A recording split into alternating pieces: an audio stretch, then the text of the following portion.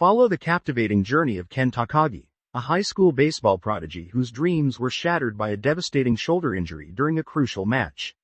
After being forced to quit baseball and become a regular office worker, his life turns sour upon seeing his teammates compete on the professional level while he wallows in pain and self-pity. However, fate has other plans for Ken when he's granted a second chance, thrust back into his middle schooler self with a powerful ally, the major league system. With a newfound opportunity to rewrite his destiny, Ken embarks on a quest to reclaim the glory he once lost. Armed with the major league system, he navigates the challenges of adolescence, friendship, and the pursuit of greatness. As Ken strives to overcome the mistakes of his past and shape a future he can be proud of, readers are taken on an exhilarating ride through the world of baseball, where dreams are made and broken.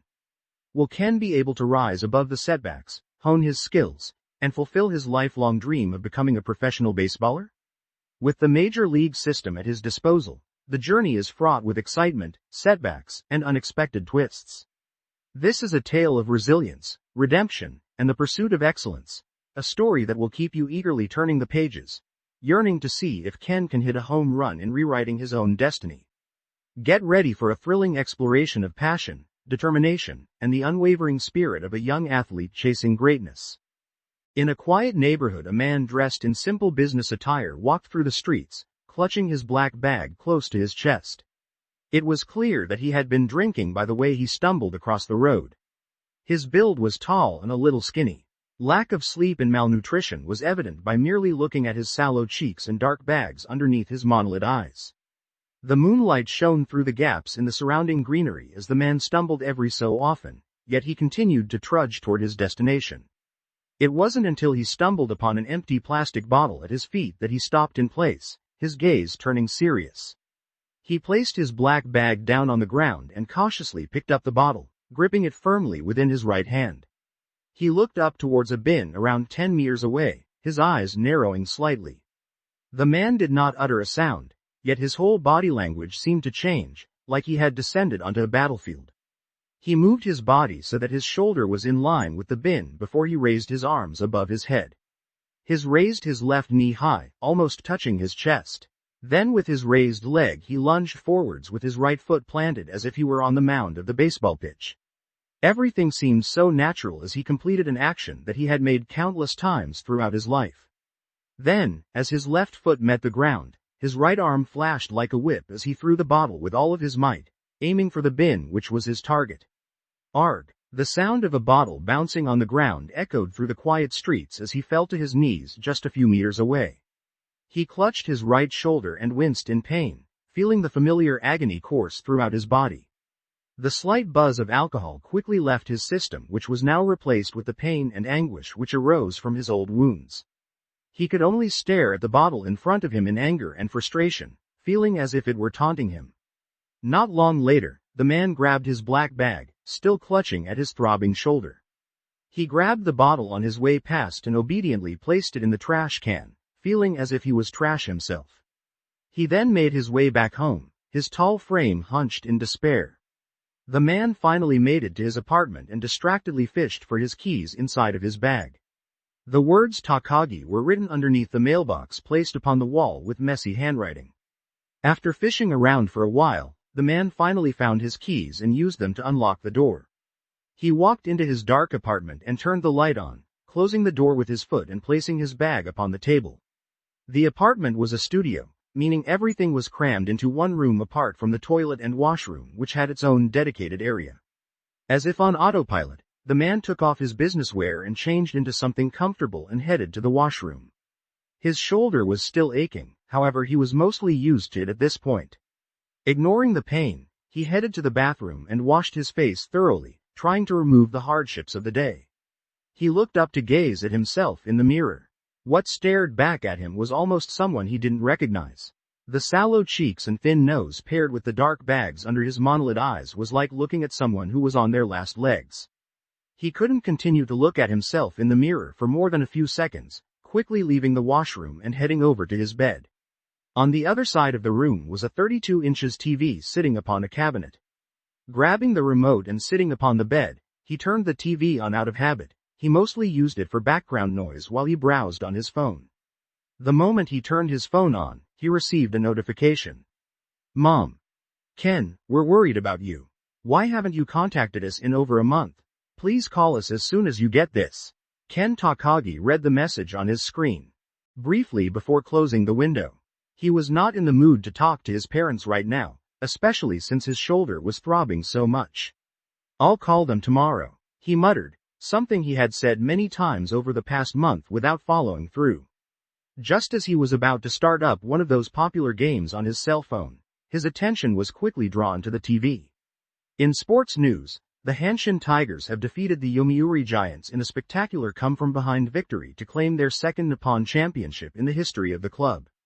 Ken's eyes widened as he heard the news. He quickly shifted his legs off the bed and forced all of his attention on the TV screen as they replayed the highlights. As you can see, the Giants were up in the 9th inning by 2 runs. With 2 outs and 2 runners on base, the only thing between them winning the championship was the youngster Daichi Suzuki.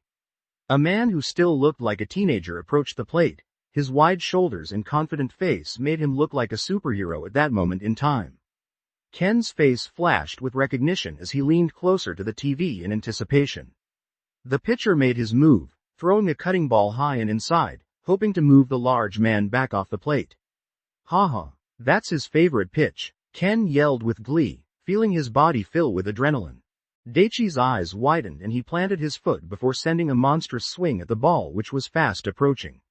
From the angle of the camera, one could see that his grip was choked up on the bat, as if he had expected this kind of inside pitch.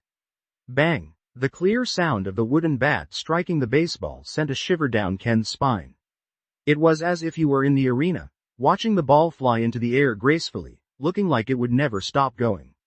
Walk-off home run, he muttered. As the ball reached its zenith, it slowly began to sink down into the crowd of spectators. A lucky boy managed to reach out his glove and bag the winning ball, something that he would remember for a lifetime. Wonderful scenes at the Tokyo Dome earlier this evening as the Tigers pull off an upset against the strongest team in the NPB. The words of the broadcaster trailed off as Ken stared at the TV screen. His emotions went from excited before returning to their previous levels of depression. BZZTBZZTBZZT. His phone vibrated, casting his attention away from the TV for a moment. His eyes widened in response to the sender of the message. Daichi. Hey Ken, did you see my walk-off home run? Why didn't you come to the game? Did the tickets not come in the mail? Anyway, let's catch up soon, man. Ken looked at the message, his heart sinking. His face twisted in anger before throwing his phone at the wall. In doing so, he hurt his already throbbing shoulder once again, causing him to cry out in pain. He slunk to the ground, curling up into a ball while he clutching at his shoulder in pain. You don't understand? He muttered between sobs. After lying in the same spot for a while, Ken suddenly felt a chill run through his body. It was currently early December, which meant that winter had just arrived in full force. Ken had come to hate the winter, mostly because the cold would cause his shoulder injury to ache, filling his days with pain and suffering. He quickly got to his feet, not wanting to get a cold from something as stupid as sleeping on the floor. Despite Christmas being around the corner, he still had a lot of work that was due by the end of the month. Ken checked the clock which read 12:30 a.m. before complaining inwardly. 5 hours, huh? He muttered. Thanks to his drinking tonight, he would only get 5 hours of sleep before he had to leave for work the next day. His head started to ache from the alcohol he had consumed earlier, becoming an accompaniment for his shoulder. Together they played a painful melody which only served to increase his suffering. Where are my meds? Ken asked himself, feeling as if he were about to pass out from the pain. Thankfully he had managed to locate them in his bag after a while. Without looking, he unscrewed the cap from one of his prescription bottles and took one tablet. It was a potent painkiller which was able to alleviate his torture for hours on end, even with a small dosage. He was repeatedly warned by his doctor to not take more than he had prescribed, even if the pain had not gone away. Of course, Ken was not stupid. Although he was a little miserable, there was no way that he would throw his life away for something like painkillers. Remembering the conversation with his doctor, Ken scoffed aloud before reaching into his bag once more. The only issue with his painkillers was that he often found it hard to sleep after taking them. Therefore he had decided to buy some melatonin, the natural sleeping drug. It had worked like a charm for a few months, however he needed to constantly increase the doses, otherwise they would lose their effects. So with practiced ease, he produced 6 pills and took them with a glass of water. With that, he decided it was time to head to bed. If he stayed up any longer, then the 5 hours sleep would be reduced by a lot more. As soon as he rested his head upon the pillow though, he felt his vision swim. What is happening? He said, feeling a sense of panic rush into his chest. His heartbeat swelled, quickly reaching 200 BPM. It almost felt as if his heart was going to jump out of his chest. He tried his best to navigate his way to his bag, thinking that he perhaps took the wrong drugs. However, that didn't make sense. There were only 2 different types of drugs in his bag, the painkillers and the melatonin. In Ken's drowsy state, he lacked the cognitive ability to put 2 and 2 together. Therefore he stumbled across the room and made it to his bag, only to see his 2 identical canisters. In the melatonin canister was still filled with pills, whereas the one with the potent painkiller was empty. Ken blinked a few times while his brain worked in high gear to understand. I have a doctor's appointment tomorrow to get another script, he slurred, feeling his vision going fuzzy. It was then that he finally understood. He had mixed up his medications, meaning he had taken 6 of the painkillers instead of his sleeping drug. Ken suddenly collapsed onto the floor, clutching the empty bottle of painkillers in his hand. As his body lost strength, his thoughts traveled to a faraway place, a time where he was still filled with hope and youthful joy. Long before his shoulder injury took baseball away from him. If I had another chance, he murmured, letting out his last breath. The sound of chirping birds sounded, bringing with it a sense of peace and serenity. The morning sunlight peered through the gaps in the curtains, filling the room with its brilliance. Buzz, buzz, buzz. The peaceful atmosphere was broken by the loud and obnoxious sound of an alarm, forcing Ken to turn his face up in annoyance. Out of habit, he reached for his phone, intending to hit the snooze button. With his eyes still closed, Ken began to probe his surroundings, desperately searching for the damned thing. Yet even after a solid minute, he failed to locate his phone. Ken, turn that alarm off and get out of bed. You're going to be late. Just 5 more minutes. He groaned, resorting to pulling a pillow over his head to drown out the noise. Ken's head was throbbing and his mind was groggy. The pain was as if someone had driven a knife into his brain and was twisting it for fun every so often. He had been on the receiving end of a few hangovers in his life, however this one definitely took the cake. It was not only the headache but his mouth also felt dry, as if all the moisture had been sucked out of his body. Before he could formulate any coherent thoughts, he heard the sound of the door open and a few footfalls. The incessant ringing of the alarm was turned off in the next moment, forcing out a sigh of relief from his mouth. And just how long are you going to lay in bed, mister? The sound of a stern yet obviously female voice penetrated through the pillow he had placed around his head. He instantly recognized the voice as his mother's. A feeling of dread crept into his stomach and he quickly jumped up out of instinct, not wanting to face the wrath of his mother. I'm up, he cried, only to see the woman staring at him with her hands on her hips. However, there was no anger on her face, only a wry smile. Geez. Why are you always so hard to wake up in the morning? She complained softly, reaching out a hand to ruffle his hair. Go and get ready, I'll fetch you some breakfast. Her voice was soft and filled with care and understanding. Ken blinked a few times, his brain struggling to keep up with what was happening in front of him. He stared at the beautiful woman in front of him in confusion, feeling as if something was not adding up. What's going on? Why is my mom here? He questioned inwardly. And then without warning, he suddenly felt something warm and wet on his face, rolling down towards his lip. Ken reached up to feel tears that had fallen haphazardly from his eyes. Oh honey, what's wrong? Are you not feeling well? His mother asked, placing the back of her hand against his forehead. She stopped for a moment, her face turning up in a frown before pulling her hand back a moment later. I don't feel a fever. How about you stay home today? I'll call the school a little later and tell them you're not feeling well. She suggested, awaiting his response. School. Ken's mind raced. He was an adult man of 24 years old, why would he need to go to school? His face suddenly flushed as his mind struggled to keep up with what was happening. No, it's okay, I'll go get ready now, he said, ignoring his pounding headache and kicking himself off the bed. However, he almost fell flat on his face the next moment as his legs seemed shorter than he was used to. Ken managed to recover in the end, after scrambling in the last moment. Without saying a word, he quickly ran into the bathroom so he could be alone. Ken slammed the door shut, feeling his heart beating in sync with the throbbing of his headache. He was inwardly panicking, trying to put all of the pieces together of what had happened. He turned the tap on and routinely began to wash his face, hoping that the cold water would remove some of the fuzziness from his mind. After a minute he felt a little better, at least until he caught sight of his reflection in the mirror. What the F? Ken managed to stop himself from cursing, probably due to the presence of his mom in the other room. However, that couldn't retract from the enormous shock that he just experienced. He stared at his reflection, which was looking back at him as if it had seen a ghost. His face was young and vibrant, despite being pale from the splitting headache he was experiencing. Instead of his usual sallow cheeks and bags under his monolid eyes, the face seemed full of youthful vigor. He was above average in the looks department with a defined jaw and determined eyes. Ken blinked a few times before looking away quickly. There's no way, right? He thought inwardly.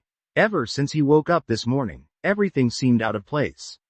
His memory was fuzzy as he tried to remember what had happened up until this point. "Ah!" he exclaimed. It was as if a light bulb had turned on in his head, lifting the veil that was hanging over the hazy memories. Ken shivered as he remembered his accidental overdose the previous night. He reached up towards his right shoulder out of habit, massaging it gently. "Huh? I will never understand teenagers," she muttered, closing the door on her way out. After around 10 minutes, they finally arrived at the school. Ken looked out the window as his old school came into view. This was the place where he had lived out his dream of playing baseball day in and day out. It truly was the peak of his youth. However, this was also where his dream was brutally taken away from him. However, things would be different this time around. Now that he had been given a second chance, there was no way that he would let history repeat itself. Ken alighted from the car after briefly saying goodbye to his mother. During the entire car ride she had been asking if he really was okay to go to school today, probably because of how weirdly he had been acting this morning. Thankfully, he managed to convince her to let him go. "If I remember correctly, I should be in class 3C this year along with Daichi," he thought to himself, moving past the large bulletin board and heading towards the gym. As it was the first day of the new school year, everyone was required to assemble for the opening ceremony. Due to his antics this morning, he was a little late even though his mom had dropped him off at the school. Therefore, there were only a few students like him who were rushing towards the gym to avoid being tardy. Ken made haste towards the gym. When he arrived, he experienced an immense feeling of nostalgia. Seeing the hundreds of students all lined up in their respective class lines whispering to each other and fidgeting around impatiently. Mr. Tanaka turned around to see Ken standing in the doorway and looking dazed. He tried a few times to wave him down and get his attention as the ceremony was about to start, however he was like a deer in the headlights. "Ken, quickly get to your class. The ceremony is about to start." Mr. Tanaka walked up to him, snapping him out of his reverie. "Ah, sorry sir," Ken mumbled, quickly scurrying off to his class line. He had not expected to be filled with such a sense of nostalgia upon arriving in the gym. Only now did everything feel real. In fact, he had been worrying all this time that this was just a dream, or perhaps he was in a coma in real life. However, the feeling he experienced upon walking into the opening ceremony finally hammered it home. This was real. ******. The ceremony was typical, covering the same things that they did every year. Most of the students had switched off their brains merely 2 minutes after it had started. Ken too had been off in his own world. After the ceremony had finished, the students dispersed, returning to their new classrooms. As Ken walked up the stairs to the second floor, a couple of boys saw him and called out, making their way over. "Ken, looks like we're not in the same class again this year." The teenager had somewhat of a bowl cut and narrow eyes, however despite that, he was friendly and approachable. He was relatively short, even for a middle schooler. Ken's eyes lit up in recognition. The teenager was Keisuke Chiba. He played shortstop and was one of the lead-off batters for his baseball team in middle school. He let out a small smile and shook his head. "We'll see each other at club activities anyway." I thought you'd be just as upset as me. We've been classmates since elementary school, Keisuke said, feigning sadness. Peeved. You're just upset you won't be able to copy my English homework, Ken said, laughing out loud. Tisk, I got found out. Keisuke chuckled in embarrassment, rubbing the back of his head. Keisuke was a good friend in his past life, however Ken had pushed everyone away after his shoulder injury. Daichi was the only one of his friends who had continued to keep in contact, even after being pushed away. As soon as his thoughts moved to Daichi, he suddenly appeared in front of him, about to walk into the classroom. Ken called out his name, stopping him in his place. Daichi Suzuki was a stocky kid with wide shoulders. Although he was only average height right now, he would go through a growth spurt in high school. Some other kids would make fun of him due to his immature face and odd build, calling him baby face and even fatso. Daichi paused for a moment and took one look at them before walking into the classroom, leaving Ken to blink in confusion. Did he just ignore me? He thought inwardly, not knowing how to react. Dude, did you know that guy? Keisuke asked him, tilting his head in confusion. Ah, no, I must have got the wrong person. Ken answered a moment later. I have to head to class. I'll see you at club this afternoon, he hurriedly said, heading through the open classroom door. That was weird, Keisuke said, before shaking his head. Teenagers were resilient when it came to these kinds of matters. As long as it didn't affect them personally, they were happy to ignore things. Ken, on the other hand, had placed his bag in the lockers and made his way over to his seat, his mind trying to piece together what had just happened. He had a few minutes before class was scheduled to start, so he let his mind wander. His homeroom teacher finally arrived, prompting everyone to quiet down. Students, please calm down. I know it's the first day of school today, but please save some energy for the rest of the year. Now that you are all seniors, you will have the added pressure of entrance exams for high school. The class let out a groan in response, eliciting a chuckle from Ken. Mr. Tanaka, on the other hand, shook his head after hearing the lamenting of the children. Just wait till you become adults. These silly little exams will feel like a walk in the park. I remember. The teacher then began to ramble on, speaking about his experiences after graduating university. Instantly, the class lost interest, choosing to chat with each other instead. Hey, I heard there was a new kid starting today. Oh, a transfer student? I hope it's a cute boy. No, it's going to be a beautiful girl. I know it. Ken raised his eyebrow after hearing the whispering of his classmates. He reached into the depth of his memories trying to remember who the person was. It had been almost 10 years since this day in his previous life. But before he could remember, Mr. Tanaka cleared his throat, seemingly done with his speech that fell on deaf ears. Ahem. Before we start today's classes, we have a new transfer student. His parents have moved to Yokohama from Fukushima. With that, he opened the door and a student walked in.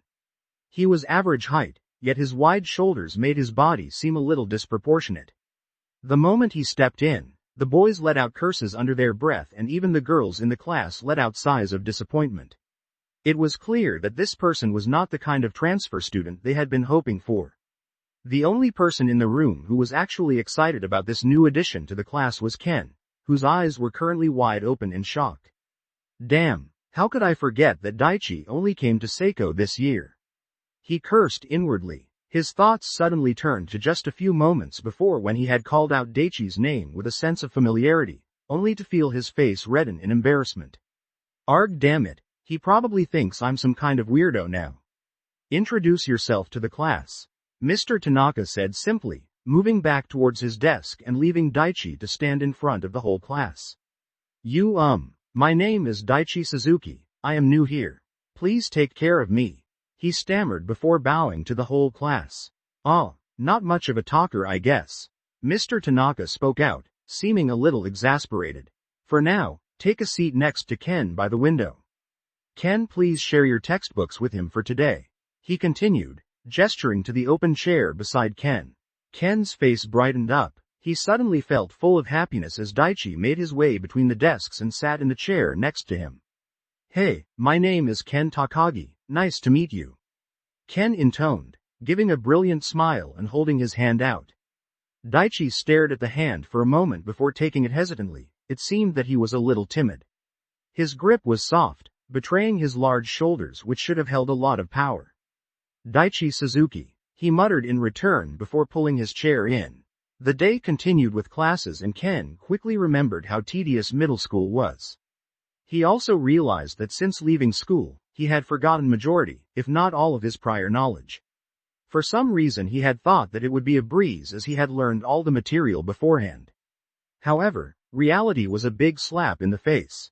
He inwardly reminded himself that he would need to study in the future. Perhaps he would regain his lost knowledge, or at least he hoped.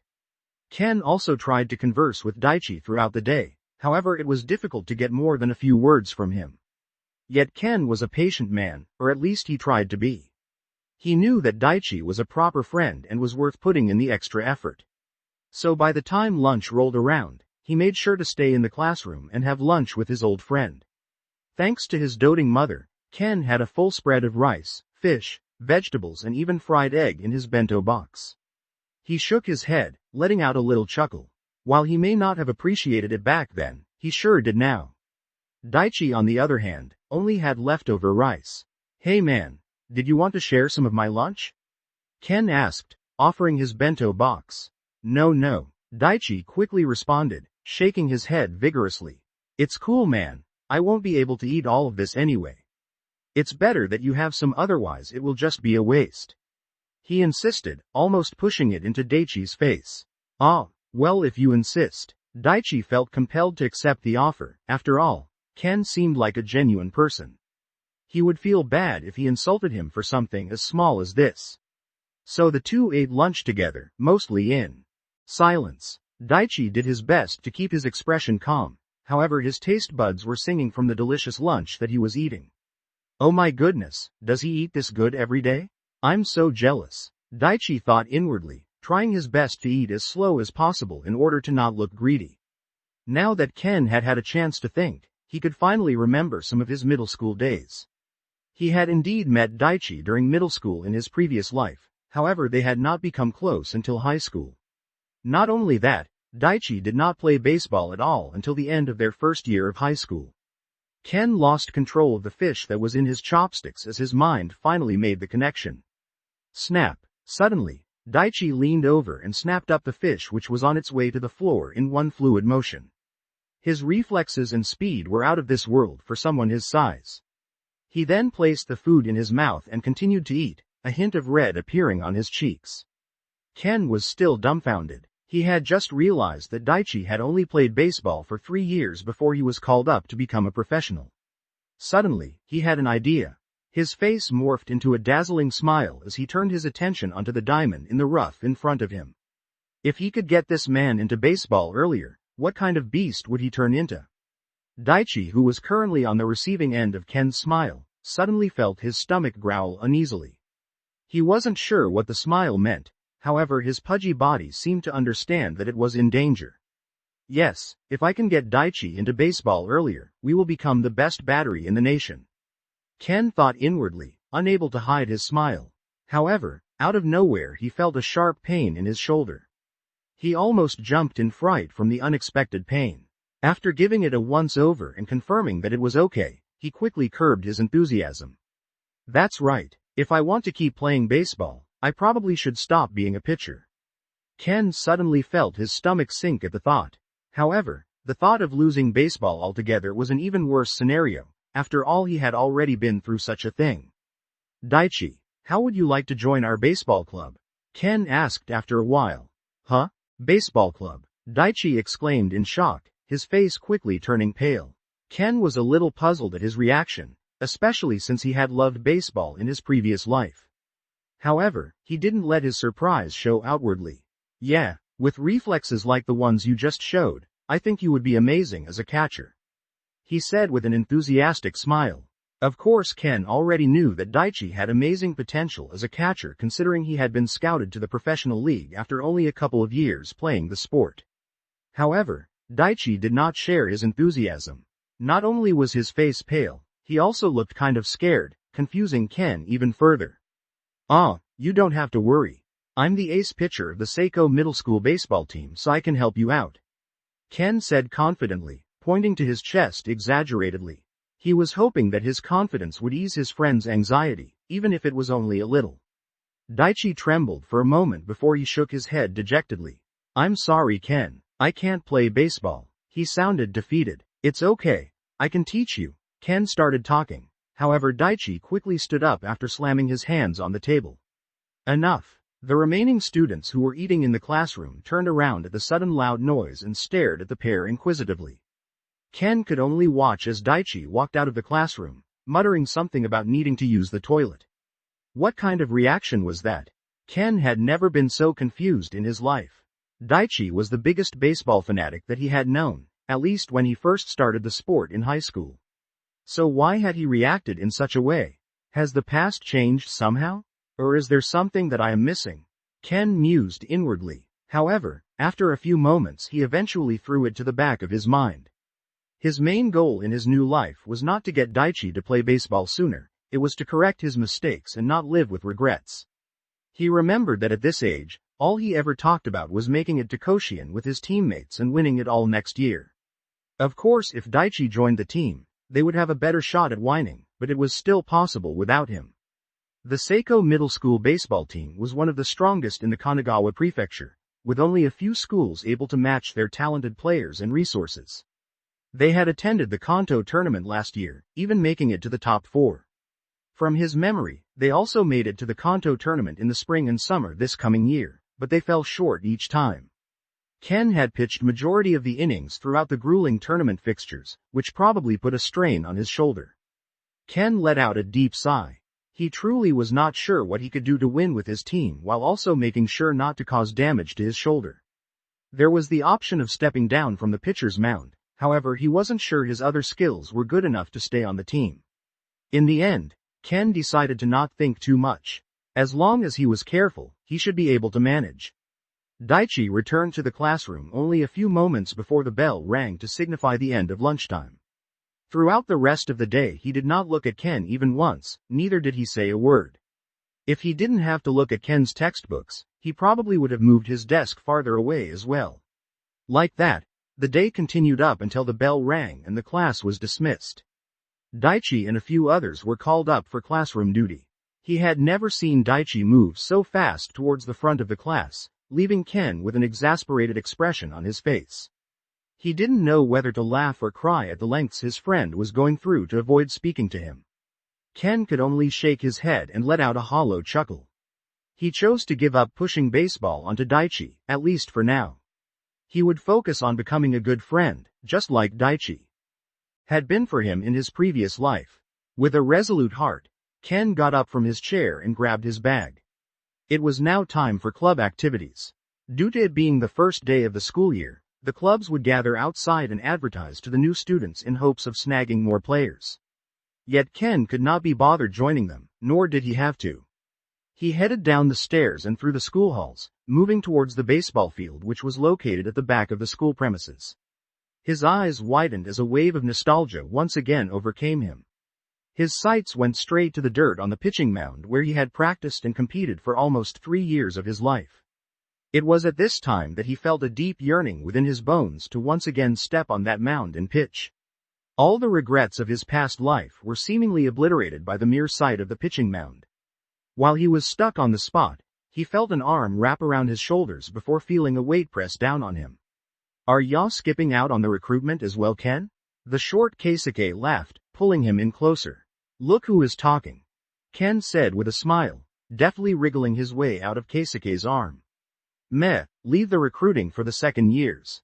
We won't have to worry about the team since this is our last year for Seiko Middle," he said nonchalantly, uncaring of how shameless he sounded. "Oh, you think we won't have any good first years that can make the starting lineup this year?" Ken asked, his tone sounding a little condescending. "Peeved. We're a strong team already. We made it to the top 4 of the Kanto tournament last year, don't you remember?" Keisuke retorted, puffing out his chest with pride. He, if you say so," Ken replied ominously before jogging towards the clubhouse, leaving Keisuke tilting his head in confusion. "Oi, what's with that weird laugh?" he yelled out, chasing after Ken. What his friend didn't know was that there was a strong first year with super fast legs who would bump him down the batting order to number 2. However, Ken didn't bother mentioning anything as Keisuke probably wouldn't believe him. With that, the two joined a few others who had also skipped out on the recruiting drive. Since it was only the first day of school, the coach would not be attending today, which meant they were free to do whatever. "Hey Hikaru, can you catch a few balls for me?" Ken asked, warming up his shoulder. A second year suddenly turned around after hearing his name. His hair was long and tied into a ponytail which hung over his back, giving him an exotic look. However, other than that, his face was as normal and uninteresting as could be. "Ah, sure senpai, let me get my catching gear," Hikaru responded, a hint of excitement in his eyes. Now that the third years from last year had retired from middle school, the catcher position was now left open. To have the ace of the team directly ask him to catch for him filled Hikaru with joy. He enthusiastically grabbed his gear and began to get changed. Ken too got changed into his baseball uniform, also feeling excited. He was about to reclaim baseball, something that he thought he had lost for good. Soon enough everyone left the locker room, yet no one was more pumped up than Ken himself. He made his way over to the bullpen with Hikaru in tow, unable to hide the dazzling grin which crept onto his face. "Let's warm up first," Ken said, sending Hikaru to the other side of the bullpen. Hikaru squatted down in place before holding his glove up, awaiting the throw. They then proceeded to throw back and forth while Ken warmed up his shoulder muscles. He was thankful that there was no pain. Everything seemed to be working as it was intended to. This filled him with the confidence he needed to start throwing for real. "Okay, my shoulder's warm. Ready when you are, Hikaru." "Ready senpai." Ken felt his heart start beating in anticipation as he gripped the ball with his right hand. He brought his hands together before raising his arms and lifting his left knee high into his chest to begin his pitching action. Then he leaned his body weight forward, keeping his right foot planted on the mound behind him. His left leg stretched out before landing on the ground in front of him, his foot pointed directly at the catcher. The sound of rushing wind filled his ears as his right arm flew past his head like it was a whip. The ball was released at the perfect moment, rolling off the tips of Ken's fingers and spiraling through the air at over 80 miles per hour. Hikaru felt the speed and power behind the pitch coming straight for him. The shock was so much that he almost instinctively shielded his face. Fortunately for him, the ball flew straight into his open catcher glove as if it were magnetized, producing a crisp and clear paw sound. "Whoa, your pitching is amazing as always senpai," Hikaru called out, his face filled with wonder. "If you can pitch like this, we might have a hope of winning this year." He continued, waiting for the signal to throw the ball back to Ken. However, Ken was not paying attention to him.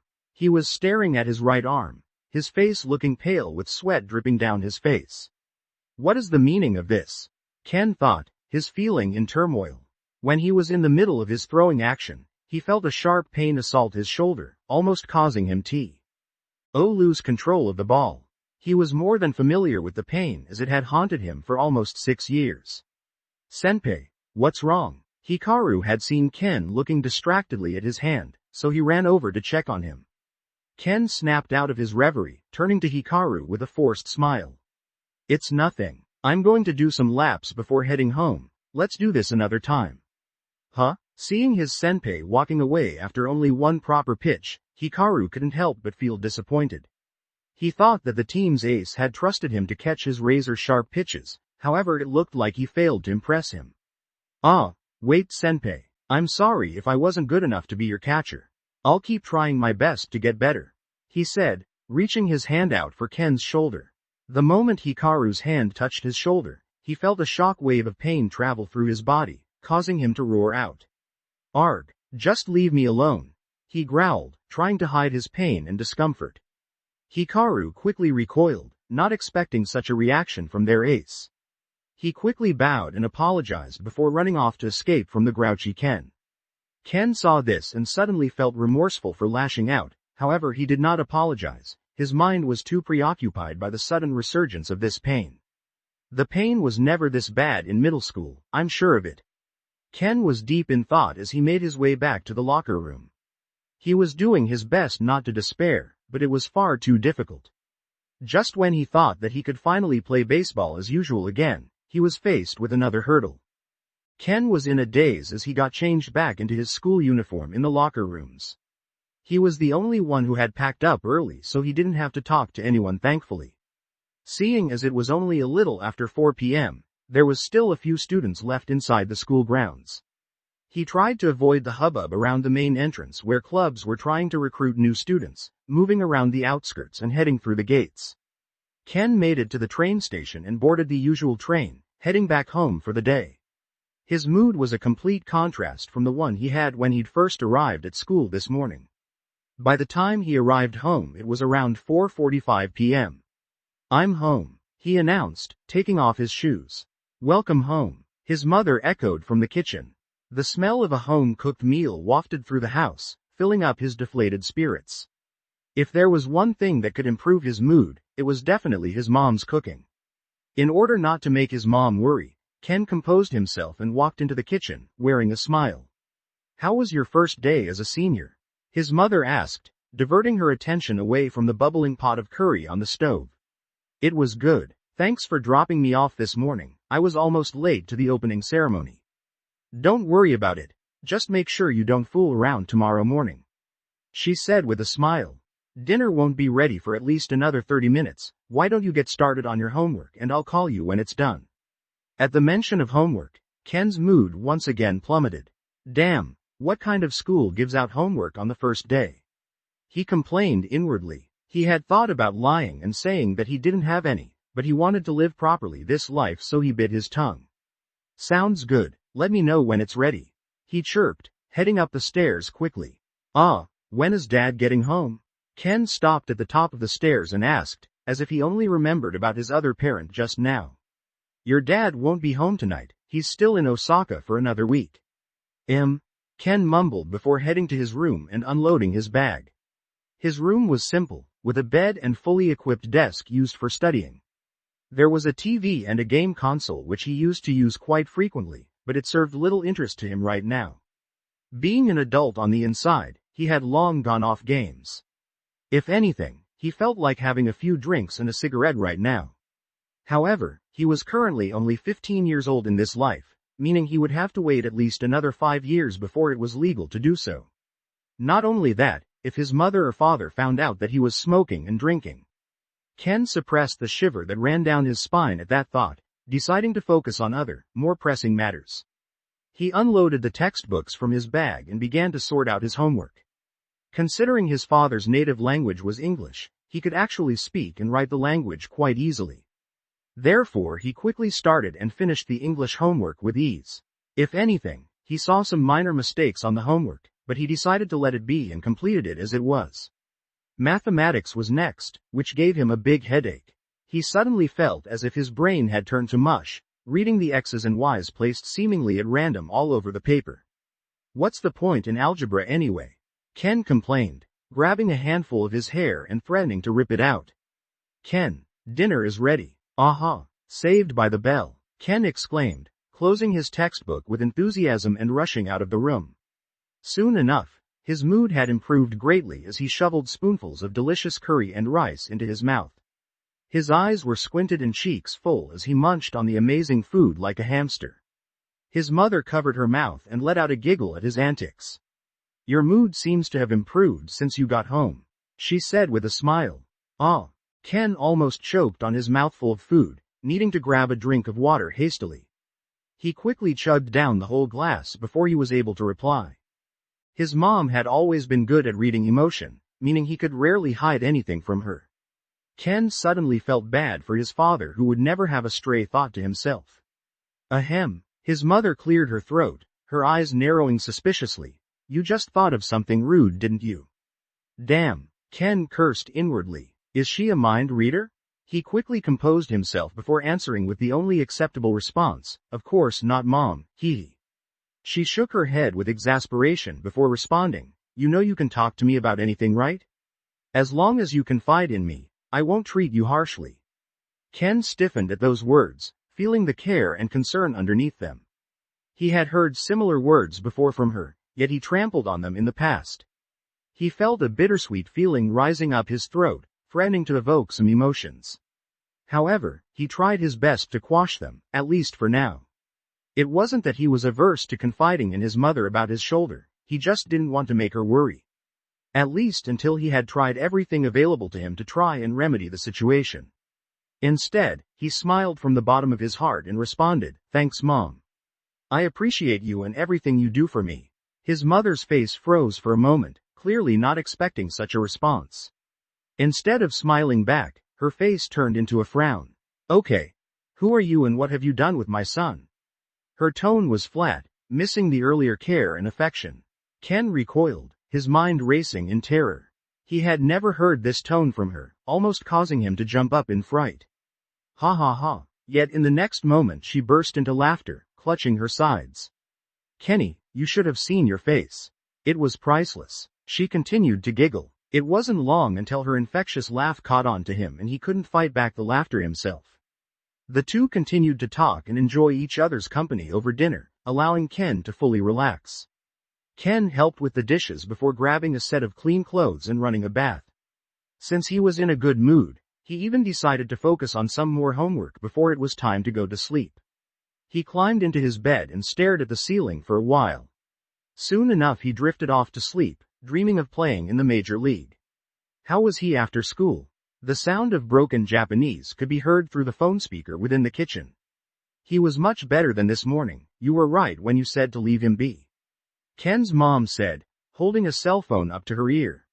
"Sometimes men just need time to process things our own way. Sorry I couldn't be there to help out in person." "It's okay, honey. I know you're busy with the start of the new season coming up," she responded, before continuing. "On another note, I think our Kenny is maturing a lot. He sincerely thanked me for showing care over dinner and even helped out with the dishes without me having to ask." "Huh." The voice on the phone sounded shocked. "I know. I asked him who he was and what he did with our son," she replied, letting out a giggle. "You should have seen his face. Haha." The two then spoke for a while longer before calling it a night. His mother hung up the phone and sat back in her chair, letting out a small sigh. She felt a lot better after talking to her husband. Yuki Takagi often worried about her only child, however it seemed that he had matured overnight. While she was still a little skeptical, she decided to let things play out, hoping that this was indeed the case. Yuki stood up and stretched, feeling a sense of fatigue after a long day. She had already packed Ken's lunch for tomorrow, so it was now time to head to bed. ******. The next morning, Ken awoke before his alarm for one of the first times in his 2 lives. Despite doing so, he felt well rested and full of energy. He quickly checked the clock on his bedside table to make sure he hadn't done something stupid like forgetting to set his alarm. He let out a sigh of relief after seeing the time was only 6:15 a.m. Ken stretched his limbs, feeling ready to tackle the day. Even though he did not know what he was going to do about his shoulder, he felt motivated. Yet suddenly, he heard a noise in his head followed by a blue screen appearing in front of his face. He almost shrieked in fright, yet managed to stop himself before it became audible. Ding! User data has been properly analyzed. Major League System initiated. Major League System. Ken exclaimed in fright, seeing the blue screen appear in front of him. He could only stare blankly as the writing continued to populate the screen. Activation successful. Ding! Populating user interface. Updating user stats. Updating missions. Major League System UI successfully updated *****. Major League System. System level. 1/100 major points to level up. Name: Ken Takagi. Age: 15. Talent assessment: D+. Potential: D/S. Major points: 0. Summary: a typical average middle school baseball player with wasted potential. What is all this? Ken stared at the blue screen, his face turning up in a frown. System, is this like those games that I've played? But why is it happening in real life? Also, what the hell kind of assessment in D+, he complained, and D potential? Is this thing broken? While Ken was currently flabbergasted, he couldn't help but comment on the system's assessment of his abilities and potential. He was currently the ace of Seiko Middle School, a team which had made it to the top 4 of the Kanto tournament 2 times with his help. Yet before he could complain further, another menu appeared in front of him, grabbing his attention. User menu. Stats. MISSIONS. 1 unread. System shop. Locked. Lottery. Locked, Ken's interest was piqued as he looked at the new menu. His talent assessment was probably based off of his stats, so he should be able to find out why it was rated so low. He stared at the blue screen for a while, not knowing what to do. Do I just press it? He asked, moving his hand forward and clicking on the stats section of the menu. A moment later, the screen changed, bringing up another window. User stats. Greater than physical fitness, D. Greater than pitching. F. B. Greater than fielding, C. Greater than game intelligence, C. Greater than mental, D+. Greater than skills, none. What the hell? Ken exclaimed in a whisper, feeling his heart drop. How could his grading for pitching only be an F? And what was with the B within the brackets? As if sensing his questions, text began to appear on the screen in front of him. The grading within the brackets are the original gradings before any status afflictions are taken into account. Status afflictions? Is it talking about my injury? Ken thought. Instead of making him feel better, it actually gave him a sour feeling in his mouth, almost causing him to cry out in frustration. However, he quickly pulled himself together. He wasn't sure where this system had come from, but perhaps this could be a way for him to heal his shoulder and continue playing baseball. Ken stared at the window for a while, his mood turning better. He wasn't sure how to exit the window, so he tried to press something with his finger. This caused another screen to appear. Physical fitness, AVG. D. Balance and coordination, D. Agility, D. Strength, C. Stamina, D. I really didn't want to see that, Ken remarked, feeling as if his mood had dropped once again. He swiped at the screen in an attempt to get it out of his face. In doing so, he managed to return to the previous menu, making him sigh in relief. He saw the flashing message next to the missions option and decided to click on it. If this was like a game, then he should be able to get rewards for completing missions. Perhaps one of them could even allow him to heal his shoulder and resume pitching as usual. Filled with hope, he stared at the screen. Missions. #NEW mission. Get into shape, duration, weekly. Task 1. Run 10 kilometers a day. Task 2. Complete 100 sit-ups a day. Task 3. Complete 50 push-ups a day. Task 4. Complete flexibility enhancing regime every day. ****. Rewards. Greater than C grade random elixir. Greater than bronze tier lottery ticket. Greater than 5 major points. Punishment. In case of failure, greater than loss of major league system. Greater than life of mediocrity. Accept. Yes, no. Ken blinked a few times after reading the mission. The mission contents were not too hard, but he did not know if the rewards were generous or not. His gaze fell upon the last section entitled Punishment and his eyes narrowed. Life of mediocrity. Why, is this thing picking a fight? He felt a tinge of annoyance by the words, however he could not complain too much. Ken had in fact already had a mediocre existence after losing baseball in his previous life, therefore he could agree somewhat. However, it was still a hard pill to swallow when told by the system.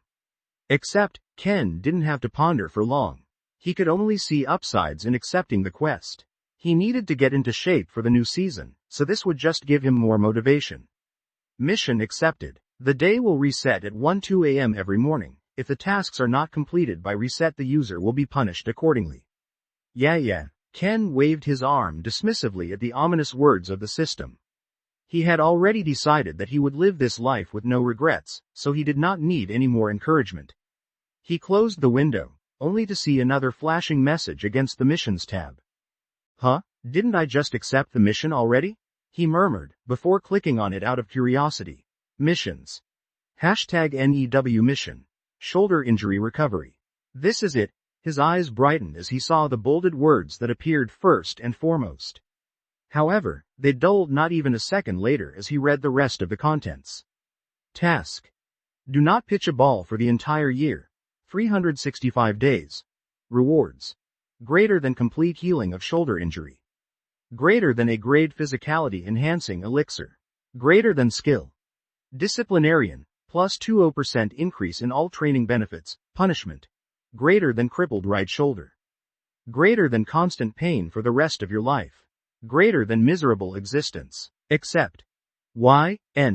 Ken hesitated for a moment, not believing his eyes. While the rewards were fantastic and more than he could have hoped for, the punishment for failure seemed too obscene. If he were to mess up even once, then his new chance at life would be up in smoke. Before he could think things through, a line of text appeared in front of him. Mission accepted on your behalf, best of luck. What? Ken cried out in utter shock and disbelief. He suddenly heard the sound of footsteps running up the stairs in a rush. Damn, I've woken up Mom, I'm in for it now. Ken panicked, not knowing what to do in such a situation. So he did what any self-respecting child would do, pretend to be asleep. He quickly brought the cover over his shoulders and rested his head on the pillow, all the while feeling his heart beating wildly. Kenny, what's wrong? Yuki opened the door with a thud and called out with worry. She was already dressed and wearing an apron. The smell of breakfast wafted in behind her. It was evident she was already awake and preparing a bite to eat before school. Hearing the commotion, Ken raised his head, doing his best to look as if he had just woken up. This wasn't too hard considering he had raging bed hair and his eyes were glossed over. What is it, Mom? He said, rubbing his eyes with the back of his hand. It was then that he noticed the wooden spoon in her hands and he almost let out a laugh in response to the sight. It was almost as if she was ready to pounce on an intruder with her deadly weapon. I heard a shout. Is everything okay? She asked, calming down her beating heart. Oh, maybe I was having a bad dream. He responded, feeling a little guilty for scaring his mother. Yuki let out a sigh, feeling the adrenaline wear off after a moment. Ken then pointed to her hand and said in a half-joking manner, Can you put away your weapon? She looked down at the wooden spoon which still had some vestiges of food attached to it and finally let out a laugh. Well, you better get out of bed, mister, otherwise I'll put this to good use. Ha ha ha. The two laughed light-heartedly, at least until Ken began to smell something off. Mom, is something burning? He asked, raising his nose into the air and sniffing. Ah, Yuki quickly turned around and headed down the stairs in a panic. Ken stifled a laugh, feeling his mood improve once again. His thoughts moved back to the mission that he was forced to accept. Now that he thought about it, it wasn't such a bad thing to take a break from pitching, especially if it meant his injury would fully heal. After all, he had been considering doing this after throwing a pitch yesterday and feeling the familiar pain. The system had just made his decision easier. With that, he decided to get out of bed and change out of his pajamas. It was only around 6:30, so he wanted to try and get at least half of his 10 kilometers run in before school this morning. He breezed past his mother who was still in the kitchen, cleaning up the unfortunate eggs which had been burning earlier. I'm going for a run, Mom. I'll be back in about 30 minutes. Ken said, putting on his runners. Oh, Yuki turned around with confusion etched on her face. I thought you hated running? I've lost count how many times the coach has called me to complain. Ken stiffened for a moment, remembering how pampered he used to be in middle school. He used to use his status as the ace of the team in order to get out of running drills. Okay, I've gotta go by. Instead of answering, he decided to dodge the question and head out the door, breaking out into a jog. He returned almost 40 minutes later, huffing and puffing with sweat oozing from his face. Damn, that sucked, he uttered between deep breaths, trying to control the speed of his pounding heart. Ken had only managed to run 5 kilometers in 40 minutes this morning, despite trying his best.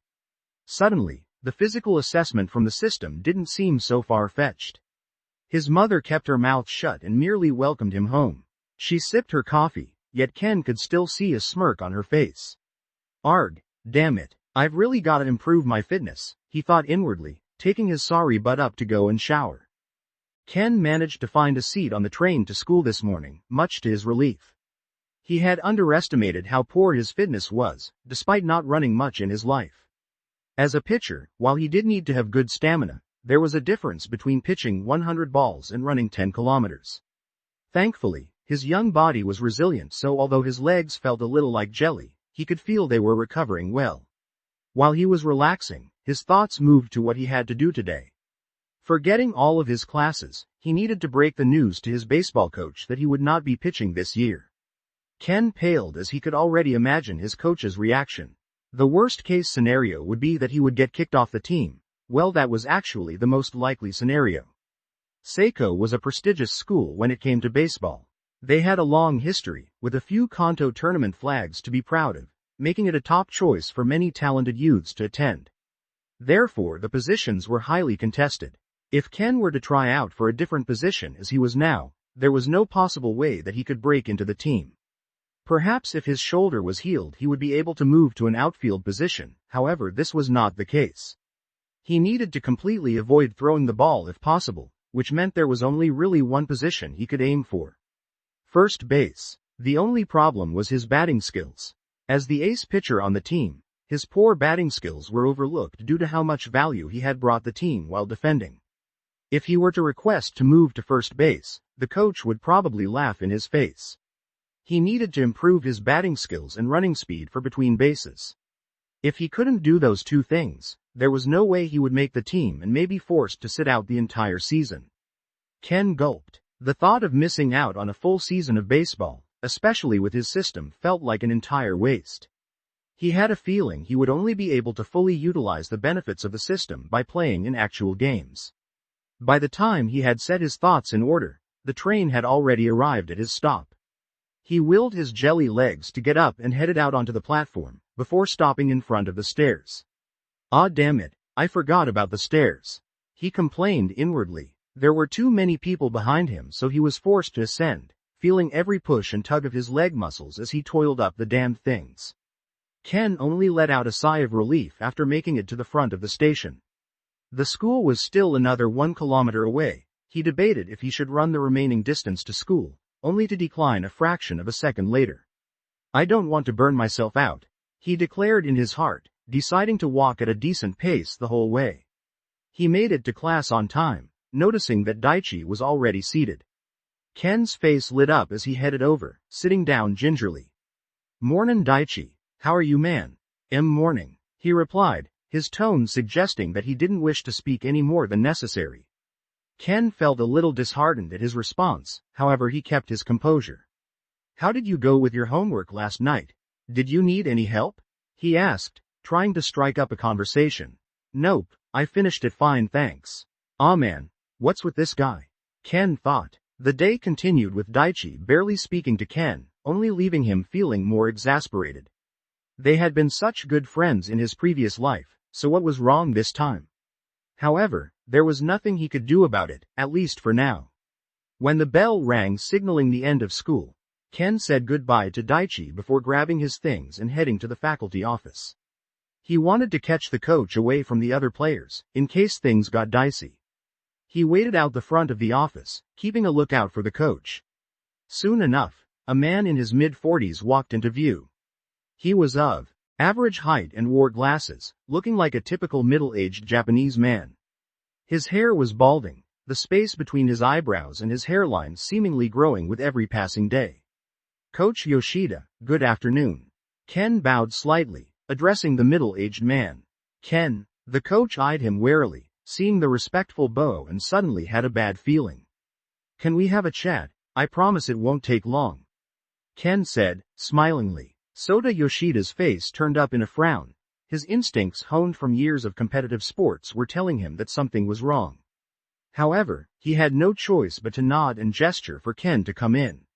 He walked over to his desk and placed his briefcase down, turning towards Ken and letting out a small sigh. "Okay, what is it you wanted to tell me?" I just wanted to let you know that I won't be pitching this season," Ken said matter-of-factly.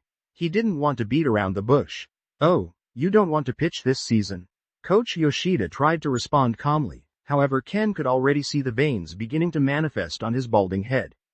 He took his glasses off his face and proceeded to clean them thoroughly, as if it was the only thing preventing him from blowing his top. Ken gave himself a pat on the back for deciding to have this meeting in the faculty office. If they were on the baseball pitch, he could guarantee that the coach would be yelling profusely at him. "Care to tell me why? Or do you expect me to take a guess?" Coach Yoshida asked, still staring at his glasses. Ken hesitated for a moment. He had thought of many excuses that may possibly get him his desired result. However, he could not predict what kind of reaction the coach would have. So he just went for the most simple one. "My right shoulder is injured," he said simply, his facial expression remaining neutral. The coach jumped a little at these words, almost dropping his glasses which he was in the middle of cleaning. The vein on his forehead suddenly disappeared and he looked up at Ken with shock and concern. What? How did you get injured? Have you been to a doctor? He fired off rapid questions one after the other, yet the fact remained that he was asking out of care. My doctor has told me that I cannot pitch for a year. He said that if I don't give my shoulder enough time to heal and grow, I may be stuck with a debilitating injury for the rest of my life. These words had some truth mixed in with them. While he had not been to a doctor yet in this life, he had seen one in high school after being injured. The doctor said that his growing body and muscles could not keep up with his harsh pitching form. Every time he pitched, he was whittling away at his muscles and tendons which were in the midst of growing due to his age. Coach Yoshida frowned at the words, yet he did not seem angry, only a little disappointed.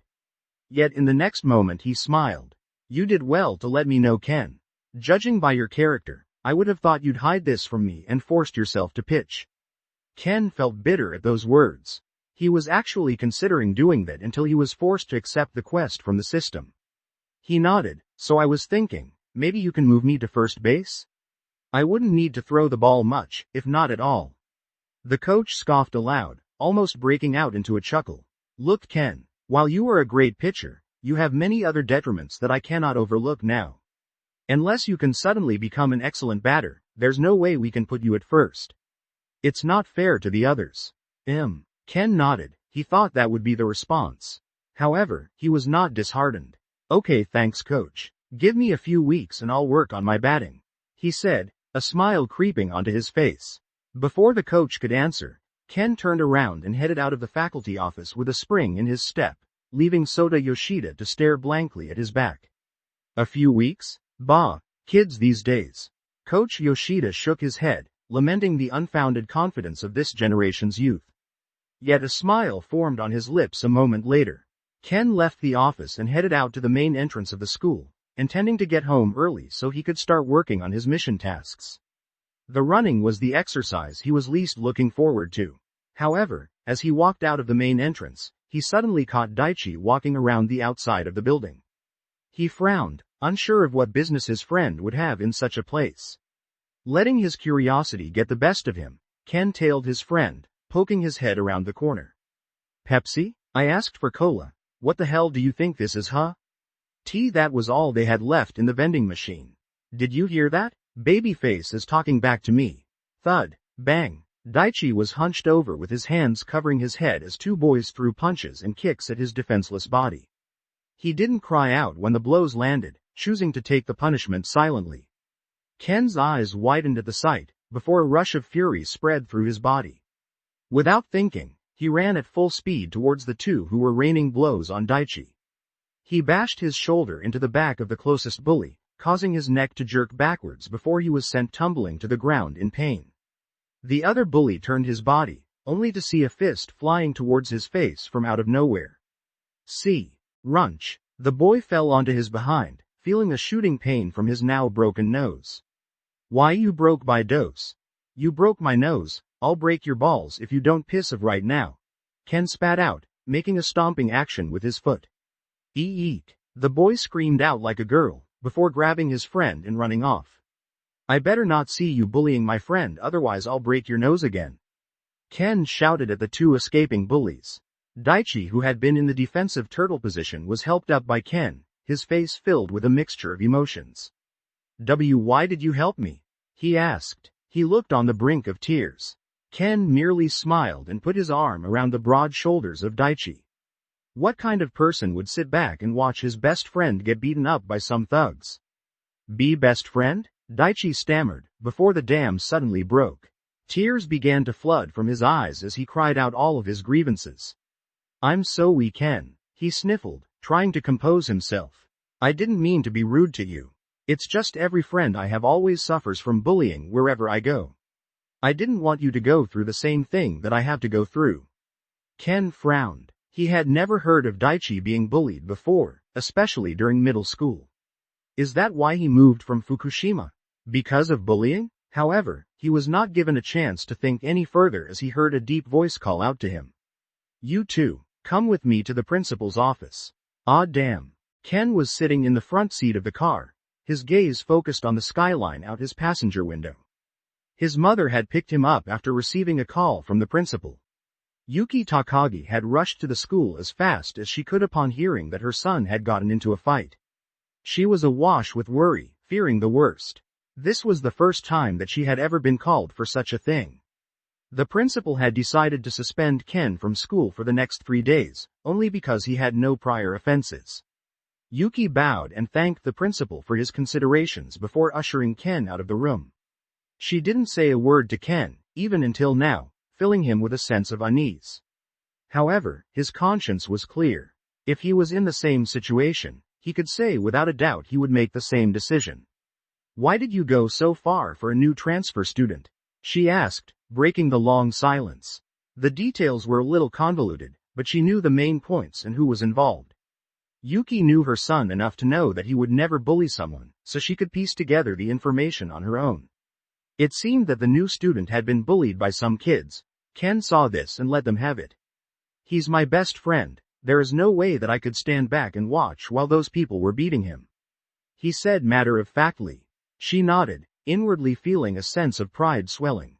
"Was it worth it?" his mother asked after a period of silence. Ken paused, remembering the crying face of his best friend. "No, I should have hit him harder," he said with a wry smile.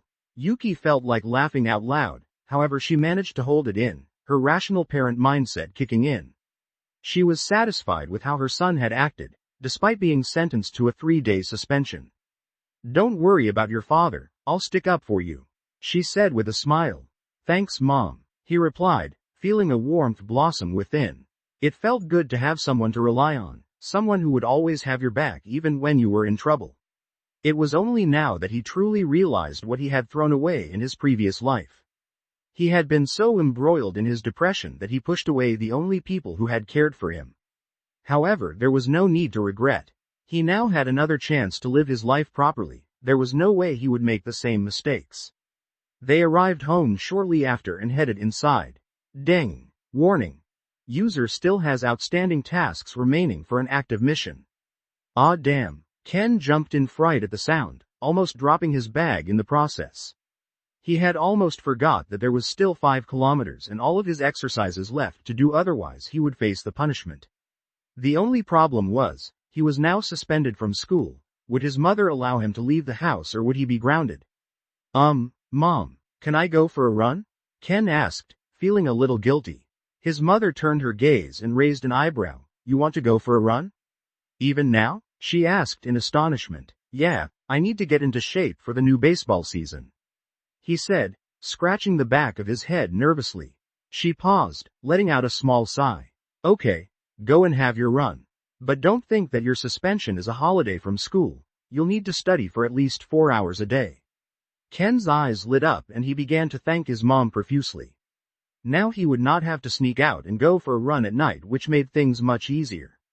Man, it's nice to have such an understanding parent, he thought inwardly. Around 40 minutes later, he once again came into the house drenched in sweat and gasping for breath. Ken did not go and shower right away. He still had the additional exercises to get through. After another 45 minutes, he completed the final yoga pose from the flexibility regime that was provided by the system. While he had continued to sweat profusely, the stretching routine had done wonders to ease his trembling muscles. He had never done yoga before in his previous life, so he was quite surprised at how effective it really was.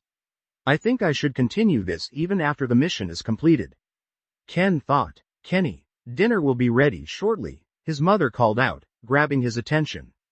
"I'll be down soon, Mom," he called out. It was time for a quick shower in order to wash off all the sweat he'd just worked up. After dinner, Ken needed to complete his homework before he went to sleep. By the time he crawled into bed, he was absolutely exhausted. His gaze turned to his clock, which was reading 9:30 p.m. He set his alarm for 5:30 a.m. before turning over and quickly entering the sweet embrace of sleep.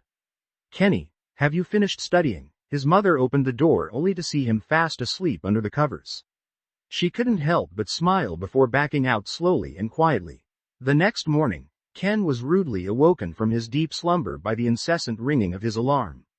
He quickly sat up and struck down on the clock with scary precision before rolling over exaggeratedly.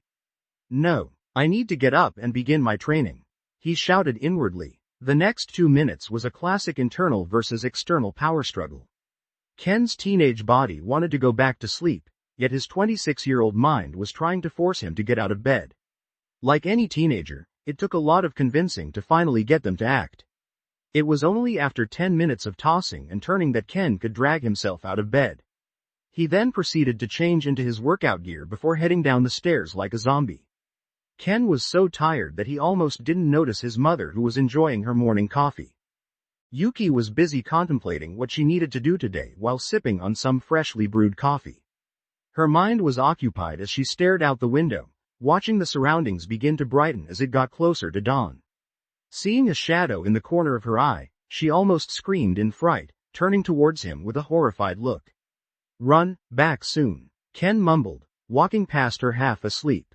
Yuki was still watching on in shock as she responded quietly, "Take care." It was only after a few minutes that her mind could fully comprehend what she had just seen. She quickly looked at the clock, then back at the door. "Honey, Kenny is acting weird. This morning he was up at 5:10 a.m. and has just gone out for a run," Yuki said to her husband, whom she had just called. "Huh," the voice responded in utter shock. Ken had always been a chore to wake up in the morning. Despite setting multiple alarms, he would still find a way to sleep through them, having to rely on his mother to wake him up. Yet this sleeping machine had woken up at 5 a.m. of his own volition so he could go and run. While this could be considered a good thing by any standards, the humongous shift in the behavior of their son only caused the two parents to worry. He said that he was training for the upcoming baseball season. "Do you have anything to do with this, honey?" she asked, hoping to find a reason for his change of behavior. Ken's father, Chris Takagi, was a reputable baseball scout for the professional baseball team, Yokohama Warriors. Yuki guessed that perhaps her husband had talked to their son and finally got him to train seriously. If this was the case, then there was nothing that she had to worry about. However, after a few moments of radio silence, Chris replied, "I haven't spoken to him about baseball since the beginning of middle school. He quit training with me because my regime was too difficult." He continued, "I remember he told me that he was going to become a pro without my help, even though I was the one who taught him how to pitch. Hopefully this is a sign that he's getting serious." Yuki listened patiently, allowing her husband to speak. While she didn't know what had gotten into her son, she felt that she may be overreacting. "I'll continue to monitor his behavior. I hope that he's not training to get into more fights," she said with worry. If Ken had have heard that comment, he wouldn't know whether to laugh or cry. This was only the third day after regressing, yet his mother already thought that he was turning into a delinquent. Fortunately, the person in question was currently in the midst of breathing heavily as he ran through the streets of his neighborhood. By the time he arrived back home, he felt like death. Every part of his body was screaming at him to rest, but thankfully his mind was still lucid enough to trump their complaints. He needed to stretch and allow his muscles to cool down, otherwise he would likely be unable to walk tomorrow. "I'm home," he said, doing his best to speak while huffing deep breaths. "Welcome home. Did you want some breakfast?" his mother asked, her earlier worry nowhere to be seen on her pretty face. Ken could only shake his head vehemently in response. Just the thought of having food right now made his stomach turn. He knew that if he tried to force it down, it would quickly make its way back onto his plate. He made a pointing gesture up the stairs and left without a word. Yuki stifled a laugh after seeing his current state, feeling her worries ease up a tiny bit. Unaware of his mother's thoughts, Ken retreated back to his room and began to stretch his muscles. He decided to incorporate them into the flexibility regime that the system had provided, considering his muscles were already warm. He had managed to run the full 10 kilometers, but it was not pretty. Not only did he have to stop a few times, he even found out that the system did not count the distance he had walked towards the tally. So despite the total distance covered being close to 12 kilometers, according to the system, he had only run 10.04 kilometers in that time. "It's fine. Everything will get easier once I get accustomed to the distance," Ken told himself. After completing his flexibility regime and yoga poses, he felt considerably better. His sore and tired muscles seemed to be revitalized. The only thing making him feel uncomfortable was the sweat-soaked shirt that stuck to his back. He took it off and headed towards the bath, ready to have a relaxing soak before tackling his home study. Around 40 minutes later, Ken emerged from the bathroom feeling like he had been reborn. His stomach growled in protest within earshot of his mother, as if it knew who to complain to. "Go get changed and I'll fix you some breakfast." Yuki's cheery voice rang out from the kitchen. "Thanks, Mom," he yelled out. The rest of the day was filled with getting through the work that his teachers had compiled for the duration of his suspension. He would have to complete this schoolwork before being allowed to return to class. While it was a bit boring, Ken's newfound discipline allowed him to complete the task rather easily. It also helped that his phone was one of the older flip phones without touchscreen, meaning he couldn't procrastinate like he used to. He had managed to complete everything by around 1 p.m., which meant he had plenty of free time to kill. Instead of booting up his old gaming console which was filled with games he had completed tens of times, he decided to head downstairs. "Mom, can I please use the computer?" While they were a well-off family, that didn't mean he was spoiled with everything he wanted. His family had a communal computer which was for everyday use. "Okay, but only for an hour," she replied. "Thanks," he replied. It still felt kind of weird having to ask these sorts of things, especially after experiencing the life of an adult for over 6 years. "All right, let's type it into Baseball 101 Rules and Regulations." It was time to increase his knowledge. Ken continued his morning run and exercise routine throughout the next few days of his suspension, even doing so on the weekend. While he still looked like a zombie after getting out of bed at 5 a.m., he had improved his running time considerably. It was currently Monday morning and he was headed back to school for his first day back since being suspended. One thing he noticed since starting his training regime was that he was now full of energy throughout the day. Perhaps this was also a result of his food intake increasing by a large margin. Due to his mom's cooking, his food was always balanced and full of nutrition. As he made his way to class, Keisuke bumped into him and began to bombard him with questions. "Dude, I heard you broke Sakamoto's nose and got suspended. Are you some kind of delinquent now?" he asked, nudging him in the ribs. Ken scoffed in response. The guy had it coming. He said simply, not wanting to go into further detail.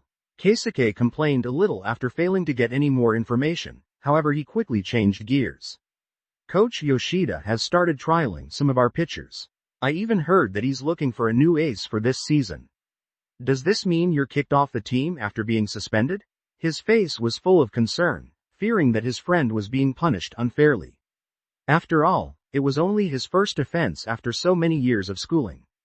Ken shook his head. "Nope, I'm still on the team, but I won't be a pitcher this year." "What?" Keisuke's jaw dropped exaggeratedly as he exclaimed loudly. The other students in the hallway locked their gazes onto him after the outburst, causing him to redden in embarrassment. "What do you mean you won't be a pitcher? You're one of the main reasons we were able to make it to the Kanto tournament the past 2 years." He continued, choosing to whisper this time. "Don't worry about it, man. We might not make the spring tournament, but I think we have a chance at the summer one."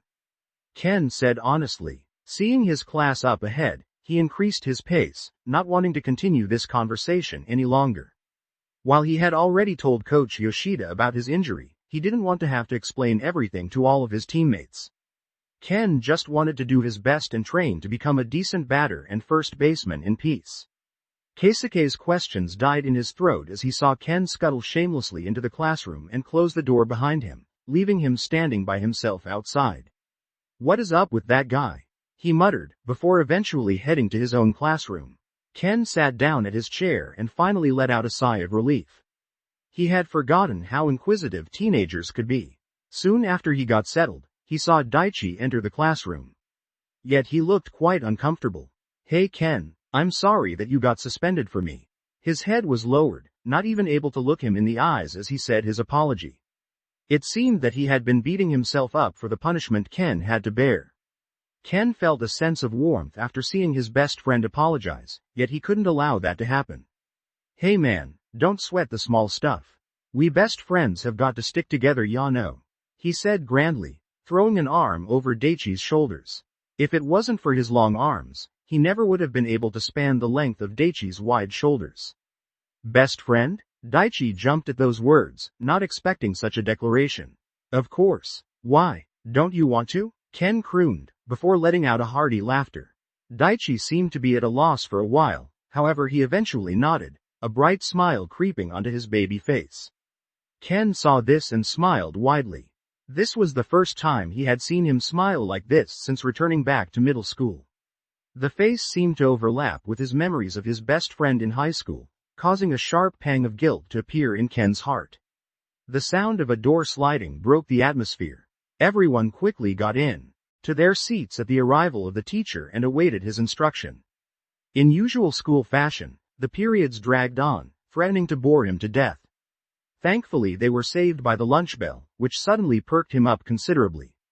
Like usual, he decided to eat in the classroom with Daichi. He pulled out his lunchbox, showing an array of delicacies which instantly made his mouth water. Daichi, too, could only look on with jealousy at the assortment of food in front of his friend. Yet he didn't complain, pulling out his lunchbox with some leftover rice and a few errant vegetables. "Man, don't you ever get anything but leftover rice and vegetables?" Ken asked between shoveling food into his mouth. A wry smile formed on Daichi's face at the question. "It's only my mother at home, so she does what she can while working most of the day," he responded. Oh, Ken felt a little bad, especially since he hadn't known this information in his previous life. Just what kind of friend had he really been to Daichi? Without pushing on the issue, he grabbed a few of his side dishes and quickly placed them on top of his friend's rice before he could object. "Don't worry about me, this is too much food for someone of my size," he said with a smile. Of course he was lying. Now that Ken had upped his exercise, his body needed much more calories to sustain his growth. He would need to speak to his mother and ask for more food at lunchtimes. Unaware of Ken's thoughts, Daichi stared at the side dishes piled onto his rice and felt like crying. What did he do to deserve such a friend? They had only known each other for a few days, yet Ken had already treated him with more kindness than he had experienced in his whole lifetime. His tears fell silently as he began to eat the delicious side dishes he had been given. He silently made a vow to be the best friend he could be to Ken. He would treat him as if he was his brother, no matter what happened in the future. Ken, weren't you talking about baseball the other day?" Daichi said after secretly wiping up his tears. MMPH. Ken looked up with his mouth full of food, staring at Daichi with disbelief. He quickly swallowed his food, a look of excitement creeping onto his face. "Yeah, I am. Was the ace pitcher for Seiko. You should join the team and play baseball with us," he said. Daichi had a few questions, but considering Ken did not elaborate, he chose to leave it be. He looked a little uncomfortable as he said his next words. "I don't really know anything about baseball. I'd be too afraid to mess up," he admitted. He. Ken's face had a weird smile pasted all over it, making him look a little deranged. "Don't you worry, man. You can come and train with me for the next 4 weeks. By the time the spring tournament is in full swing, we'll both be in great shape." Daichi felt a little doubtful, but Ken's enthusiasm eventually won him over. He already felt that Ken had shown him a lot of sincerity with his actions, therefore he would feel guilty if he didn't at least do this for him. He nodded. "Okay, I'll be in your care." "Great," Ken couldn't help but exclaim loudly, causing the other students who were also having their lunch in class to turn around and look at him. However, Ken did not care. He was currently over the moon with how his friendship was progressing with Daichi.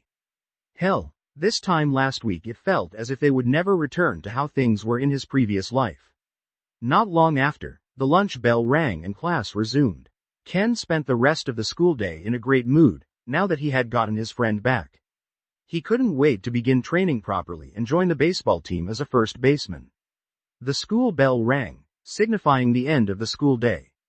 Thankfully, both Ken and Daichi were both not on cleanup duties today and could both head out straight away. "Where do you live at the moment?" Ken asked as the two walked down the flight of stairs from their classroom. Daichi responded, only for Ken's eyes to widen. "What? That's only a few streets from my house," he said in shock. "Perfect. That will make our training a lot easier," Ken continued, letting out an ominous chuckle. Daichi felt his stomach tense up at the laugh, letting out a nervous laugh in response. The two took the same train home and chat away like two old friends. Ken was continually surprised at some of the information he learned, letting him know how much of a crap friend he had actually been in his past life. He vowed inwardly to make a better effort in this life, after all Daichi deserved it. They arrived at Ken's house first as it was closer to the train station. Okay, I'll meet you on the corner at 5:10 a.m. tomorrow for our first training session, Ken said, grabbing his friend's hand tightly. TT 10 past 5.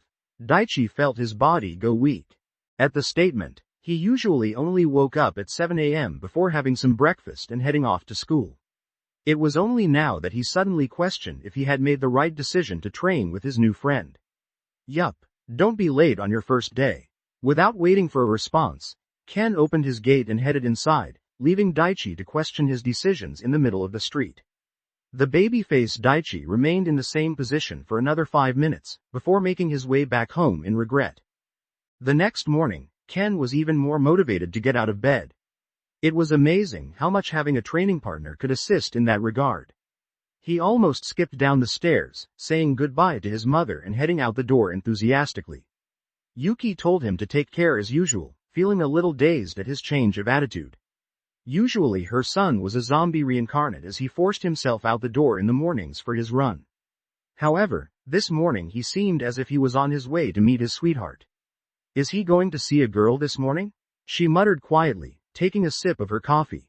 Ken, blissfully unaware of his mother's musings, warmed his muscles up as he jogged towards the corner up the street. He breathed a sigh of relief after seeing Daichi already waiting for him, looking half asleep with his hair still messy. Morning sunshine, he said with a bright smile, jogging over to his friend. Morning, Daichi replied, fighting back a yawn. Okay, we're going to try and run 10 kilometers this morning. I'll set the pace, just let me know if you can't keep up. Ken directed, jogging on the spot. After almost a week of running 10 kilometers a day, he felt a little more confident about not making a fool of himself in front of his best friend. Daichi paled after hearing the words 10 kilometers, yet he still nodded along. The two began their run at a moderate pace, yet it wasn't long before Ken began to feel the sweat pour out of him. He could still hear the rhythmic breathing of Daichi behind him, so he did not turn around to check. By the time they had hit the 5 kilometers mark, Ken decided to slow down a little and check on his friend. He turned around to see what he could only describe as a shriveled husk, shuffling his feet towards him. It was an odd thing to see someone who was so clearly dehydrated, be so wet. Daichi seemed as if he had just gotten out of the Tokyo River after taking a dip with how drenched he was in sweat. Ken stifled a laugh before suggesting to take a break.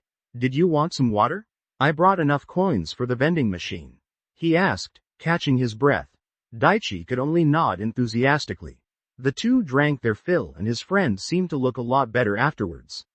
I need to run another 5 kilometers, but you can head home if you like, Ken suggested, jogging on the spot to keep his muscles warm. Every fiber of Daichi's body was screaming at him to agree and head home, however he shook his head in the end. No, I said I would train with you. There's no way I'm going back halfway, he said, his tone sounding full of resolution, even if his expression looked pale.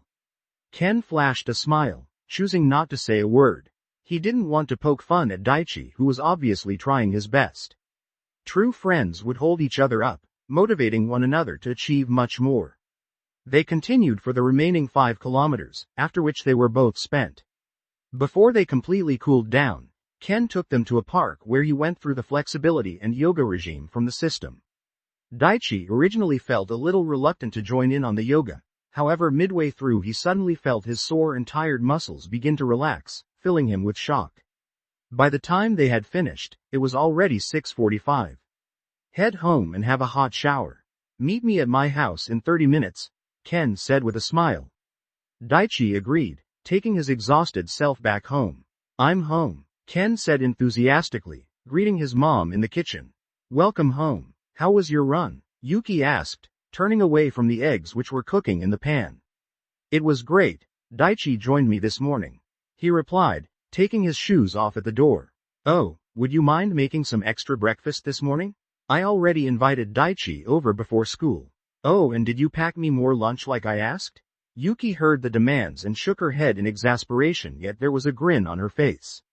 Yes, just hurry up and go clean up and get ready for school.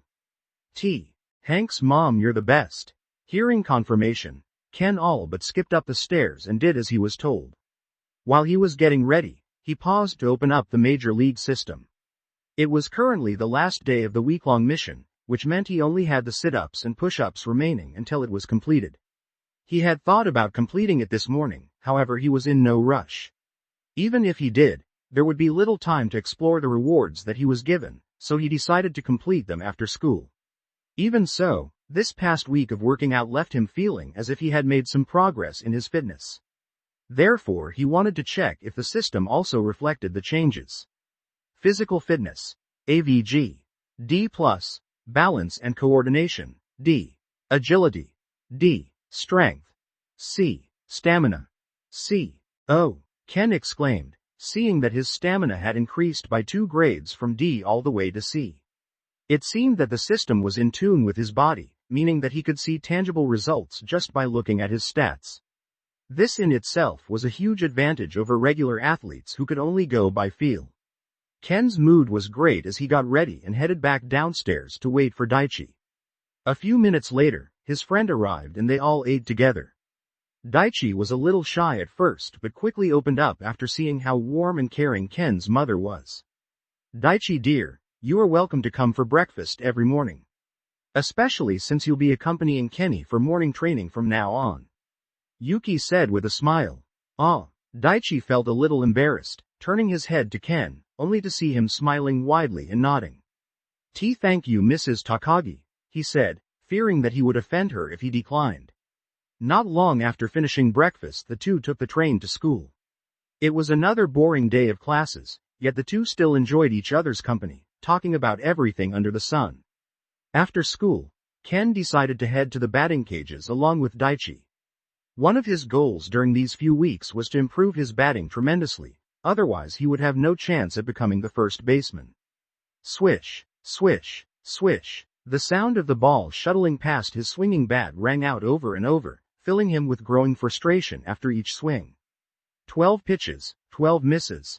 His face reddened, feeling shame and embarrassment from his abysmal performance. It was as if the metal bat and the ball were polar opposites, never to make contact while he was in the batter's box. However, he merely smiled plainly and handed the bat and helmet to Daichi. I would love to give you pointers, but as you can see, I suck at batting. He chuckled, trying to put his nervous friend at ease. Daichi looked pale as he put on his helmet and stepped into the cage. The pitching machine was set to 100 kilometers per hour, which was rather common for middle school. You can do it Daichi. Just hit the damn thing. Ken called out some words of encouragement before putting the coins in the machine. After a few tense moments, the pitching machine spat out a fastball right down the middle. Surprisingly, Daichi's eyes widened as the ball approached and he swung with all his might. Dong! The sound of the metal bat making direct contact entered everyone's ears as the ball was sent sky high for a sac fly. Ken's jaw dropped after seeing his friend hit the ball so easily. Something he had failed to do in all 12 of his attempts in the cage. Yet before he could speak, the next ball came flying out of the pitching machine, only to be smashed yet again by Daichi. This time the sound was even more exaggerated as it hit the center of the bat this time. Dong, dong, dong. Ken could only watch in horror as Daichi continued to strike the balls with precision, only missing 2 out of his total 12 pitches. He had never expected that without any training, his friend's raw talent and intuition would allow him to do this much. Despite hitting them accurately, Ken could already tell that Daichi's batting form was terrible.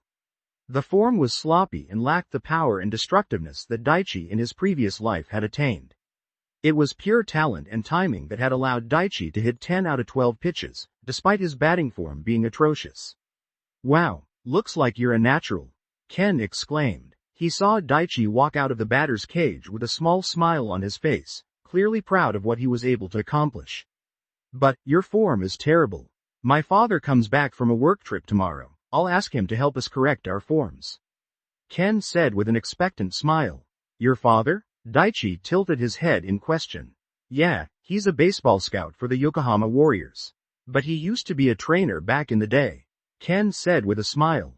The two had a few more turns at batting cages where the results were solidified even further. Thankfully Ken had managed to get bat on ball a few times during his last turn, otherwise he would have been too embarrassed to show his face back here. Daichi on the other hand, continued to make contact with nearly every pitch. When they returned home later, Ken made Daichi complete the remaining sit-ups and push-ups alongside him. If they were going to train together, then he may as well do the whole routine as well. Daichi left around 6:30 p.m. after Yuki had insisted he stay for dinner. Afterwards, Ken walked up to his room with a smile on his face. He had heard the notification from the system once completing the final daily task. It was time to check out the rewards. Ken got comfortable on his chair and opened up the system window with a sense of excitement. It was time to put his system to the test and see what kind of benefits it would grant him. Major League System. System level. 1, 0 100ths major points to level up. Name. Ken Takagi. Age. 15. Talent assessment. D+. Potential. D, S. Major points. 20. User menu. Stats. MISSIONS. 1 unread, System Shop, locked, Lottery, locked. Without taking a second look, Ken chose the Missions tab, eager to collect his rewards. Congratulations, you have completed mission. Get into shape, weekly. Rewards. Greater than C grade balance and coordination elixir. Found in the inventory, greater than bronze tier lottery ticket. Greater than 5 major points. To mission summary. Task 1. Run 10 kilometers a day. 72/70ths of a kilometer completed. Rating A. Task 2. Complete 100 sit-ups a day. 800 completed. Rating A+. Task 3. Complete 50 push-ups a day. 400 completed. Rating A+. Task 4. Complete flexibility enhancing regime every day. 24 regimes completed. Rating S. Overall mission rating. A+. Bonus rewards. 15 major points. Ken looked at the wall of text and felt a sense of achievement flooding his body. He was pleasantly surprised that there were bonus rewards for going above the specified tasks. He first decided to check out the lottery ticket, considering that the elixir sounded rather self-explanatory. User menu. Stats. MISSIONS. 1 unread, System Shop, temporarily unlocked. Lottery, temporarily unlocked. Not wasting any time, he selected the lottery menu. In the next moment, a large wheel appeared in front of his face with hundreds of tiles with different words and pictures written upon it.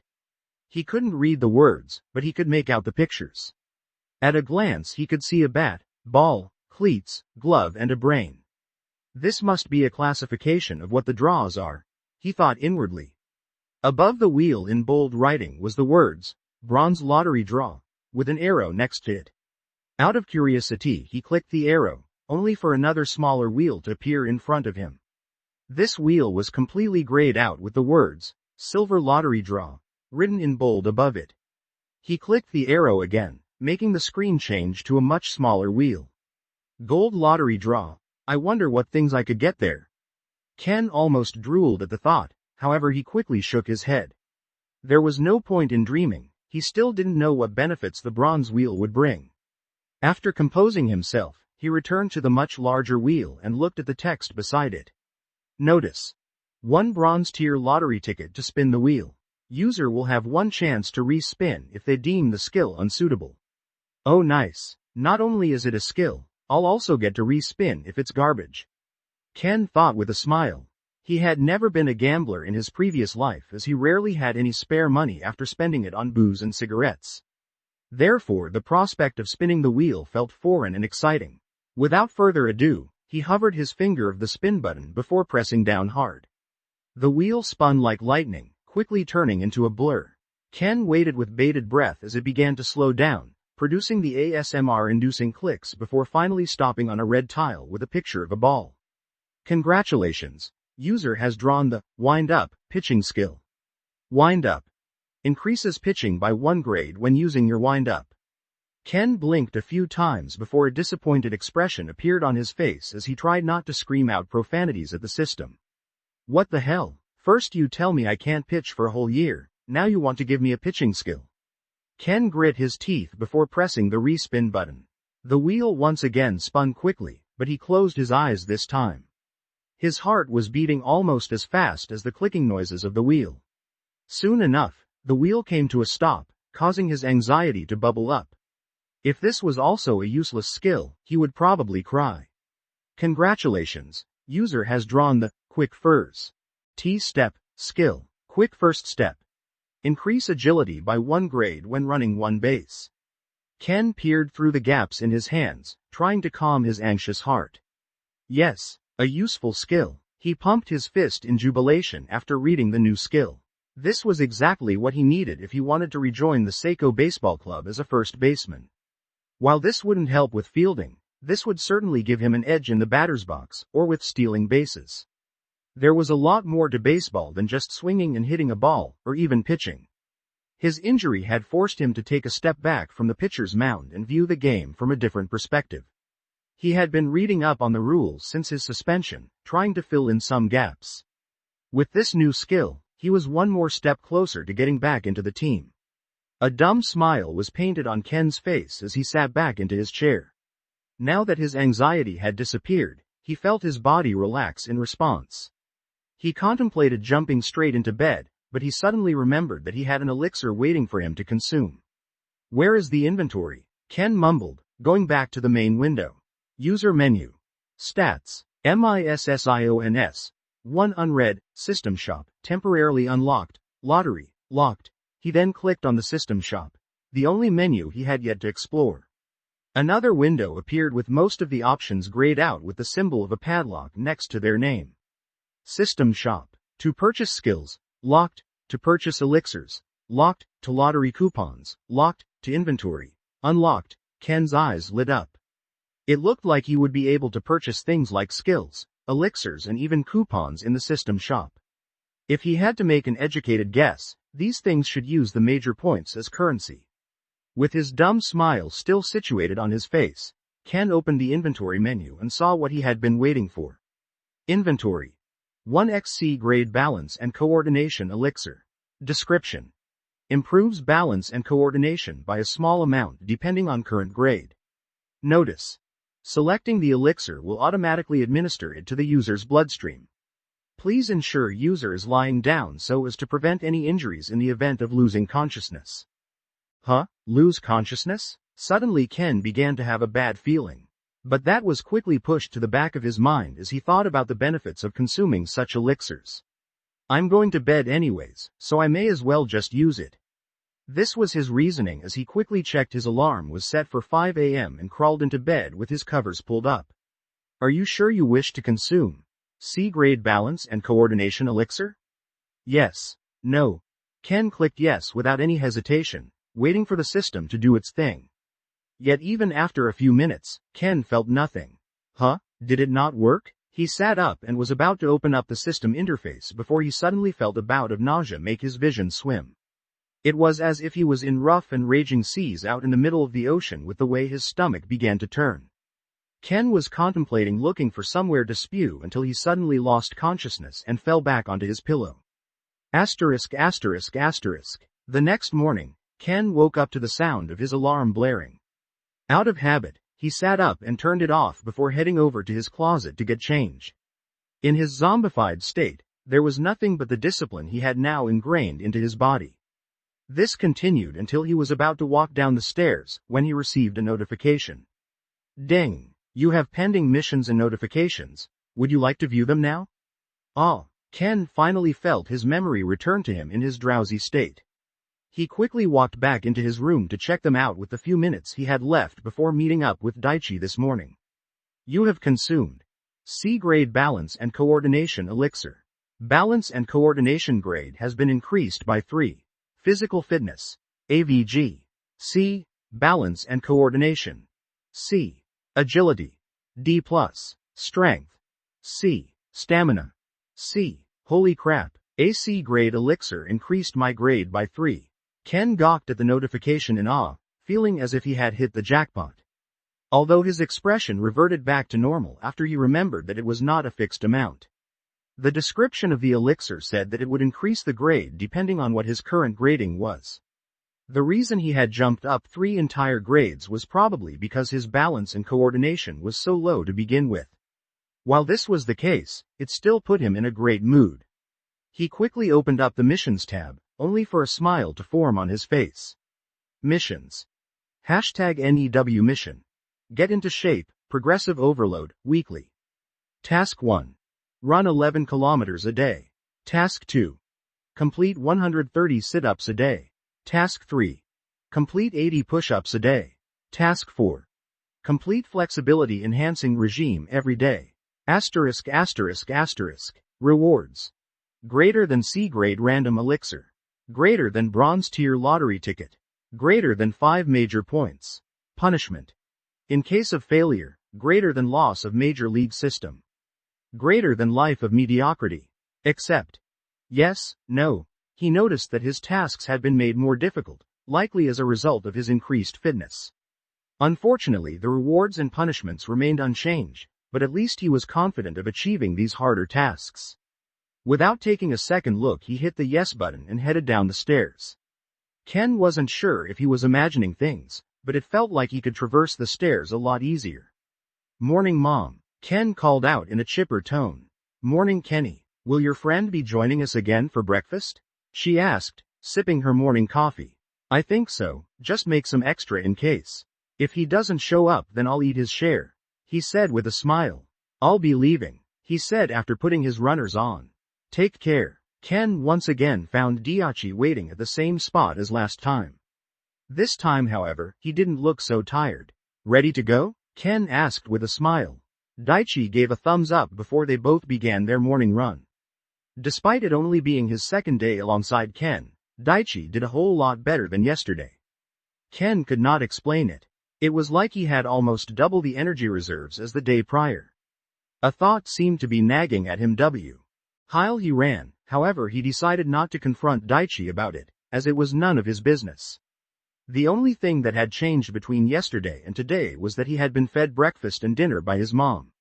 Ken wasn't so sure what circumstances his friend lived with at home, but could it be possible that Daichi was not being fed properly for whatever reason?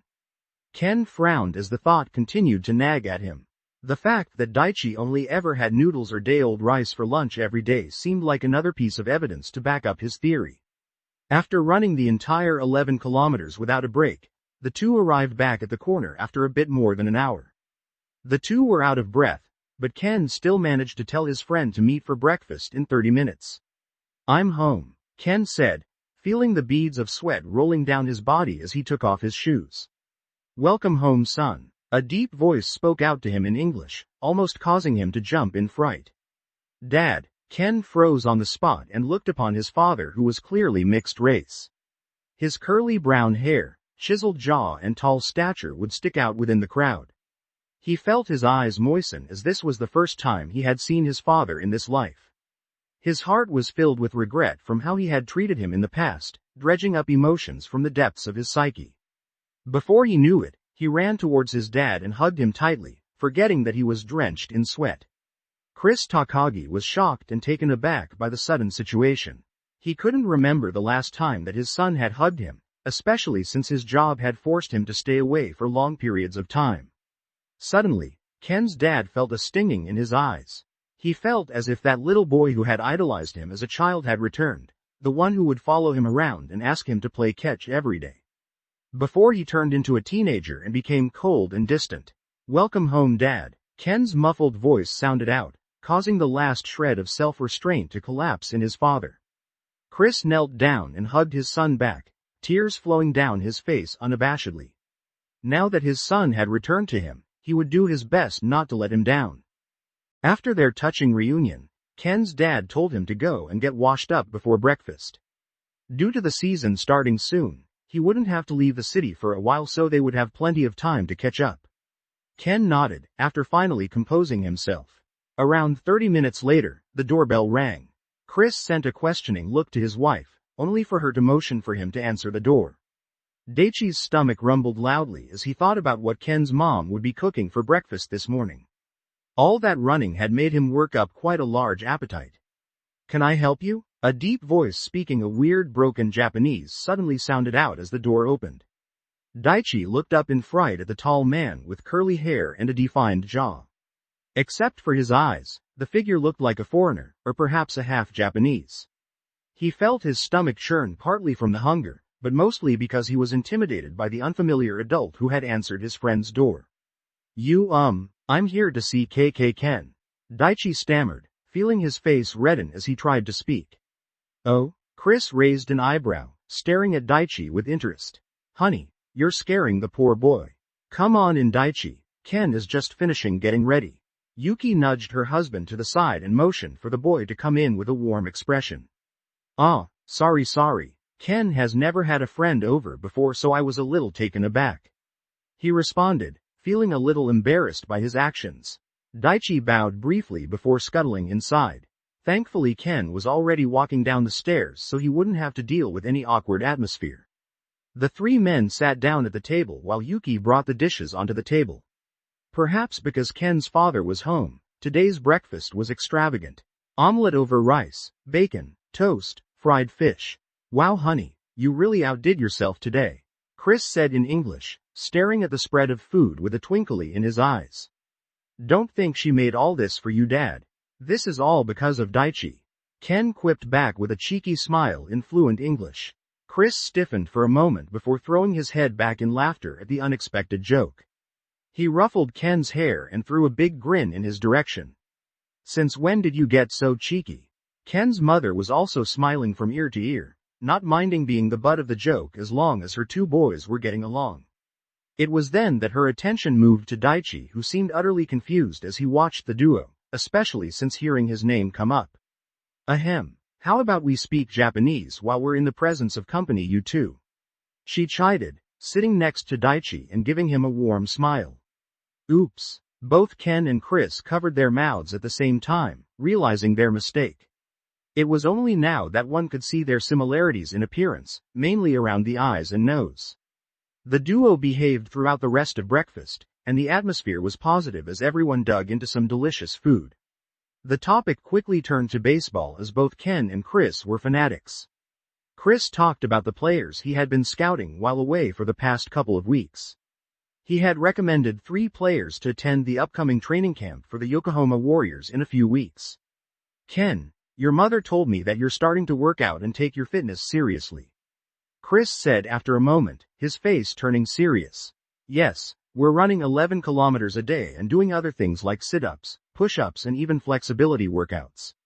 Ken responded between mouthfuls. Oh? Chris couldn't help but look impressed at these words, feeling a sense of pride well up from within. However, he stopped after a moment, sensing something odd. Wait, you said we? He asked with a raised eyebrow. Ken, who was in the middle of a mouthful of food, merely pointed at Daichi, who was keeping to himself while eating heartily. Suddenly seeing a finger pointed in his direction caused him to pan. I see, and almost choke on his food. You're training with Ken as well? Are you also on the baseball team? Chris's gaze fell on Daichi, seemingly scrutinizing his wide shoulders and figure. His old habit from being a trainer and a scout made him analyze people with a professional eye. No sir, Daichi stammered, feeling uncomfortable from the probing gaze. No to what? Chris asked with confusion, his deep tone making it feel like an interrogation. Oh, yes, I'm training with Ken, but I'm not on the baseball team. He quickly responded, feeling his cheeks redden. Ken piped up after successfully swallowing his food. Daichi has got really good reflexes, I think he would be a great catcher. He also managed to make contact with 90% of the balls in the 110 km/h batting cages even though he's never held a bat in his life. Chris whistled in response, his eyes narrowing. How about I take you both to the batting cages after school today so I can check out your form? Chris suggested. Whenever baseball was talked about, he always got excited. Yes please. Ken almost jumped out of his chair in excitement. This was exactly what they both needed. Some tips on batting so they could make it into the baseball team. Honey, Daichi will need to talk to his parents before he can decide. We can't just take someone else's child without permission. Yuki cut in before everyone could get too excited. It was clear that she was the rational parent. At the mention of his parents, Daichi shrunk down a little. Yet in the next moment he gripped his fist tightly, with a determined expression. It's fine, I'll get permission from my mom. We just don't have a lot of money, Daichi replied, feeling embarrassed. He already felt like he was a burden by eating Ken's family's food, so he was reluctant to mention anything. But he really wanted to go.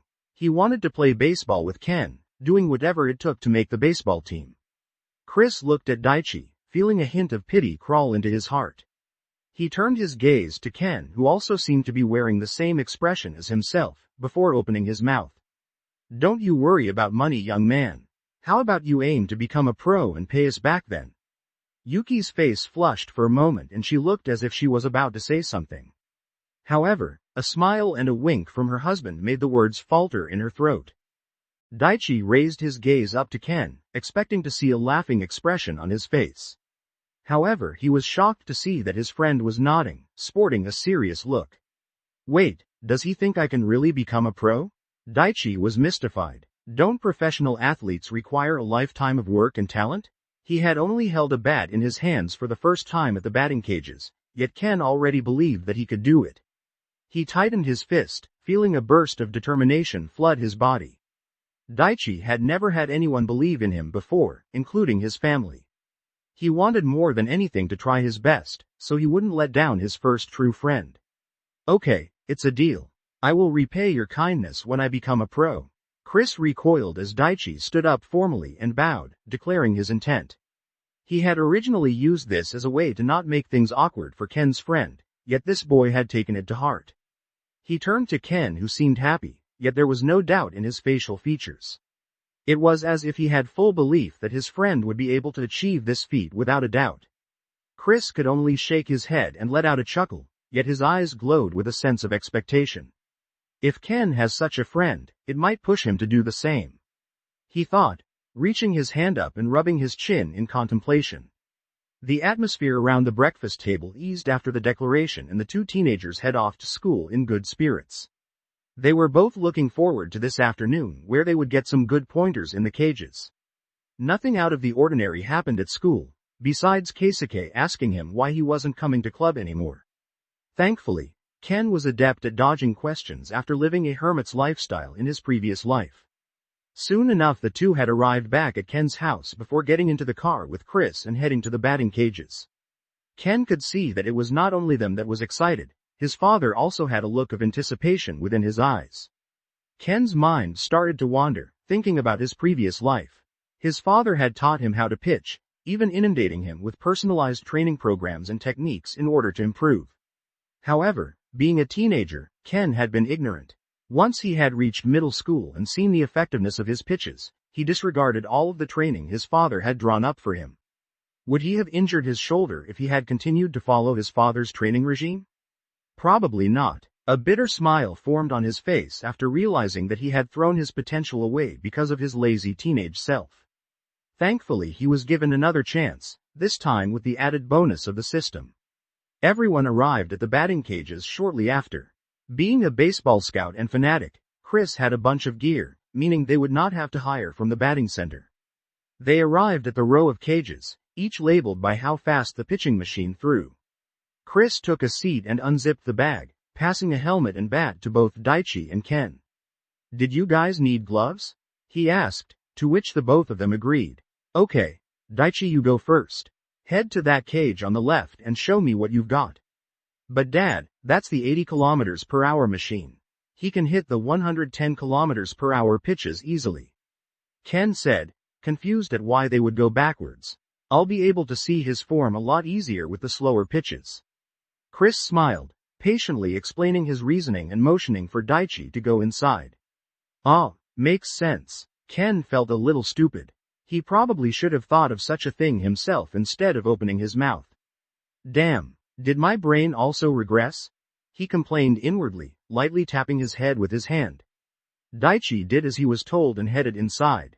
He stood at the batter's box, his wide shoulders on a slight angle and his grip choked up on the bat.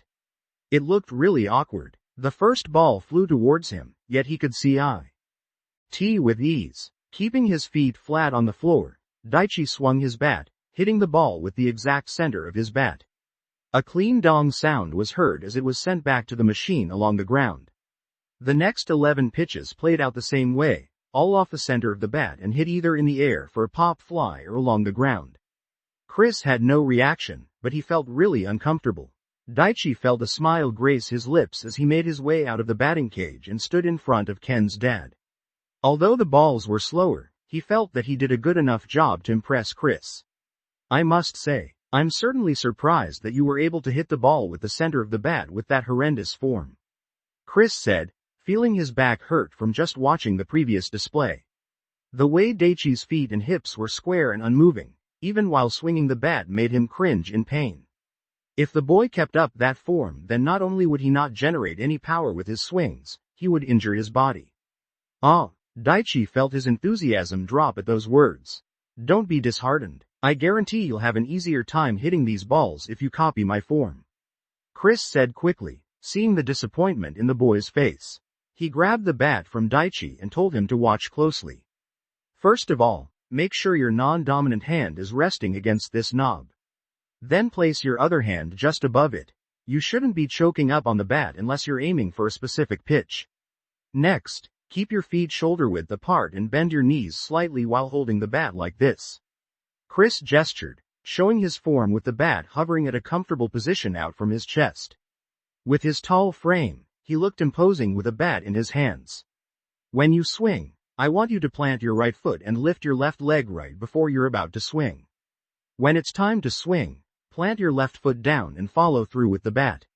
Chris made a swinging motion, causing the air to make a whooshing sound. "Once you've completed your swing, let go of the bat with your dominant hand and follow through." Chris was patient as he explained the form and swinging motion, repeating the steps a few times before Daichi and even Ken began to nod in understanding. Once he was satisfied the two had understood, he handed the bat back to Daichi. "Now go try again." Dong. The clear and crisp sound of the ball being hit by a metal bat with force rang out within the batting cages, causing everyone to turn at once. Ken's jaw dropped, seeing Daichi mirror his dad's form on the very first swing. The additional power he had generated was enough to send the ball careening into the back of the cages, narrowly missing the home run target. Chris's eyes widened before a smile bloomed on his face. He had heard that sound many times in his career, yet this was the first time he heard it from a newbie teenager. This kid had talent. I must train this boy, he has such raw potential. The best thing is that he has never played before, so we won't have any bad habits to get rid of. Chris's mind began to move, thinking of the best ways to mold and shape this diamond in the rough. However, his face faltered a moment later, moving his gaze over to his son. He had just patched things up with Ken. What would he think if Chris was to pour all his attention onto Daichi? It could lead to jealousy, which could potentially cause him to push away not only Daichi but also him. Thus Chris was left in a huge dilemma. It was such a waste to let this sort of talent wither away, yet he didn't want to show favoritism in such a situation. If it was before, he probably would have used everything at his disposal to nurture the talented youth, but now things were different. He already made a vow this morning that he would never let his son down again, never putting him in a position where he would grow distant. Therefore, he shook his head, throwing all of his plans out the window. I won't put Ken through such a thing, he thought inwardly. However, Ken grabbed his sleeve with wide eyes, almost jumping up and down with excitement. See, Dad, I told you he had talent. You have to train him. I just know that he'll be able to make the professional leagues. He pointed towards Daichi, who had been swinging consistently, hitting every ball with the center of the bat. Huh? Chris couldn't believe his eyes as his son was so visibly excited at his friend's success. Ha ha ha. He couldn't help but throw his head back in hearty laughter. Looks like I underestimated you, son. Chris thought inwardly, feeling a huge sense of pride wash over him. He had been so caught up in his own feelings to realize that his son had truly matured. Okay, you were right. Your friend is pretty good. As long as he trains his batting skills and studies the game, he'll have a good shot at making the Seiko squad. His dad said with a smile. Seiko squad? Don't you mean the Pro League? Ken asked with a cheeky smile. Haha, it's a little early for that. Daichi felt as if it was so much easier to hit the ball coming towards him. His body felt fluid from when he wound up to when he followed through, filling him with a sense of confidence. Before he knew it, the 12 balls had all been hit. He was a little disappointed, but he decided to leave the batting cage. As he stepped out, he saw the father and son duo speaking in English with large smiles on their faces. He felt a little awkward as he walked over, but that soon changed when Ken came over and draped his arm around his shoulders. Damn man, I told you that Dad would be able to help your form. You sent those balls flying, Ken said with enthusiasm, clearly happy for his success. Daichi felt his neck heating up from embarrassment, but he was filled with a sense of pride. He couldn't remember the last time someone had complimented him in such a way. "He's right, you did well to change your form so quickly," Chris said with a smile. "Okay, Ken, it's your turn. Head into the batting cages and show me how much you've improved." "Yes, sir," Ken saluted, before grabbing a helmet and the bat from Daichi. The first pitch came at him, feeling awfully slow compared to the 110 km/h balls that he had been using beforehand. However, he still managed to hit the ball with the top of his bat, lofting an easy catch in the directio. End of the picture. Ken felt a wave of embarrassment flood his body, yet he did his best to compose himself. One thing he noticed that it was much easier to control his bat, almost as if his dexterity had increased significantly. It's probably from the balance and coordination elixir, he thought inwardly. If I can get my hands on a few more of those, I might be able to match up to Daichi quicker than I originally thought. The thought of being able to hit huge home runs on the field filled him with joy and enthusiasm. Perhaps too much so, as he managed to miss the next couple of balls due to his inattentiveness. Chris's face faltered after seeing his son missing the easy 100 km/h balls that were being sent his way. Thankfully, Ken's form was pretty decent. It just seemed as if he lacked the control over his body to hit accurately and time the ball. He resisted the urge to massage his temples, so as not to discourage the two boys. Even Daichi himself felt secondhand embarrassment for Ken, especially after he had hit the balls so easily. Daichi was also worried that he may make Ken feel inferior, possibly even giving rise to resentment, which was something that he didn't want to happen. However, those thoughts were disposed of the moment he saw Ken walk out of the batting cages. Ken had a big smile on his face, as if he was satisfied. "I can already feel that I'm having an easier time getting contact on the ball. I just need to keep training and I'll catch up to you soon," he said, holding his fist out towards Daichi. Daichi was startled for a moment before a smile formed on his face. Ken really was the best friend he could have asked for. The two completed their fist bump, as if to symbolize their drive to get better together. The three stayed at the batting cages for another hour or so as Chris corrected their forms and gave pointers from the outside.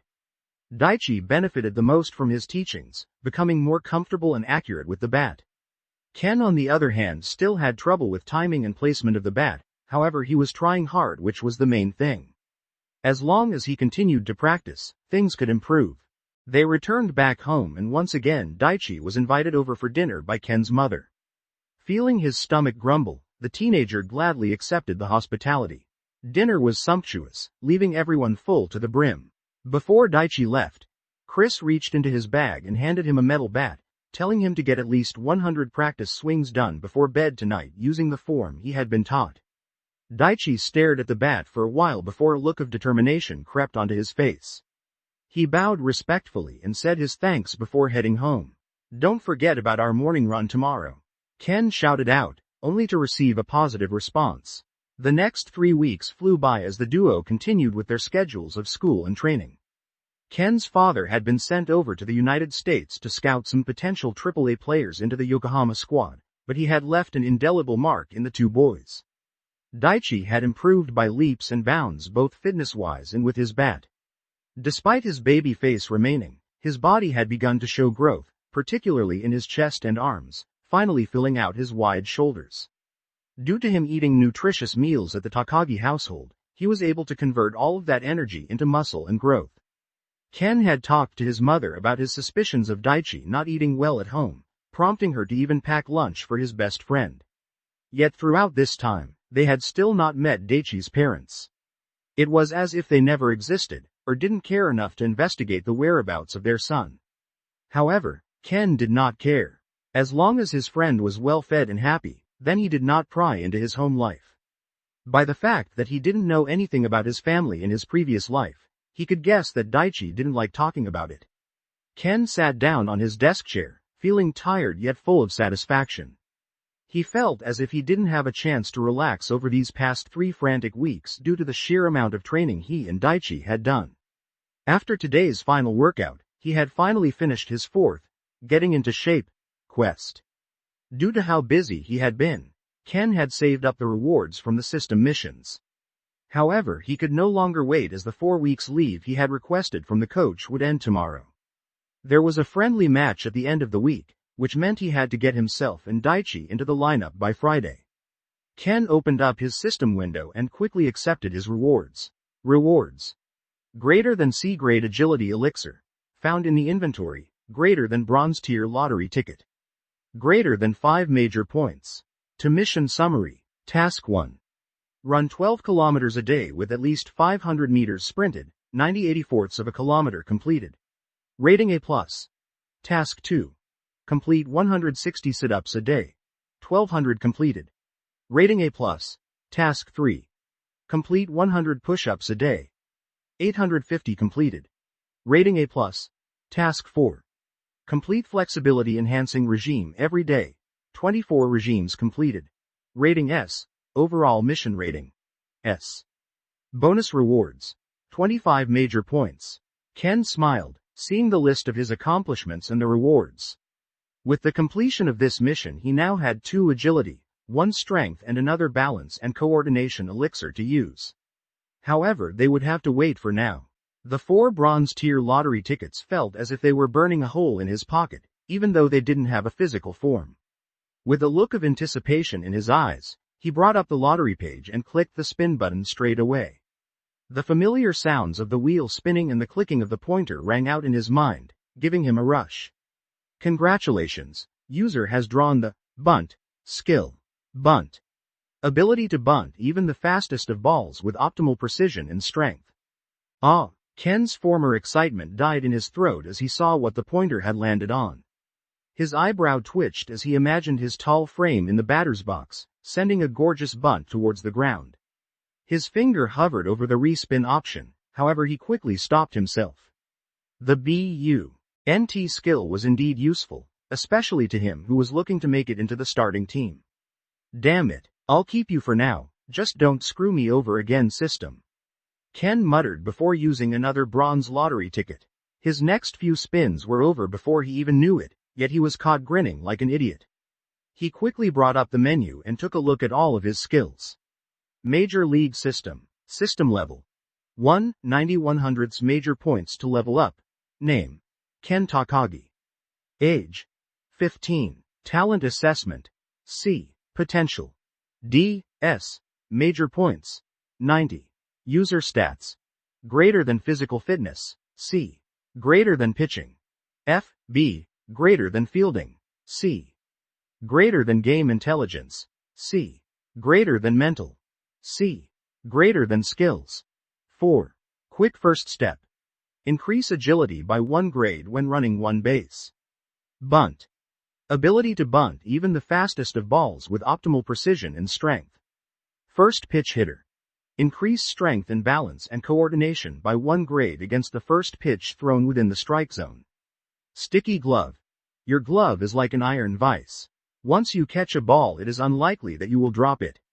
With these skills, he would have a good chance of making the lineup by the end of the week as long as he could impress the coach.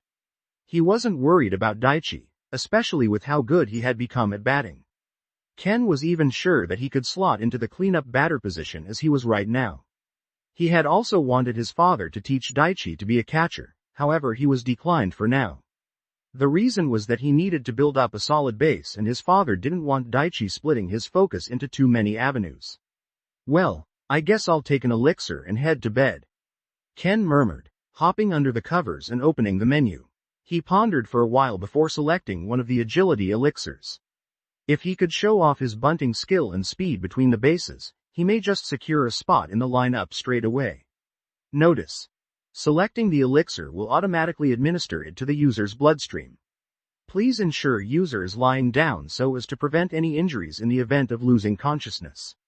Are you sure you wish to consume C-grade agility elixir? Yes, no. Without hesitating, Ken selected the yes option. He felt a warm sensation enter his body before his muscles started tingling uncomfortably as if he had pins and needles. And then without warning, his legs suddenly turned painful, as if they were about to cramp up. Ken endured the pain which thankfully only lasted a few minutes, yet he was full of exhaustion afterwards and covered in sweat. Not wanting to even move, he threw the covers and let the fan dry him off, entering the sweet embrace of sleep not long after. Ken woke up the next morning fresh and full of excitement. Today was Monday, and would be his first day back at club activities since requesting a leave of absence to work on training his baseball skills. He had told the coach to give him a few weeks until he was ready to take the starting spot of the first baseman. Of course, Coach Yoshida didn't believe that Ken could improve so much in a small amount of time, but he was going to prove him wrong.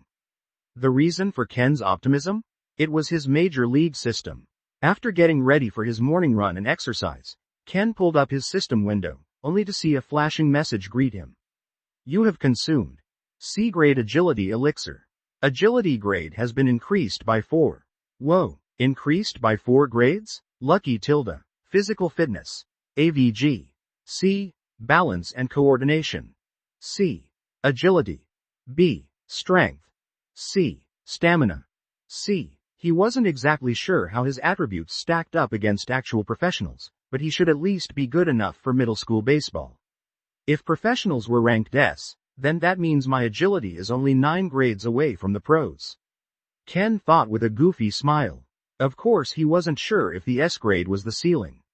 There was a possibility that there were higher grades than S, even if that was the highest that he had seen. Either way, Ken was in a great mood as he skipped down the stairs and headed out the door. Daichi was once again waiting for him as usual, this time with a smile on his face. His friend had really started to come out of his shell, showing him glimpses of the Daichi he had known in his previous life. The two went through their morning routine of running and stretching before getting changed and having a hearty breakfast. They then caught the train and headed to school, excitedly chatting about the baseball training in the afternoon. Classes always seemed to drag on when one was looking forward to something else. But inevitably, the school bell rung, signifying the end of class. Let's head to the fields, Ken said with a big grin, his face oozing with anticipation and excitement. Ken, you're on classroom duties. A female voice rang out from the front of the class, causing his expression to darken. The class representative was holding onto a clipboard with the duties schedule sitting upon it. Let's make a run for it, Ken whispered to Daichi, before getting into a starting pose. You don't want to get in trouble, Ken. Quickly go and grab the duster so you can clean the blackboard. Daichi murmured, stopping his friend from becoming a felon in the classroom. I guess you're right. As he said those words, he suddenly locked gazes with one of his classmates who had also been called up for classroom duties. He glanced at the blackboard duster before looking back at Ken. Don't you dare, Ken mouthed silently. However, in the next moment the male student quickly accelerated towards the front of the classroom. His form was flawless. It was only now that Ken recognized the student as Haru Shinoda, a prominent track and field runner who had competed at nationals many times in his previous life. Before he knew it, Ken was also flying towards the blackboard duster as if his life depended on it. He felt like the classroom had become a blur as he sped towards the front of the class. Considering they had started out around the same distance from the blackboard, Haru was filled with confidence. He had yet to meet anyone that could match his sprinting speed over short distances, let alone the lazy ace pitcher of the baseball team. As he got closer to the blackboard, he felt that victory was already at hand and began to slow his speed as a result, not wanting to crash into anything and injure himself. Yet his eyes widened in shock as he saw Ken enter his peripheral vision, his long limbs stretching out towards the prize in front of him. What? Haru was filled with shock as he tried to increase his speed once more, however he had lost too much time while he was assured of his victory. Ken swooped in like a bird going for a worm, firmly grasping the blackboard duster in his outstretched hand before sliding gracefully to a stop, just before hitting the classroom door. Haru stared in disbelief as Ken held up the duster towards him, like he was showing the umpire after a catch in the outfield. Hee, Ken chuckled to himself as he began to wipe down the board, humming a tune as he basked in his victory. It wasn't that noticeable on his run this morning, but during this sprint to the front of the class he could feel how much his speed had increased. Once again, the usefulness of the system was showcased to him. Cleaning the blackboard was the quickest chore on the classroom duties list, therefore it was highly contested by those who did not wish to stick around for long. Soon enough, Ken bid farewell to his other classmates.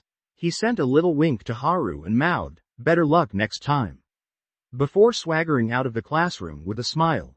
By the time he arrived at the locker room, Most of the players were already dressed and heading out to the field.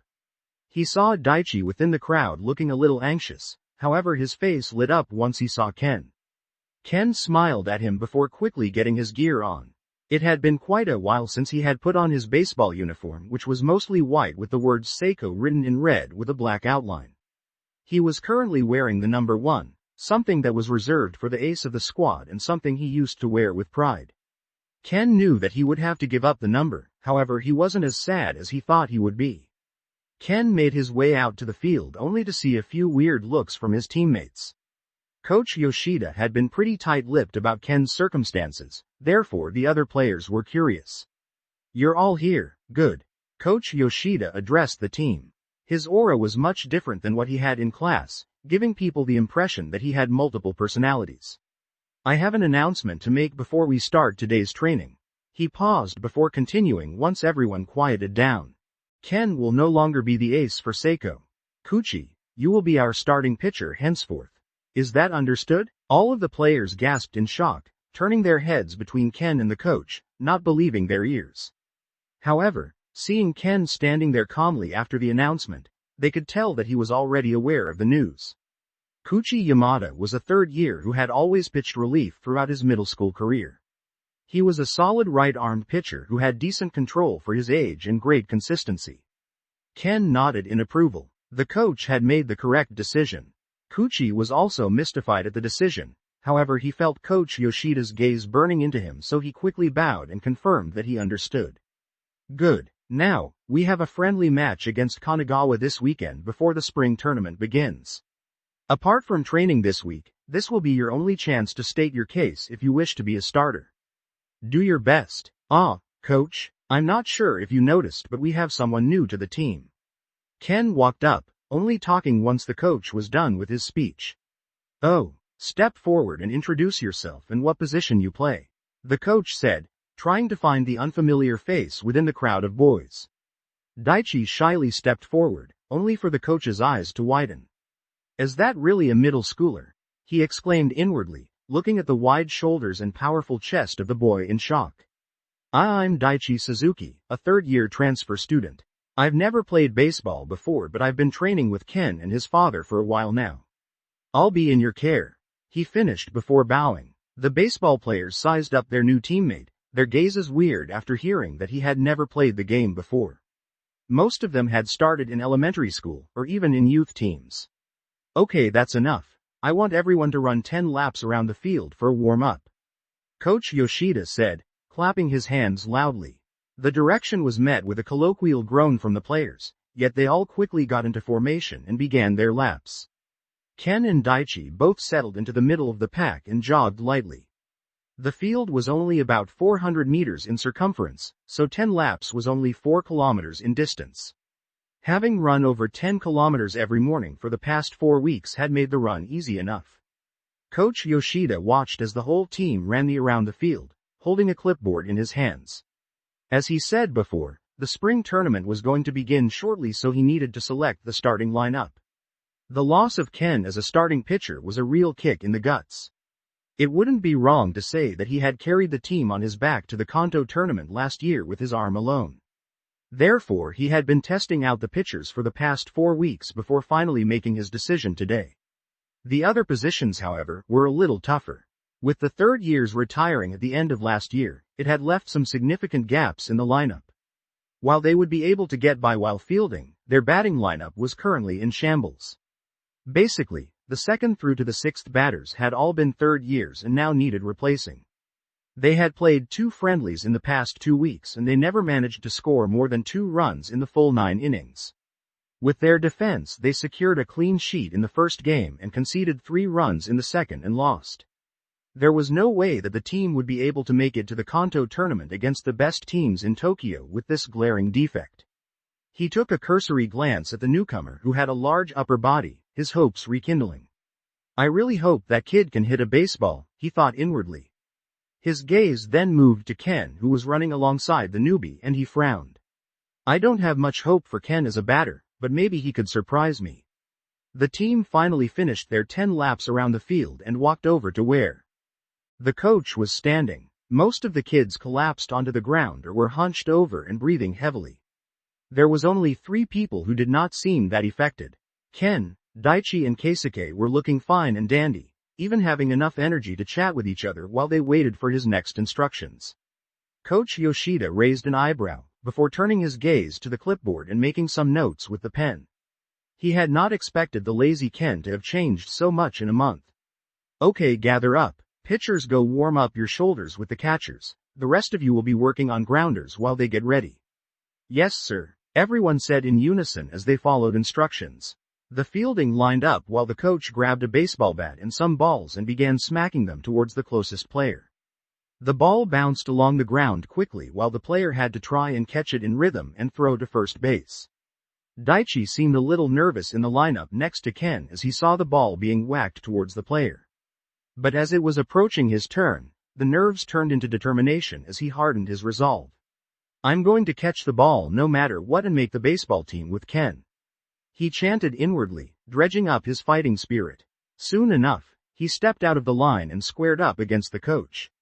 He was able to mirror the other player's form, bending his knees and keeping his head up, waiting for the ball to be hit his way. Ding! Ah crap, Coach Yoshida said aloud, feeling the crisp sound of the ball hitting off center. The ball shot off the ground quickly and headed way off target to Daichi's left. Just when the coach was about to reach down and grab another ball, he saw the newbie shift his body weight almost instantly. He took a few quick steps and lunged out with his left hand before skidding along the dirt for almost a meter. The clear sound of the ball entering the mid rang out over the field, causing everyone to let out audible sounds of amazement. Coach Yoshida too was stunned by the desperate play. He couldn't help but feel a smile creeping onto his face at the sight. Good, do another. Good, do another. Make sure you throw to first base after controlling the ball. Coach Yoshida yelled, grabbing another ball out of the bucket. Yes, coach, Daichi called out excitedly. The next ball was sent flying towards him along the ground, however it was easily scooped up by Daichi in a single motion. The ball was then rocketed out of his hand, appearing in the first baseman's glove in the blink of an eye. Coach Yoshida's eyes seemingly sparkled as he watched the play, feeling a sense of excitement wash over him. Ken saw the expression on the coach's face and pumped his fist in triumph. He had been most worried about Daichi's fielding during the tryouts, mainly because that was what they had practiced the least in the past 4 weeks. He was now filled with confidence that Daichi would be accepted into the team, possibly even into the starting lineup from the beginning. After all, Daichi was a better batter than he was a fielder and the coach already looked impressed. Next, Coach Yoshida called out, his face still sporting a small smile. Okay, let's do this. Ken pumped himself up inwardly before stepping forward. He passed Daichi and saw the dumb smile painted on his face before holding out a fist. Good luck, Daichi said, bumping his fist and heading to the back of the line. Ken grinned and faced the coach, punching his fist into his glove with a determined look. He bent his knees and got into a ready position, nodding that he was ready to go. The coach said nothing, not wanting to put additional pressure on the youth. However, he was hoping for Ken's sake that he would not be disappointed. Dong! The ball came speeding towards him, taking on a tricky trajectory as it bounced along the dirt with haste. Ken's eyes never left the ball, following it from the moment that it touched the bat. He turned to the side, placing his knee on the ground with the glove sitting just in front of it to scoop up the ball. This was a technique that his father had drilled into him in order to prevent a difficult ball speeding past him. Ken's eyes lit up as the ball rolled into his glove, almost as if it was magnetized. He then quickly got to his feet and motioned to throw the ball towards first base. The ball flew from his hand, yet it floated in the air with little speed or power behind it. What is going on? Ken's eyes narrowed in on the slow ball which slowly glided through the air and landed in the first baseman's glove. It was not just him who was confused. The rest of the team began to speak amongst themselves, almost not believing what they were seeing. What's wrong with Ken? His throws are usually really crisp and fast. What happened? A look of worry crept onto Daichi's face as he saw his friend who was seemingly lost and confused. He was staring at his right hand confoundedly. It was only the coach who did not seem surprised. In fact, he let out a small sigh before shaking his head. Next, Coach Yoshida's voice seemed to awaken Ken, who was in the midst of despair. However, His face changed in the next moment, producing a fake smile that didn't reach his eyes and running back to the lineup to cue with the others. Daichi wasn't sure why, but he felt his heart ache at the smile on his friend's face. Perhaps he too had also used that same smile in the past, probably far too often. That was the smile that he would wear when telling others that everything was fine, all the while he would be suffering hell internally. Ken, don't mind," Daichi said, trying to cheer him up. Ken, who seemed preoccupied, finally realized his presence and smiled once again. He pushed out his glove into Daichi's stomach and said calmly, "Don't worry, that ball just slipped out of my fingers, haha." "Okay, you'll get it next time," Daichi responded, smiling back. Yet he didn't believe him for a second, especially since his keen senses had picked up there was something wrong with the throw. Ken's expression was still cheery on the outside, however inwardly, he was in utter turmoil. There was something wrong. He had thrown countless balls throughout his 2 lives, yet none of them felt like this. He was hoping that it was a once-off thing, only because the alternative would be much worse. Before he knew it, Daichi had already had his turn and was walking back towards him. "Next, Ken, stop dawdling and come forward." Coach Yoshida's yell finally broke Ken out of his stupor. "Why yes, coach." He ran out and took his position once again, his eyes turning focused as he awaited the ball to come his way. Not long after, the sound of the bat striking the ball rang out in his ears and he once again dropped down to collect the grounder. This time, he paid close attention to his throwing form as he tried to whip the ball towards first base. His eyes lit up in shock as the ball once again slowly floated towards first base and landed in the outstretched glove. Daichi frowned as he saw the same throwing action as before, mentally comparing it to how others performed the throws. Why does his shoulder look so stiff? It looked as if Ken could not fully rotate his shoulder while performing the throw, or perhaps he couldn't subconsciously do it. It was only now that things seemed to click in his mind, the puzzle pieces falling into place. The reason why Ken was no longer the ace pitcher for Seiko Middle School and why he was so obsessed with becoming a first baseman. It must be an injury. But I never heard him or his family talk about it. While Daichi was thinking deeply, the coach yelled out that it was time to do some batting practice with the pitchers. They moved the line off the pitch and onto the side, grabbing their helmets and bats to get ready for the training. "Everyone will get 3 at-bats, I will be the umpire and call how many bases or if it's an out." "Understood?" "Yes, coach." Ken's mind was still preoccupied, however he managed to get a hold of himself. As long as he performed well in the batting training, there was a chance that he could make the lineup, even if it was just as a pinch hitter. While he had improved his batting, it was nowhere near the level of Daichi's. He lacked the coordination and power to slog balls like his friend, at least for now. He suddenly regretted not taking that balance and coordination elixir last night instead of the agility. With this drill, he would not be able to showcase his upgraded speed, nor could he show the coach his bunting skill. Daichi turned around and almost let out an audible sigh of relief as he saw Ken's expression. He looked focused and ready to perform, unlike how he was on the field earlier. He was terrible with pep talks, so Daichi was thankful that he wouldn't have to make a speech and possibly embarrass himself. Soon enough, it was Daichi's turn. He grabbed his bat and was about to head up to the batter's box, but he suddenly felt a weight of a hand on his shoulder. "Knock it out of the park," Ken said, a cheeky grin painted on his face. Daichi didn't say a word, opting to put out his fist in response. Ken chuckled before giving it a bump with his own fist and sending him off. He couldn't wait to see the coach's reaction to Daichi's insane batting skills. Coach Yoshida was standing behind the catcher, feeling his anticipation rise as the newcomer stood in the batter's box.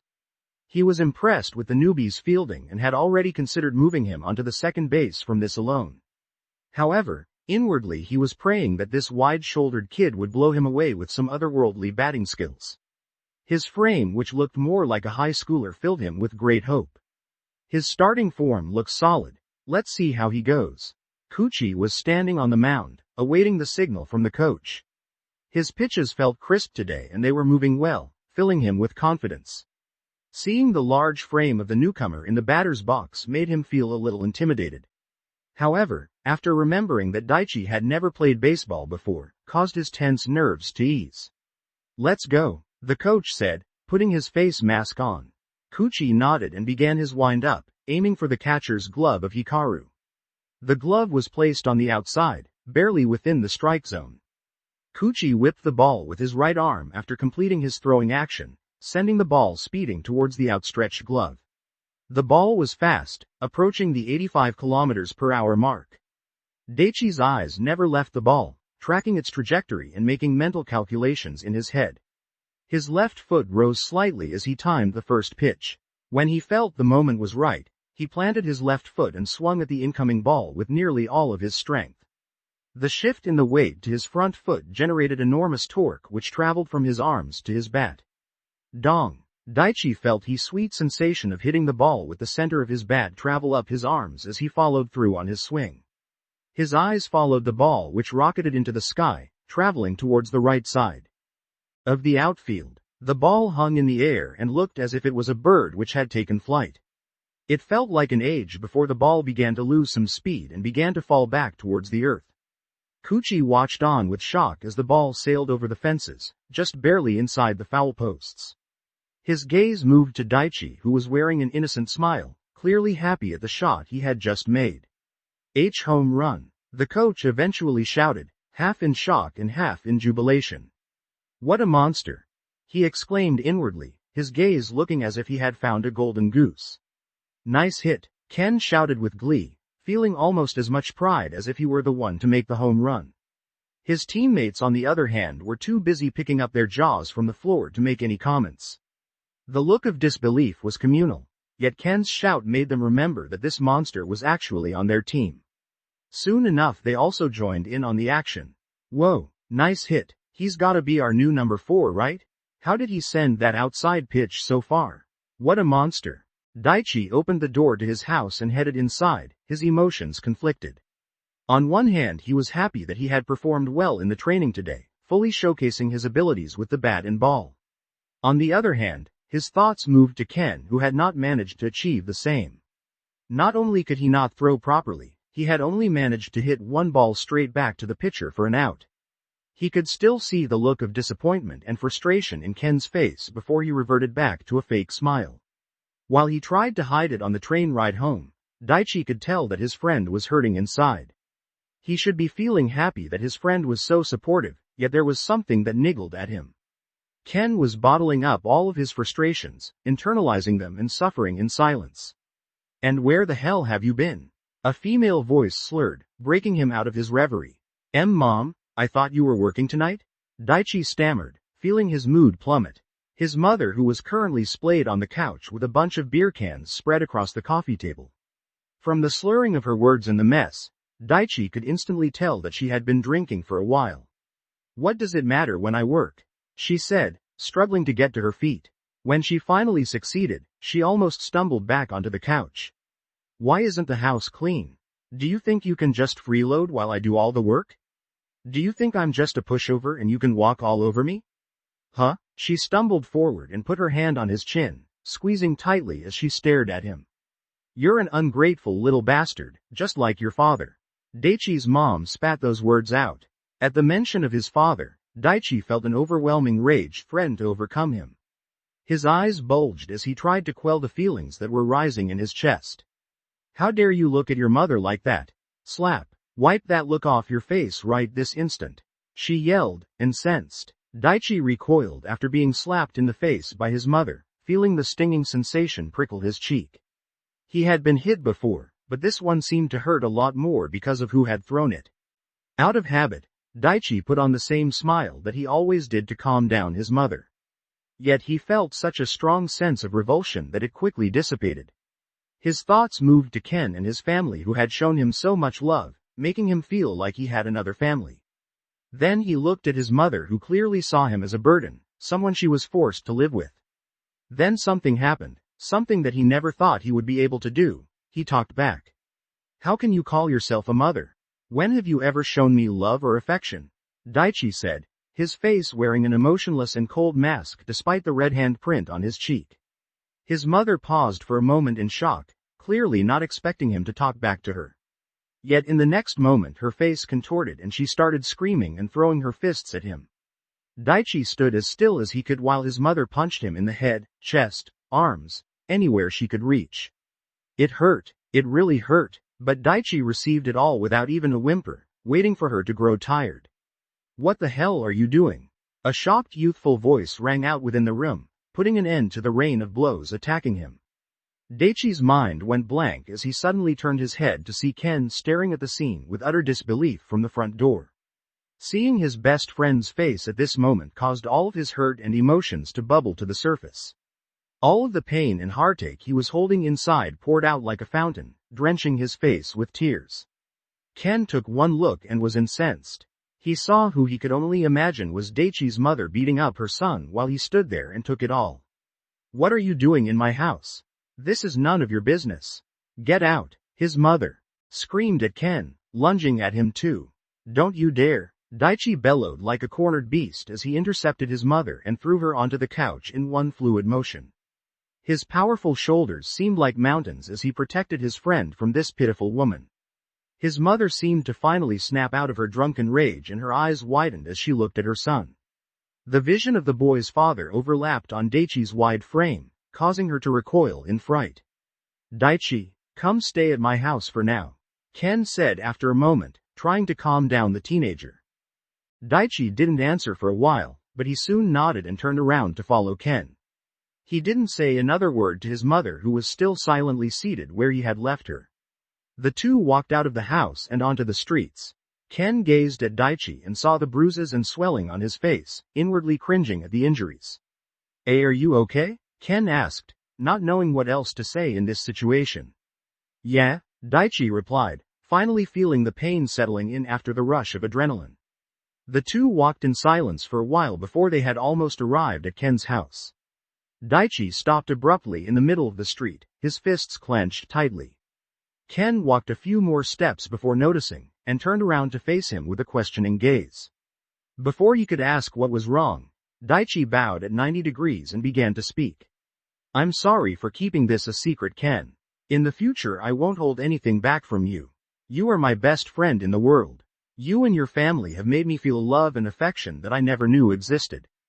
Tears began to fall on the pavement as Ken watched on in shock. What love and affection? Isn't that how families are supposed to be? He felt a sour feeling crawl up his throat as he looked at his dear friend. Ken quickly moved forward and helped his friend up. He couldn't accept such a blow. There's no need to thank us, man. You're my best friend. Of course we would treat you well, Ken stated, trying to calm him down. Daichi lifted his face, which was covered in tears and bruises, yet he was wearing a stern expression. Then if I'm your best friend, then why are you acting like this? Huh? Acting like what? Ken was perplexed, not understanding what he was talking about. Daichi continued, his eyes staring directly into Ken's. That smile at practice today after you failed miserably. Being overly happy about my performance and keeping your frustrations to yourself, it's just as bad as lying. Best friends don't lie to each other. Ken's eyes widened in response. He didn't think that a teenager at Daichi's age would be so sharp that he could detect such a thing when he had tried so hard to hide it. Yet Ken got a little angry, feeling as if he had done nothing wrong. So what if I'm happy for you? Isn't that what friends do? I don't want you to feel bad because I had a crappy showing. That would just ruin your success. Do you really think that such a thing would affect my success? Friends confide in each other and experience ups and downs together. If you're not willing to be honest with me, then do you even consider me as your best friend? Daichi countered. Ken was taken aback and instantly went on the defensive. Perhaps it was his teenage hormones, or the fact that he felt attacked, but his response was not what he really wanted to say. Oh yeah? I could ask you the same question about keeping your mother's abuse a secret. The moment the words came out of his mouth, Ken instantly regretted it. He could see the light from Daichi's eyes pale a little and his fists clench as he stood in silence for a while. I'm sorry, Daichi, I should not have said something so insensitive. I had a suspicion that things weren't okay at home, but I didn't pry because you didn't want to talk about it. Ken admitted, feeling his anger dissipate quickly. I forgive you, Daichi said simply. He could understand that they were both youths and would be prone to an outburst every now and then. Tell me why you stepped down as the ace pitcher of the team, Daichi asked, however his expression made it apparent that he already had a guess. Ken nodded. He had already resolved himself to come clean seeing as both of them were exposed. I have a shoulder injury. If I continue to pitch, then I will destroy it for good. He admitted, feeling as if a weight had been lifted off his chest. Daichi held his gaze for a while before he finally seemed satisfied. Without warning, he walked forward and pulled Ken into a Gee, almost squashing him with his powerful grasp. Thank you, best friend, he said softly. Ken was startled for a moment before he finally hugged back. For the whole time that he had known Daichi in his past life, he had never known as much about him until now. The abuse from his mother and his struggles with bullying, or how compassionate he could be. If he were to be honest, just achieving these things during his second chance made him feel as if he had already achieved much more than his previous life, filling him with happiness. Once your shoulder heals, let's aim to become pro together, Daichi declared, stepping back from the hug and holding him at arm's length. Ken's eyes widened before a smile formed on his face. That's right, he wanted to live his life without regrets. This meant fulfilling his baseball dreams as well. He nodded, yeah, it's a promise. Let's get to the NPB and then the majors. Ha ha ha ha. The two laughed in the middle of the street like a couple of old men. After the two had made up in the middle of the street, they finally arrived at Ken's house in good spirits, almost forgetting the entire encounter with Daichi's mother. The amazing smell of a well-cooked dinner floated in the air as Ken announced their arrival. We're home. Welcome home. Did you fetch Daichi? His mother asked before turning around. Her smiling expression instantly sank as she saw the bruises and scratches on Daichi's face as well as the tear marks that had been left. Daichi dear, what happened? She rushed forward and cradled his face in her hands, looking him over like a cat fawning over her kitten. Kenny, I certainly hope this was not your doing. Her tone lowered to an icy level, causing Ken to shudder unconsciously. Thankfully, Daichi quickly cleared up the misunderstanding and explained what had happened. Although the truth had only made Yuki's face turn even more ugly as she heard the tale of abuse that he had been subjected to. However, once he was done, she took a step back and fixed her apron. Let's have some dinner first. There's a spare room you can stay in tonight and you can borrow some of Dad's pajamas. I'll wash your uniform tonight so you don't have to go home, she said, before turning her attention back to the stove. As for what happens moving forward, we'll wait till my husband returns from America tomorrow. Yuki's voice was quivering, clearly trying to hold in her anger. Ken's adult brain kicked into gear as he thought along the lines of what his mother and father would decide. The most likely outcome would be that they would invite Daichi to move into the spare room, but would Daichi's mother allow it? He quickly got out his phone and took some photos of Daichi's injuries after telling Daichi to trust him. The boy agreed and he quickly stashed away his phone containing all the evidence he needed to keep that woman away. Despite the circumstances, dinner went well, with the two boys stuffing their bellies with all that they could contain. They were tired, not only from baseball practice, but they were emotionally spent after all that had happened. Kenny showed Daichi to the spare room and where the bathroom is. Your father is on a flight right now, so I will have to wait till tomorrow morning to talk to him. Head to bed early and get some good sleep. Yuki gave her orders and began to clean the kitchen dutifully, albeit a little rougher than usual. The boys only had enough energy to get cleaned up and head to bed. The thought of studying had never entered their minds as they finally got into bed. Daichi was asleep almost as soon as his head hit the pillow, feeling the most safe and secure he had ever felt in his life. Ken, on the other hand, felt his mind wander. He of course wanted Daichi to move in with them more than anyone else, but he had also been an adult at one point, so he was well aware of the things called bills. He wasn't exactly sure what kind of financial circumstances his parents had, but he figured that his dad would be decently paid by the Yokohama Warriors. His mother, on the other hand, was a stay-at-home wife, meaning she had no income. Ken was a little stressed that they may not be able to afford everything that came with adopting another 15-year-old boy. However, there was nothing that he could do about it. The legal age to work in Japan was 16, which meant he couldn't help out even if he wanted to. He was technically from the future, so maybe he could get money from betting? However, he never really took notice of things that he could bet on because he never had spare money. In the end, he would have to wait and see what his father decided to do tomorrow. He quickly said a prayer, hoping that everything would turn out okay and Daichi wouldn't be forced to live with that woman ever again. Before sleeping, Ken consumed the last remaining balance and coordination elixir, once again feeling a bout of nausea before his head hit the pillow. The next morning, Ken woke up feeling a little groggy. He checked his alarm clock only to see that there was 1 minute until the alarm was scheduled to go off, causing a wry smile to appear on his face. It was unlikely that the extra 1 minute of sleep would have made a difference, but there was still a tiny speck of annoyance that came with waking up before one's alarm.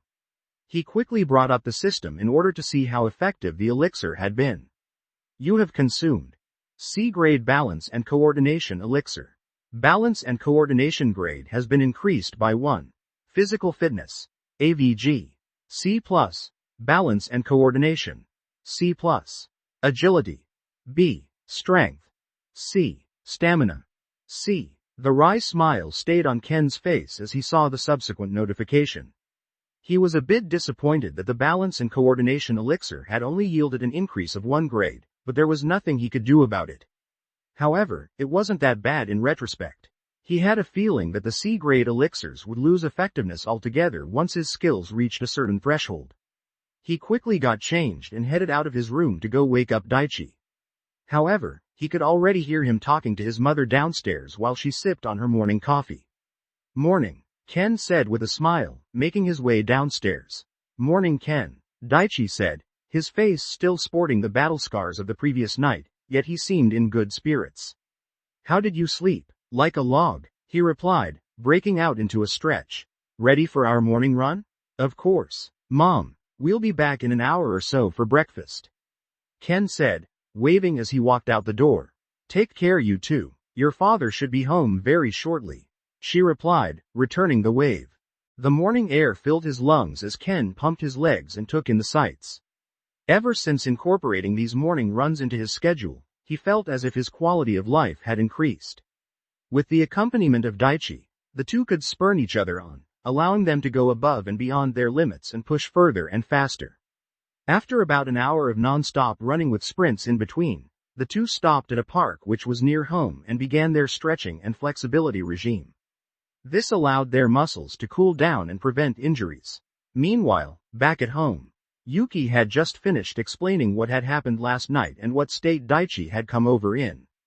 Chris kept his composure and listened to everything that his wife had to say. However, inwardly he was seething. He couldn't fathom how a woman would be able to treat her child in such a way, especially such a good kid like Daichi. "What do you suggest, honey?" Chris said simply, sitting back in his chair and taking a sip of coffee. "Well, of course we have to take him in. I can't imagine sending him back to his abusive mother," Yuki said matter-of-factly. Chris nodded, he was of the same opinion. However, it may not be that easy. "Depending on what his mother decides to do," he replied. "What do you mean? Can't he just move in without her permission?" "No. To put it simply, we cannot force her to do anything unless we go through the legal system and have her stripped of her rights. Even if this happens, the courts will likely send Daichi to live with other family members or even put him in a foster home." "Oh no, then what do we do?" Yuki looked stressed, almost as if it were own son that was in jeopardy. Chris smiled upon seeing the huge heart of his wife. There were many reasons that he married her, yet none were greater than this. He stood up and hugged her deeply, his tall frame encompassing her gently. "There is one other option." A while later, both Daichi and Ken walked in the door, coated by a healthy amount of sweat from their earlier run. They were laughing and chatting away as usual, until they noticed that there was someone else in the room. "Dad, welcome home," Ken said with a smile. Daichi also bowed and said something similar in turn. When he rose his head though, he saw Chris's smiling face flicker ever so slightly before returning to normal. "Welcome home, you two. Go and get cleaned up and changed for school. We'll talk more over breakfast," he said calmly. However, he felt a seething rage bubbling beneath his cool exterior. Once the two boys left, he turned to his wife without a word, yet she instantly knew what he was thinking. She nodded before her face blossomed into a beautiful smile and tears welled up in her eyes. Chris returned the smile, having now made up his mind. Daichi and Ken returned to the dining table a while later, both dressed in their school uniforms. Yuki had washed and ironed both of their uniforms, something that Daichi was unaccustomed to. "Have a seat, boys," Chris said, gesturing to the chairs opposite himself and Yuki. Ken nudged Daichi with his elbows and gave him a wink, trying to calm down his nerves. They had briefly talked about possibilities during their stretching session, to which he had been shocked. Of course Daichi would be thrilled to move in with Ken and his family, however he was afraid of getting his hopes up. If Ken's parents decided that it was too burdensome to take him in, then he would be crushed when he had to return home. This was the reason why he had tried to keep his expectations low, to avoid being hurt as he always had. Chris waited until the two were seated before opening his mouth. I won't beat around the bush, Daichi. What your mother has done to you is unacceptable to do to a child, he stated sternly. However, we cannot forcefully take you in without your mother's consent. If she presses the issue and we refuse to send you back home, it's possible that we could be met with kidnapping charges. Both Daichi and Ken's face paled at these words. They had never expected that things would take such a turn. Of course Daichi was the most affected. If it was between him living in that place and Ken's parents facing charges, he would without a doubt choose to suffer in silence. Ken looked like he was about to speak up, however his mother made a shushing gesture which kept the words locked in his throat.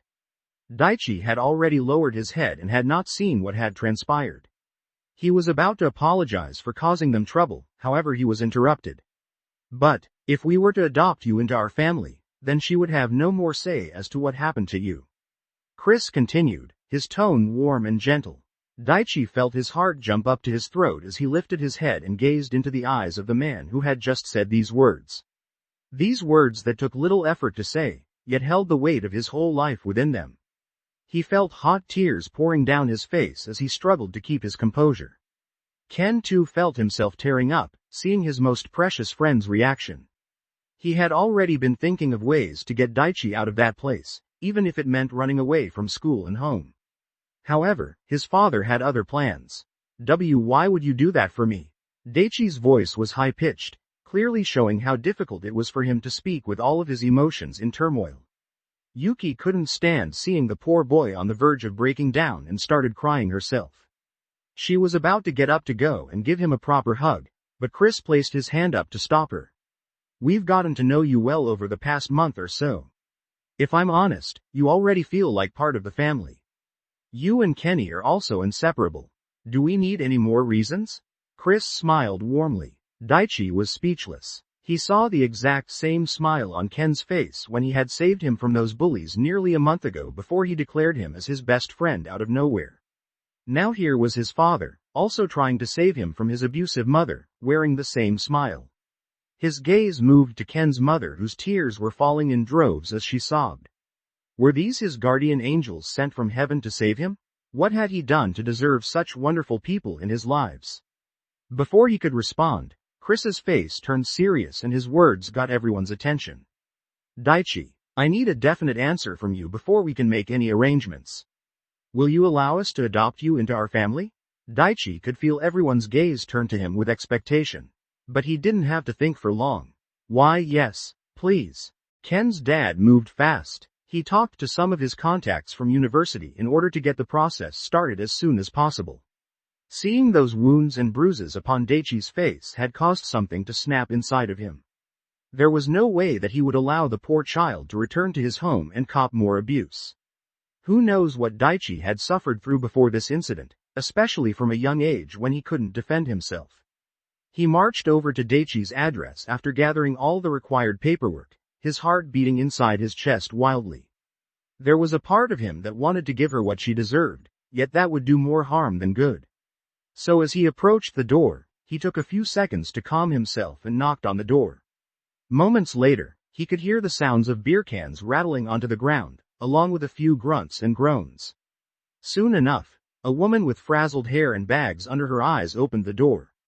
Judging by her drowsy expression, he had probably woken her up despite it being almost 2 p.m. during the day. Due to her being only 5 feet tall, she had to crane her neck to look up at Chris, whom was around 6 feet 3 in height. There was an instant look of fear as she looked upon his intimidating frame standing in front of her door. It probably didn't help that his face did not look the most friendly at this moment in time. Without waiting for her to speak, Chris opened his mouth. I am here on behalf of Daichi, your son. Can I come inside? He asked, his tone flat without any hint of politeness. The woman stared at him for a while before quickly trying to shut the door in his face, only to fail at the last moment thanks to Chris stopping it with his foot. She struggled for a little while before shouting out threats. What are you doing? I'll call the cops. Her voice sounded frantic as she tried with all her might to close the door. Let me in so we can talk like civilized adults. You do know how to be a civilized adult, don't you? Chris's words were dripping with venom as he stared at the woman's face plainly. Daichi's mother struggled for a little while longer before it seemed as if she had finally given up. She opened the door and stood to the side, letting Chris inside. He calmly entered the threshold, and the first thing he noticed was the mess. Empty beer cans and bottles laid around the lounge room, as well as trash scattered wantonly in the surroundings. Chris said nothing, yet he felt another sense of reassurance that he was making the correct decision. It was clear that this woman was in no state to take care of a child, even if that child was 15 years old. Is there somewhere we can talk? Dining table, she muttered, clearing away some of the bottles and leading the way to the kitchen area. Chris followed and was surprised that the dining table was only cluttered with mail instead of trash and beer cans like the lounge room. Without care, she grabbed the pile of mail and placed it on one of the spare chairs before sitting down. The woman seemed to not care that her house was not in a presentable state for a guest, a far cry from how his own wife operated. Chris took a seat and placed his brown bag on the table before turning his gaze on her. Let me get to the point here. What you did to Daichi was unacceptable. He paused, trying to gauge her reaction. However, there was nothing, almost as if he was looking at someone who was not capable of feeling remorse. I am here for you to sign some forms and remove your rights as his parent and legal guardian. Chris continued, pulling out some pre-filled forms and handing them to her across the table. Daichi's mother finally seemed to have a reaction as she took the papers out of his hands. Chris finally thought that she may have felt remorse over her actions, but he was quickly proven wrong. What's in it for me? She asked in a husky tone, her gaze now fixed on him. Chris felt a rising anger threaten to take over his self-control. Instead of recognizing her mistakes and trying to amend them, she merely looked for ways in which she could benefit from the ordeal. Just before he was about to speak his mind, she finally spoke more than a few words. Look, I know that unless I sign these forms that Daichi will be forced to come and live here again. You could even take me to court over it, but he'll just go into foster care because we have no other family. So how about you make it worth my while and I'll sign these papers for you? A small smile played on the corner of her lips, as if she had just played a finishing move in a chess game. Chris shuddered involuntarily after hearing those words, yet in the next moment he was filled with revulsion. How could this woman say such things involving her son? What did he do to deserve such treatment from her? His eyes narrowed before he reached into his bag and pulled out a wad of 10,000 yen bills. He had hoped to use compassion and remorse in order to convince Daichi's mother to sign the papers, however he had secured some money just in case. With a stern expression, he placed the money on the table and said coldly, 2 million yen, no more, no less. Her face lit up upon seeing the money, the most emotion that she had shown since he had arrived. She reached forward and began to eagerly count the money, not caring how she looked from the outside. Ahem. Chris cleared his throat, doing his best to keep his composure. He just needed to get the damn forms signed and he would never have to deal with this woman in the future. This was the only thing keeping him sane at this moment. After being interrupted while she happily counted her money, Daichi's mother scowled at him in annoyance. Give me a damn pen, she said rudely. Chris quickly retrieved one from his briefcase and handed it to her before advising her to only sign the parts that were marked. She didn't bother to respond, nor read the contents of the 10-page document, choosing instead to hastily flip through the pages and sign where he had placed labels. With a flourish of her hand, she handed the pen and the document back to him before picking up the money once more and counting it greedily. Chris took the papers and placed them carefully in his bag before standing up from his chair. He took one last look at the woman who had so callously treated her son for the past 15 years, even selling him for a mere 2 million yen to a stranger. I hope that one day you will come to understand what you have done to your only son. Ironically, your callousness today was probably the best thing that you've ever done for him throughout his whole life. His words fell upon deaf ears as the woman either chose not to listen to his words, or was too caught up in her new wads of cash to acknowledge him. He let out a small sigh before turning around and letting himself out. Once he entered the street, he felt a warm breeze hit his face, breathing life into his weary soul. His tensed body relaxed, causing his legs to feel like jelly, almost making him stumble a little. He knew that this interaction would not be pleasant, however he persevered and was successful in the end. Chris had also wanted to gather Daichi's things after getting the document signed, however the atmosphere in the house was suffocating. Having been so tense and on edge whilst controlling his anger had really taken its toll on him. They would just have to come by when Daichi's mother had gone to work, after all they weren't that far away. Chris began his small walk back home, enjoying the early afternoon spring breeze which filled him with vitality. That was until he remembered that his beautiful wife was probably anxiously pacing around the kitchen while she waited for him. "Ah crap, I shouldn't dilly-dally," he exclaimed before breaking into a brisk walk. Yuki was on her umpteenth lap around the kitchen, anxiously biting her nails as she waited for her husband to return with the news. She had been worried about sending her husband into such a place, however he always had a knack for soothing her. If Daichi can last 15 years with that woman, then as his soon-to-be father, I can last 15 minutes. His confident words echoed in her head as she tried to battle the worry and anxiousness that battered her fragile heart. She tried to disregard the what-ifs and keep faith in her husband. "I'm home." The sound of the door opening and a deep voice startled her out of her swirling emotions, almost causing her to jump a few feet in the air. "Honey, are you okay? What happened? Did she sign the form?" Yuki ran over, firing rapid questions at him with her face showing a multitude of emotions. "Calm down first, let's have a seat and talk about it. We need to be wary of our blood pressure at our age," Chris said with a smile, even letting out a chuckle after his bad joke. Normally, Yuki was fantastic at reading people's emotions, especially her husband and sons. However, perhaps it was because of her current anxious state, she couldn't already guess the answer from how he acted. She quickly took a seat, yet she couldn't help but tap her foot as she waited for the news. What Chris said next would have a huge effect on not only Daichi's life, but also her family. Chris sat down and took out his briefcase, calmly collecting the forms from inside and placing them in front of his wife. In the next moment his face turned up into a big smile as he announced, "Looks like it's going to be a bit more rowdy in this house with another teenage son." Yuki could only cover her mouth, feeling a surge of joy and happiness as her eyes teared up instantly. A sense of relief washed over her, which soon turned into sobs and tears of joy which streamed down her pretty face like a waterfall. "Come here," Chris said, standing up and pulling her into a deep embrace. The two stood like this for a long time, enjoying each other's warmth and happiness as they entered a new chapter in their lives.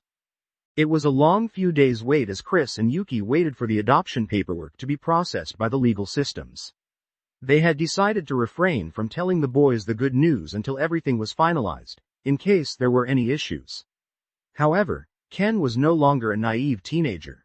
He caught glimpses of his mother humming and dancing happily as she cooked dinner, or his father's glimmering eyes when he looked at Daichi from time to time.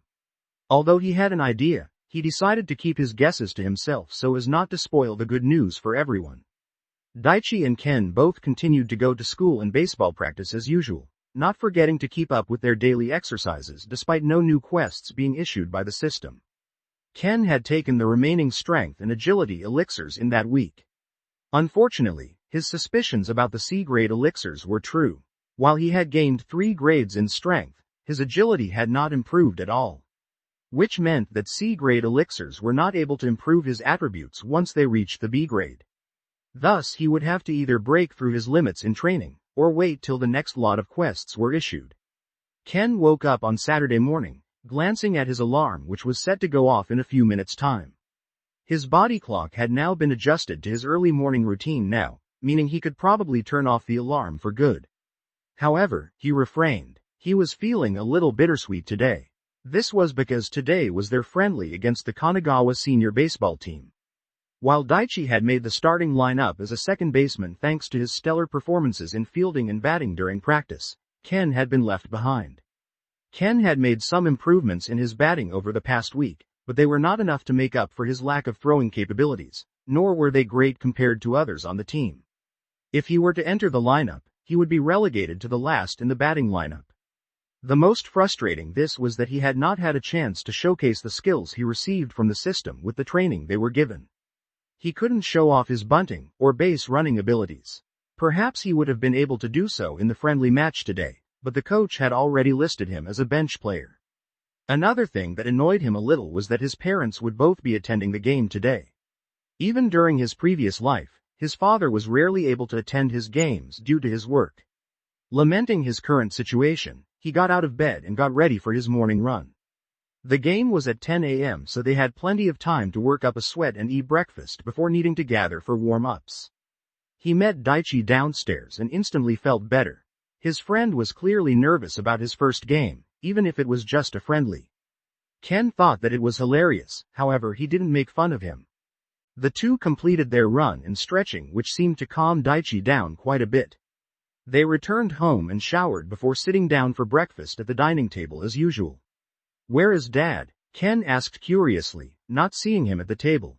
"Oh, he had to run a few errands this morning, but he'll be here to drive us to the game," Yuki answered, unable to hide the bright smile on her face. Even Daichi felt as if something was weird, however he didn't feel like it was a bad thing, quickly turning his attention to the bacon and eggs on his plate. He had already integrated into the family seamlessly, not once thinking about his mother for this whole week. Soon enough Ken's dad walked in the door with a similar smile on his face. He locked eyes with his wife and sent a wink her way, eliciting a giggle in response. Before Ken could comment on the two lovebirds' actions, his father swept up a piece of bacon and took a few bites with vigor. "Who is ready to play some baseball?" Daichi's face lit up and he answered like the true kid. He was. "Me." "All right, well hurry up and finish your breakfast. You won't be able to hit any home runs on an empty stomach, right?" He flashed a grin and nudged Daichi's large shoulders. "Yes, sir." Soon enough everyone left the house along with their bags and equipment. Daichi felt a little awkward considering he didn't have his own baseball gear, but thankfully the boys had similar-sized feet so Ken was able to lend him a spare pair. They soon arrived at the Kanagawa baseball field, which was around 20 minutes drive away from their home. "It looks like there's a few people here already warming up. You two go and get ready, we'll be in the spectators' seats," Chris said, shooing the two away. "Thanks, Dad." "Thanks, Mr. Takagi." Ken and Daichi made their way over to their coach while Chris and Yuki watched them with a smile. "Why didn't you want to tell him yet?" Yuki asked, wrapping her arm around her husband's waist and leaning against him. Chris pulled her in close and responded softly. It's his first ever baseball game, even if it's only a friendly. If Daichi wins, then it will be a cherry on the cake. If he loses, then it will cheer him up. Let's let him focus on playing first. Yuki let out a chuckle. "Daichi, Ken, you two came here together?" Keisuke made his way over, shielding his eyes from the morning sun.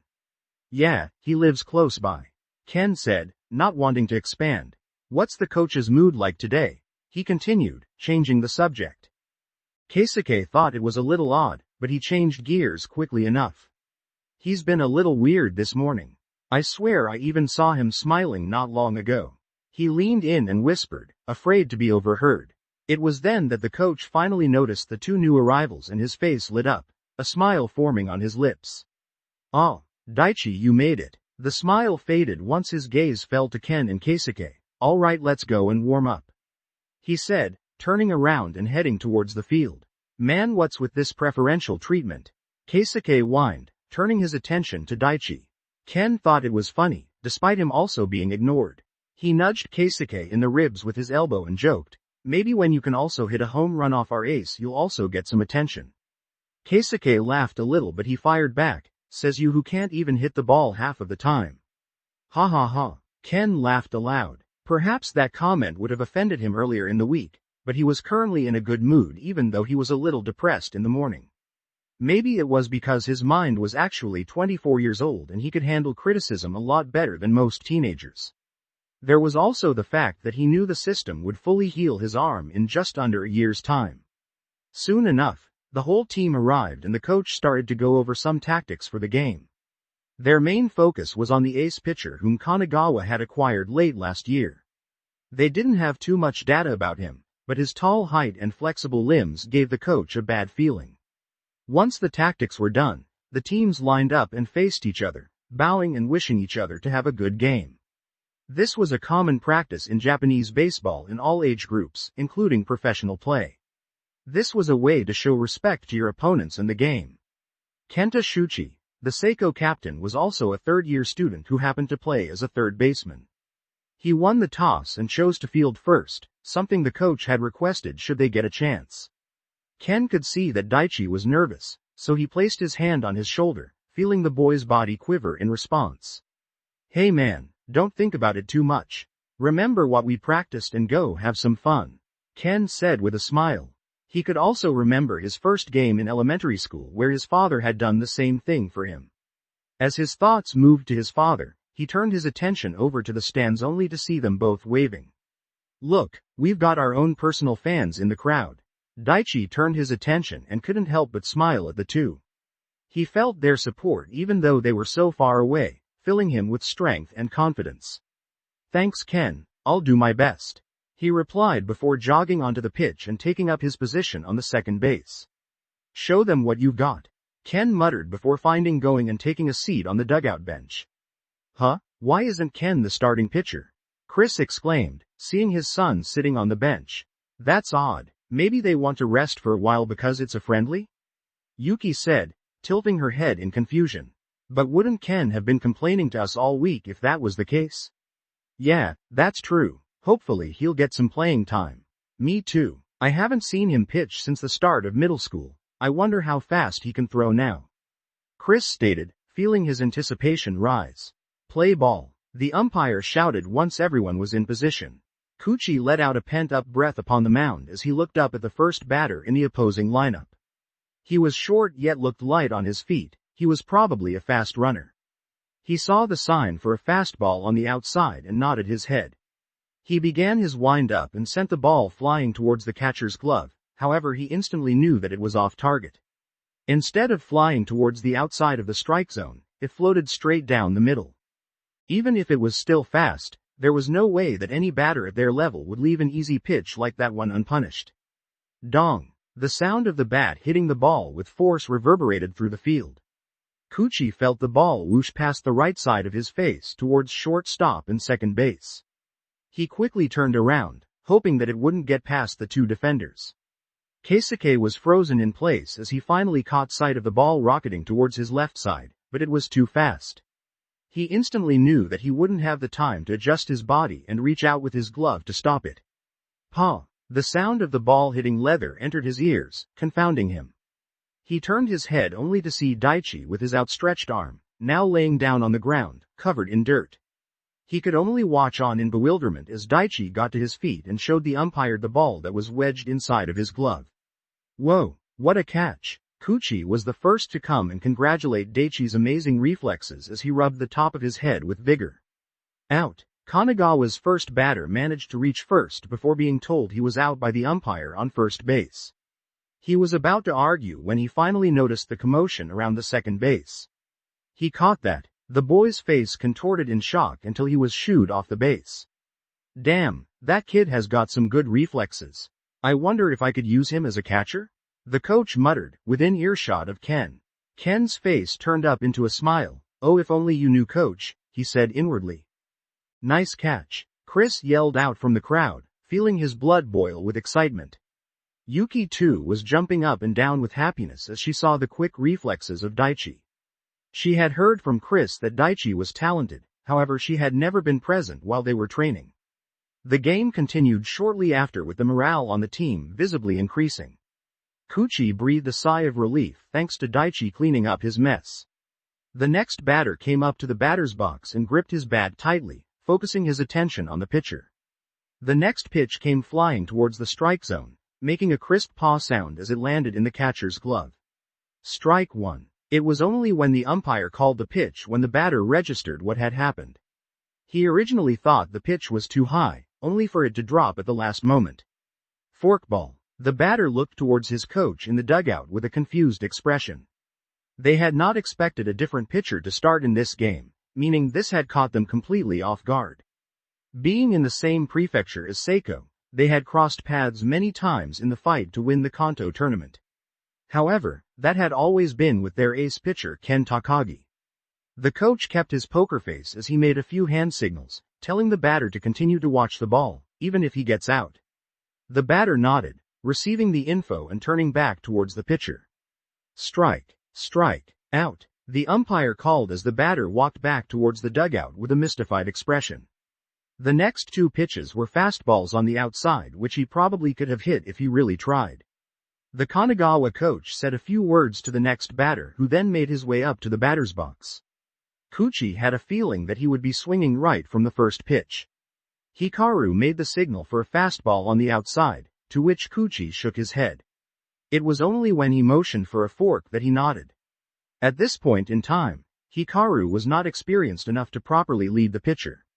This is why Coach Yoshida had given Kuchi the third year a lot of freedom to pitch how he wanted. This was a far cry from his experience as a relief pitcher in the past 2 years. Kuchi made his pitch, sending the ball directly to the center of the strike zone. Meatball right down the middle. The batter's eyes lit up as the ball flew towards. He swung hard, wanting to send the ball out of the park and get the first run on the board. Ding! However, the ball felt weird coming off the bat and causing him to pause. Dirt was kicked up as the ball grounded towards the pitcher. Damn! He cursed before dropping the bat and running towards first base as quickly as he could. Kuchi reacted fast, stepping off the mound and bending down to collect the ball. In his haste, the ball slipped out of his hand before he could throw it towards first base, bouncing a few feet in front of him. Arg! He grunted in annoyance and once again collected the ball, throwing it to first base, hoping that it would make it in time. Jin Hitaki, the first baseman, held his foot on the first base and stretched his glove out in anticipation for the ball. He could hear the batter bounding his large body towards the base, making his heart beat fast in his chest. It seemed as if the ball was going to be just out of his reach though. But instead of taking his foot off the base, he stretched his entire body out and somehow managed to capture the poor throw. A moment later, the large batter stepped on the first base, which was followed by a shout of pain. Jin dropped to the ground holding his ankle and writhing around on the dirt, clearly in agony. Damn, what happened? Kuchi was the first person to run over, feeling a huge weight of guilt come over him for his poor throw. The first base umpire paled and he quickly waved to the medics on the sideline to come over before comforting the teenager on the ground. Coach Yoshida also seemed worried as he ran onto the field as play was stopped. Ken's face contorted. How had they received an injury in the very first innings, and in a friendly match of all things? It was then that his attention was snatched away by the sound of a notification. Ding! System has detected that user will be playing in the Seiko vs. Kanagawa Senior Friendly Baseball match. New mission available. What is this? Ken balked, not believing his eyes and ears. He quickly opened up the system after checking that no one had their eyes on him. Missions. #NEW mission. Get into starting lineup. Task 1. Drop no catches throughout the game. Task 2. Get on base or advance the runner 3 times.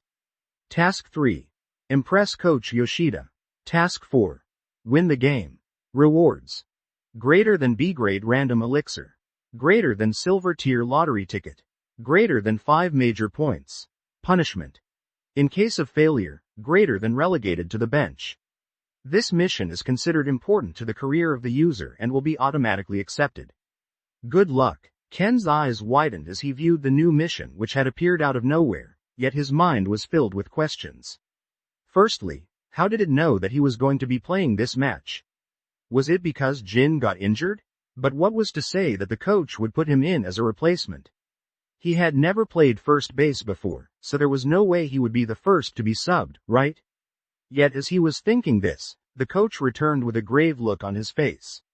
Ken, grab your hat and glove and head to first base, he said gruffly, as if he would not take no for an answer. Why yes coach, Ken answered, feeling a mixture of emotions. He saw Jin being taken off on a stretcher, his face contorted in pain. As he walked onto the field, he saw that everyone was in a somber mood, especially Kuchi, who obviously blamed himself for the incident. Ken, with all of his wisdom, instantly knew that their performance was going to get worse. If Kuchi let this affect him, then they would start conceding runs and he had no confidence in being able to outscore the Kanagawa senior team. Everyone gather up, Ken shouted, bringing everybody into the center of the diamond. The outfielders even came over, packing the center of the pitch. First of all, it is no one's fault that Jin got injured. He clarified, focusing his gaze on Kuchi, who still looked to be shaken. This is the final friendly before we start the spring tournament. We need to give coach some reassurance that we are the right players for the squad, otherwise most of us will be riding the bench for the entire season. This is our chance to set the pace and go into the tournament with momentum. Slowly, the team started to lift their heads, resonating with his words. Ken decided to strike while the iron was hot. We've beat Kanagawa 9 times in the past 2 years of friendlies and tournaments. Let's all work together and get our 10th win today. Ken finished, putting his glove into the center of the circle. Daichi was the next to put his glove on top, sending a smile towards Ken. The others quickly followed suit and Ken turned to Kuchi with a smile. Send us off, ace. Kuchi seemed startled for a moment as he turned his gaze to Ken. He suddenly felt a wave of determination, especially with the expectant looks from his other teammates. This was the first time he felt the pressure of being the ace, yet instead of weighing him down with their expectations, his teammates were supporting him. Seiko, fight, fight. The team raised their hands with the chant before heading back to their positions. Coach Yoshida raised his eyebrow, inwardly shocked. He had not told Ken to call the meeting, nor had he given any instructions to the team. Interesting, he said, cupping his chin with his hand in thought. Even when Ken had been the ace, he had never taken it upon himself to do such things, merely letting his pitching do the talking. Either way, this was a good thing for their team, so the coach let it be. The look in Kuchi's face showed that he was no longer caught up in his guilt and was ready to continue the game. His next 3 pitches were dynamite as they easily fooled the Kanagawa third batter. 3 outs, change, the umpire yelled. Ken didn't even have time to get used to the first base and was already sent to the dugout thanks to Kuchi's beautiful pitching. He walked over to the new ace and put his arms around his shoulder. Hey man, remember you can let them hit a few times, we also want to play. He sounded like he was joking, but inside he wasn't sure if he could complete the mission if he didn't at least get the ball thrown to him. Haha, we'll see, Kuchi said, laughing it off as a joke. Ha ha, Ken laughed along, but inwardly he was anxious. Did I fire him up too much? He thought, feeling a tinge of regret. The coach came over to the players and opened his mouth. The batting lineup will be the same, with Ken replacing Jin as the second batter. Any complaints? No coach. The group answered. Ken, you told me that you could bunt? If Keisuke manages to get on base, I want you to do a sacrifice bunt, okay? Yes coach, Ken replied while putting his helmet and gloves on. Great, let's go. Keisuke approached the batter's box and hit the bat on the tip of each shoe before lining up towards the pitcher. He was tall and very skinny, looking as if he would be toppled over by a mild wind. However, his gaze was confident as he stared down the plate at him. This guy looks like a daddy long-legged spider, Keisuke inwardly commented. The tall student performed his wind-up and sent the ball rocketing towards the strike zone. Keisuke's face couldn't help but turn up into a smile as he could easily identify the course. Dong! He smacked the ball which flew directly between first and second base and had plenty of time to make it to first base before the right outfield player picked it up. Keisuke grinned widely, sending a thumbs up to Ken who was on his way to the batter's box. Just try and hit the ball, okay? He shouted, receiving a look of annoyance. Back from Ken. What do you mean hit the ball? All I'm doing is bunting. Ken quipped inwardly. The pitcher received the ball back from the outfielder, not looking too impressed that his first pitch was easily hit. However, his face changed when he saw it was Ken in the batter's box. Kanagawa Sr. were very familiar with Ken considering how often they had played each other. They also knew that he was an awful batter with terrible statistics during his middle school career. Therefore the pitcher Yoshinao Oyama felt a surge of confidence. I'm going to strike you out, boy, he murmured. Ken gripped his bat tightly, waiting for the pitch to come his way. As long as it was anywhere within the strike zone, he should be able to get bat on ball. Yoshinao's long arm sent the ball shuttling towards him at a respectable speed of 85 km per hour with its course heading towards the outside edge. Ken's eyes lit up. This was it. He leaned over the batter's box and moved his right hand on the barrel of the bat, getting into his bunting form. Tonk! The ball bounced off the bat and landed at the perfect distance between himself and the pitcher, filling him with shock. However, it didn't last long as he quickly dropped the bat and ran with his all towards first base. Ken felt his body fill with strength as he ran the fastest he had ever run towards first base. The added bonus from his quick first step and first pitch hitter skills gave him an increase of 2 grades in agility, bringing it to a B+. Safe. By the time Yoshino had reacted and collected the ball and thrown it to first, Ken had just landed his foot on the first base, beating the ball by just under a second. Whoa! The whole dugout stood up in wonder as Ken not only performed the bunt exceptionally, he also managed to make it to first base safely. There were 2 people in attendance that were the most shocked, and that was Coach Yoshida, as well as Chris. They both stared at the boy as if they were looking at an alien. Ken overran the base for a few meters while he tried to slow down his speed. Safe. He turned around and heard the umpire's decision, filling him with unadulterated joy. Yes, Ken pumped his fist in triumph, making his way back to the first base. This feeling was something that he had long forgotten, the sense of achievement that could only come from succeeding when you tried your hardest. As his body was filled with adrenaline and euphoria, he glanced over at Keisuke, who was now situated on second base. Keisuke was looking at him as if he had just seen a ghost. He sent a smile back, but also made some signs indicating that he wanted to steal a base. Once again Keisuke gave him a weird look before briefly turning his attention to the coach. Seeing as there was no orders, he turned back and sent a thumbs up to Ken. Kenta, the captain of Seiko team, was up next to bat. He made his way to the batter's box with an intimidating expression on his face. After positioning himself, he raised his bat and turned his attention to the pitcher. Yoshino seemed to be pissed off, outwardly showing his emotions. He had already put 2 runners on the base with only 2 pitches. This was not how he had wanted to start the game. He received the ball from the catcher and tightened his grip on the ball. "I won't let you hit the first pitch this time," Yoshino said inwardly as he began to pitch the ball.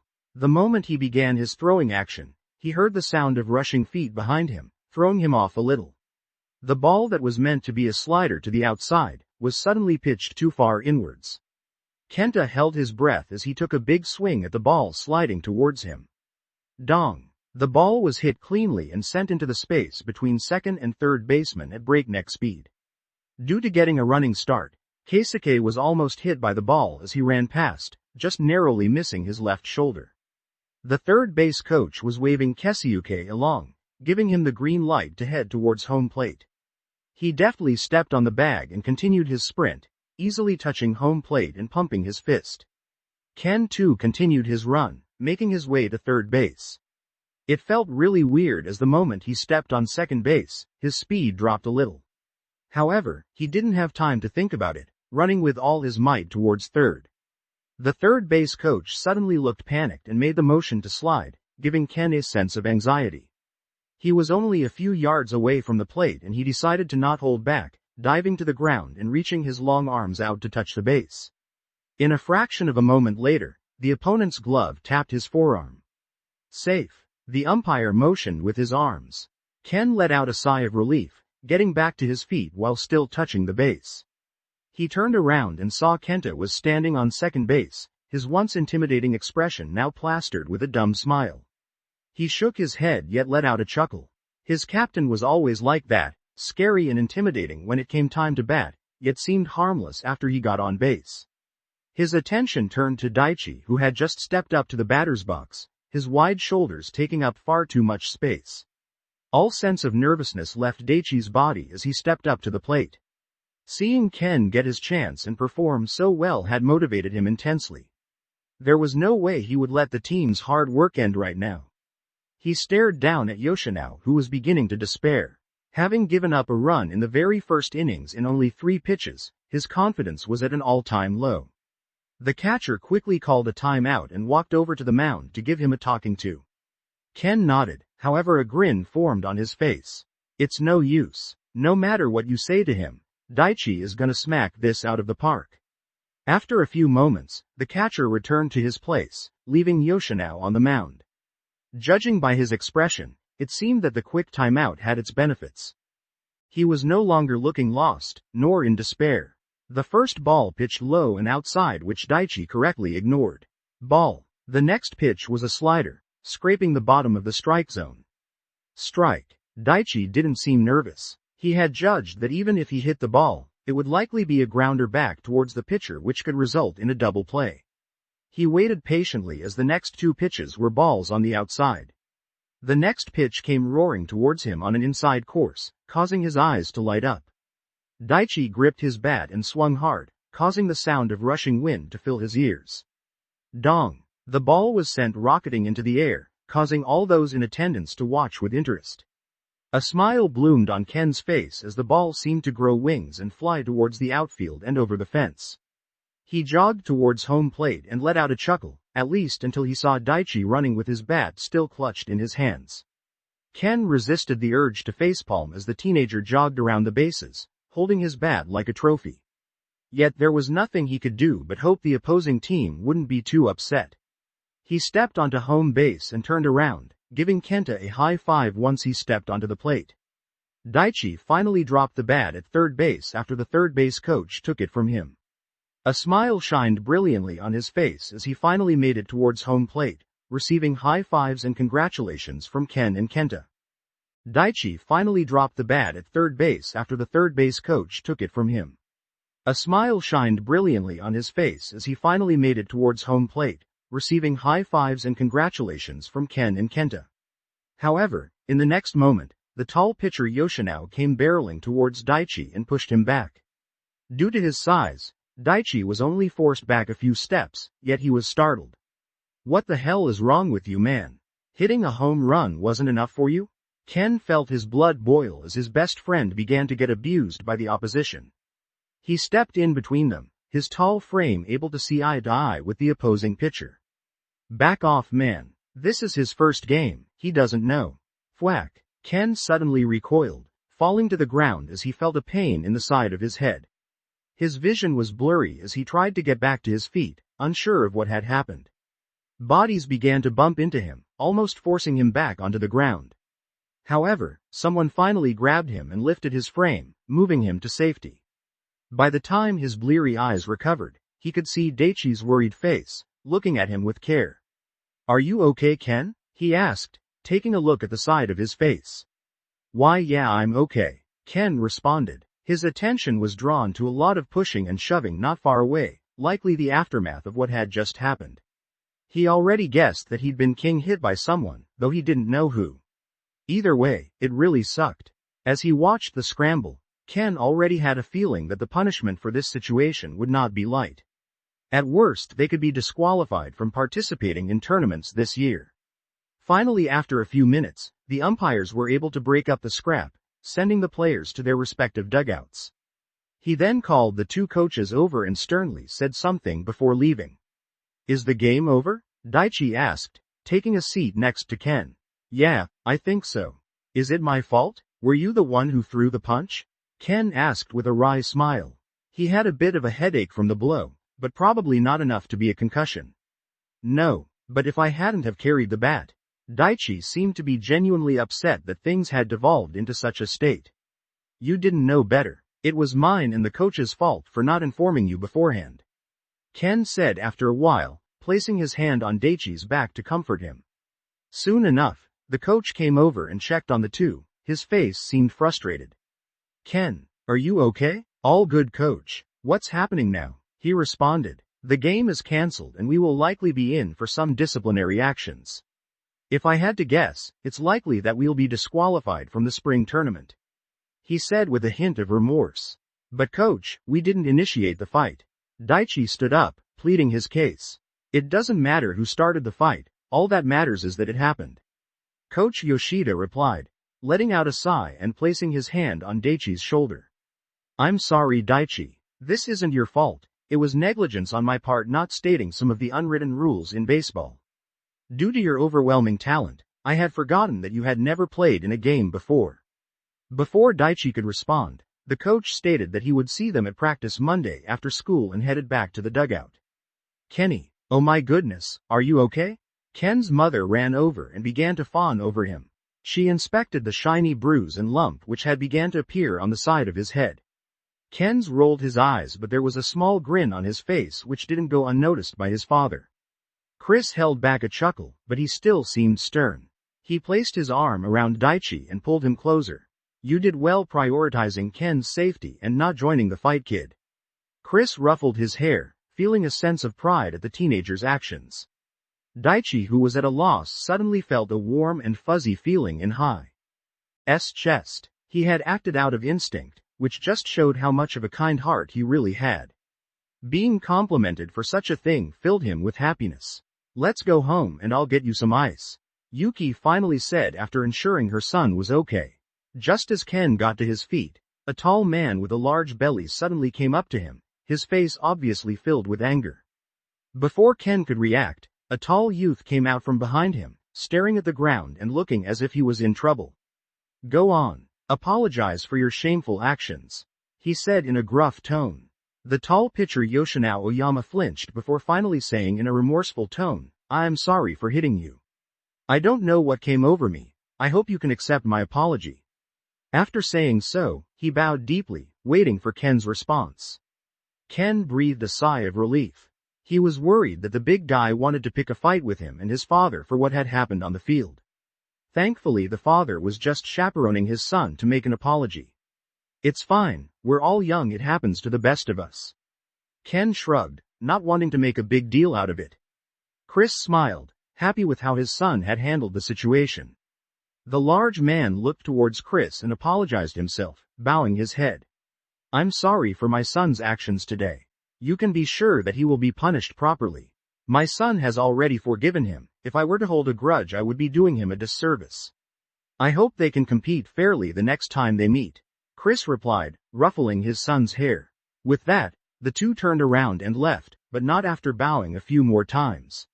"Let's head home. I'm going to make us some homemade burgers for lunch," Chris said, rounding up his family.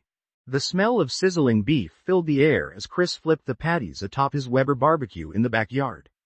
Although he loved to cook, with his busy work schedule he didn't get to do so often.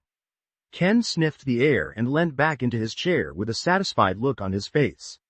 He was currently deeply engrossed in the nostalgia this scent brought to his mind. Even though he was currently in his middle school body, including his past life, it had been almost 8 years since he had been able to smell his father's cooking. Daichi, who was a sheltered Japanese child, had to be educated about the barbecue, or what Americans refer to as grilling. "You'll need to know these things for when you join the majors," Ken said, matter-of-factly. "Ah, I see. Does everyone do this in America?" Daichi asked with a curious expression. "Yes. This is a common method of cooking in the USA. There's no way you'll fit in if you don't get accustomed to such things. I hear they even grill for every meal." Ken schooled Daichi as if he was the big brother, despite never being to the States himself. Chris, who was in the middle of flipping a patty, almost dropped it after hearing the boys' conversation, his face turning red from trying to hold in laughter. He didn't have the heart to correct his son, especially since he didn't want to embarrass him. Yuki smiled and nodded, as if to agree with what Ken was saying. Chris once again stifled a laugh, now understanding where Ken had probably gotten the misconception from. He was the only one who had been to the States, yet apparently he wasn't the leading authority on this topic. Okay, lunch is ready," Chris announced, bringing the tray of delicious-smelling patties onto the outside table. The cheese was melted perfectly on the juicy hamburger patties, making everyone's mouth water. As the head of the family, Chris began to assemble the burgers with mayonnaise, lettuce, onion, tomato, sliced pickles and ketchup. With an expert touch, he placed the top on the hamburger and placed one in front of each of them. Daichi stared at the meal with wonder, not sure how he was going to take a bite out of the huge burger without making a mess. Yet as his attention turned to Ken, he could see that it was unavoidable. It looked as if Ken unhinged his entire jaw like a snake, placing his mouth over a corner of the burger and taking a large bite. Instantly, sauce and juices began running down his chin, making their way onto his shirt. He then turned to Chris, who like Ken had also taken an unnaturally mammoth bite. Not only did the juices run down his chin, they also made their way onto his hands and ran down to his elbows. Daichi gulped and was about to take the plunge into his burger, however he moved his gaze over to the sweet and refined Yuki. His eyes almost popped out of his sockets as he saw that the burger had already been half-eaten in the time it took everyone to take one bite. To add to his shock, there was not a single bit of mess on her face, nor her hands. "You better eat up, dear, it tastes a lot better while it's still warm," she said, smiling sweetly at him. Yes ma'am," he replied, still feeling a sense of shock and awe at her capabilities. He gripped the burger with both hands, his face seeming as if he was about to step into battle. Crunch. Yum. Daichi's face lit up, his smile blossoming like a flower in the spring. It was so delicious that he did not even care that he was currently covered in all of the juices. Every bite was packed with a foreign flavor, blending together to create a party in his mouth. Before he knew it, he had already devoured half the burger, reveling in the new taste that had taken a hold of his life in this moment. There was only the sound of chewing for the next few minutes as the whole family was embroiled in their meals. Only Yuki, who had already finished her burger, began cleaning the barbecue. It wasn't until everyone had finished eating and cleaned up with a napkin that silence was broken. Ken sat back in his chair, nursing his stomach, which now contained the tasty lunch. "Ah, Dad's hamburgers are the best," he said contentedly, turning his gaze to Daichi, who also seemed to be in a great mood. Chris laughed out loud, accepting the praise wholeheartedly. "But Dad, I seem to remember you only cooking hamburgers for special occasions. Was this because of our first game?" Ken asked in a curious tone. "Well, yes and no," Chris replied, a small smile forming on his face. "Honey, would you mind grabbing that thing for me?" he asked his wife, who had just returned from the kitchen. A look of excitement flashed on her face as she nodded, heading up the stairs with haste that would put a galloping horse to shame. Yuki returned around a minute later with a laminated sheet of paper, resulting in a few questioning looks. "What's that?" Ken asked brazenly. Now, have some patience, Kenny," Yuki reprimanded before taking her seat next to his father and hugging his arm sweetly, her face the picture of happiness. "Ken, Daichi, we have something that we have been keeping from you for the past few days. We were hoping to announce this after you won your first game, but we didn't expect things to end as they did," Chris said, his face unreadable. Ken's mind quickly went into overdrive, speculating what this news could be. He saw the way his mother was holding onto his father's arm, yet in the next moment her left hand moved to her belly, resting gently upon it. "What, is Mom pregnant?" His eyes went wide in shock and fright as this thought came across his mind. They had never had another child in his previous life, so what had changed now? Had his actions changed everything so drastically that his parents had decided to have another baby? Was this the butterfly effect? Wait, isn't Mom in her late 30s? Isn't that too old to have a baby? As Ken was having a mental crisis, poring over all the possible implications that such a result could bring, Daichi listened patiently, waiting for the next words. Chris grabbed the laminated piece of paper and handed it over the table to Daichi, his face finally breaking into a smile. "This is your certificate of adoption.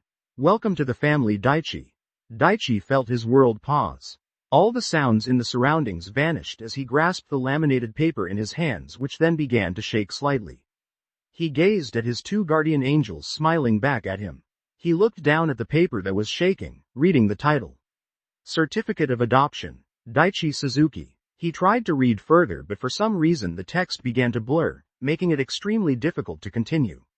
Ken's ridiculous notions came to a sudden stop as he heard those words, only to be replaced with pure joy and happiness. He now had a younger brother, just not in the traditional sense. "Yes, welcome to the family, Daichi," Ken shouted with joy, jumping off his chair and embracing his new brother in a bear hug. It was only once he felt the firm embrace of his best friend that Daichi could finally react to what was happening. He broke out into joyful tears as he hugged back, feeling the intense emotions wash over him.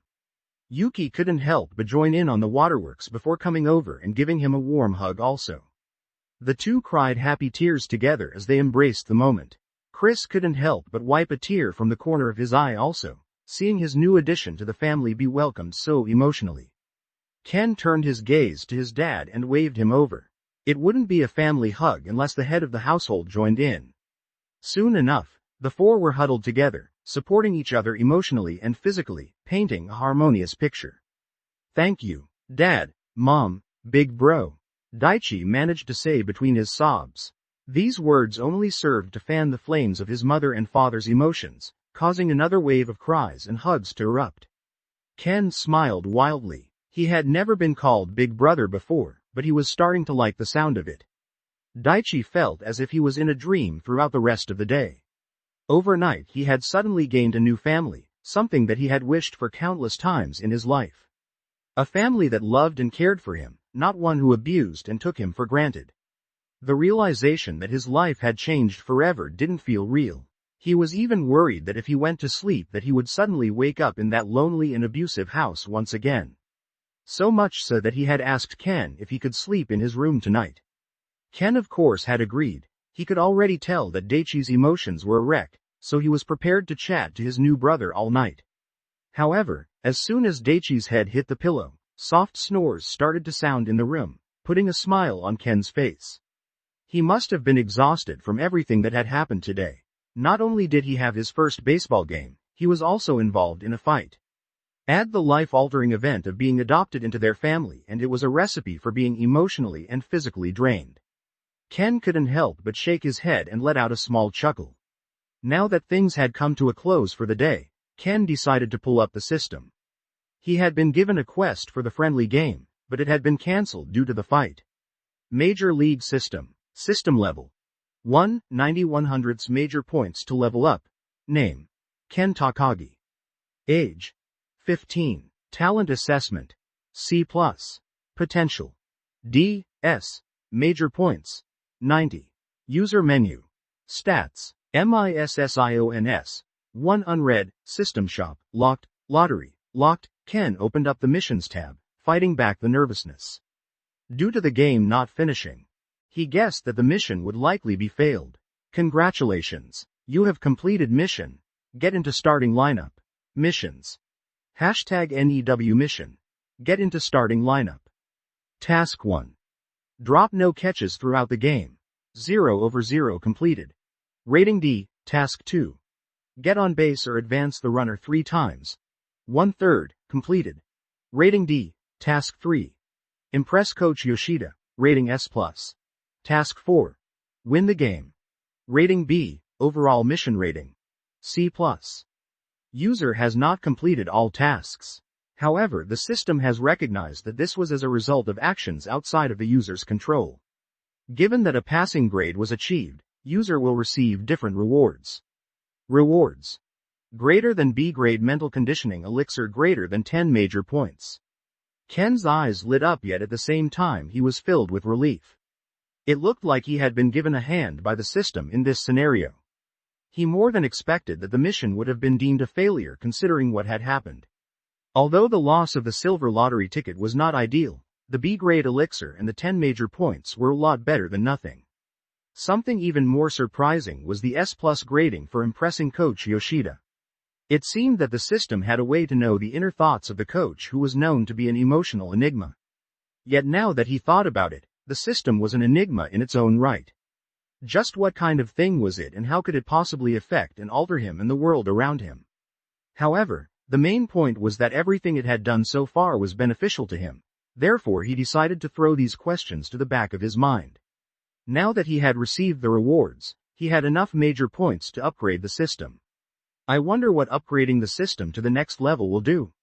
He thought, hovering his finger over the button. #SYSTEM alert.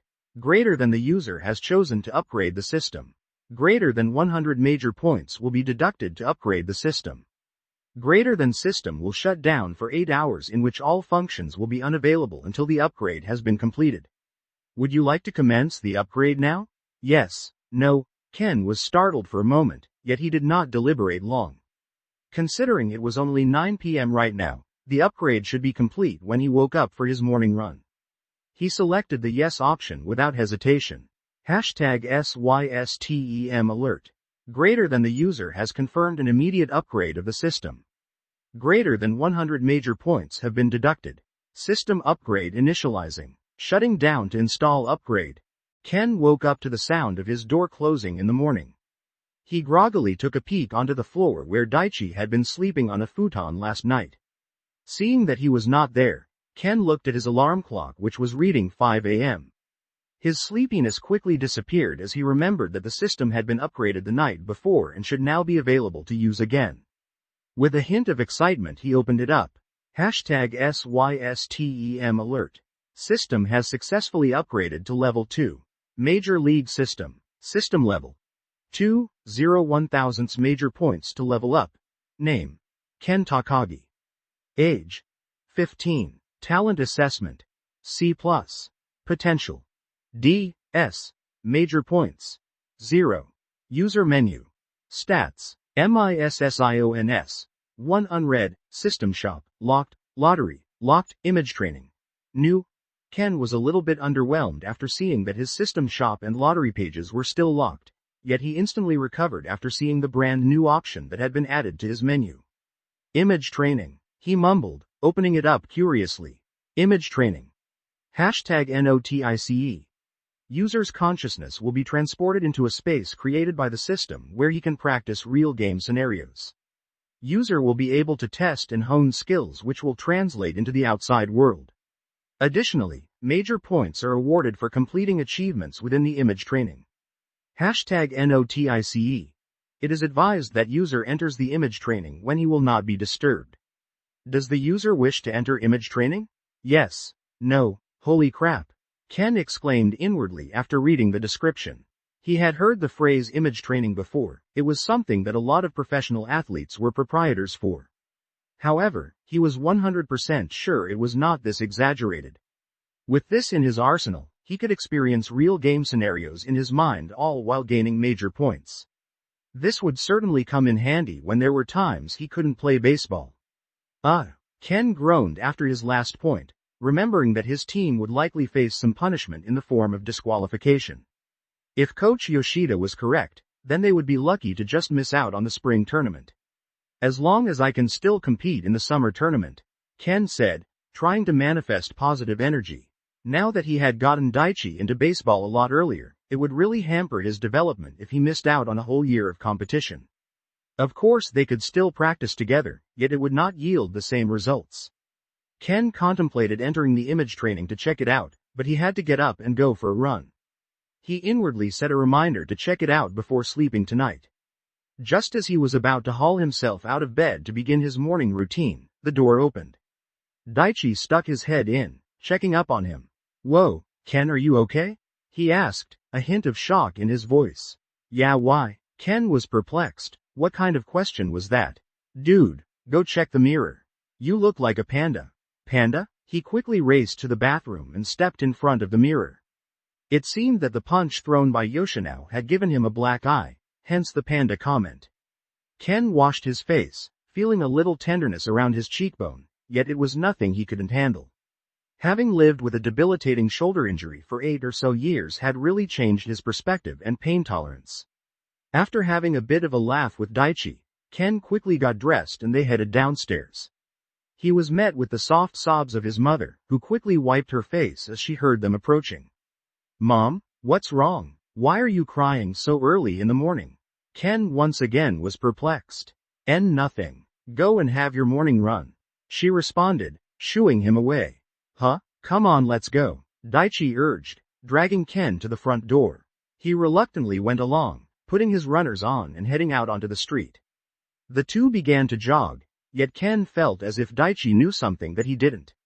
"Man, what's wrong with Mom this morning? Usually she's chipper after her morning coffee."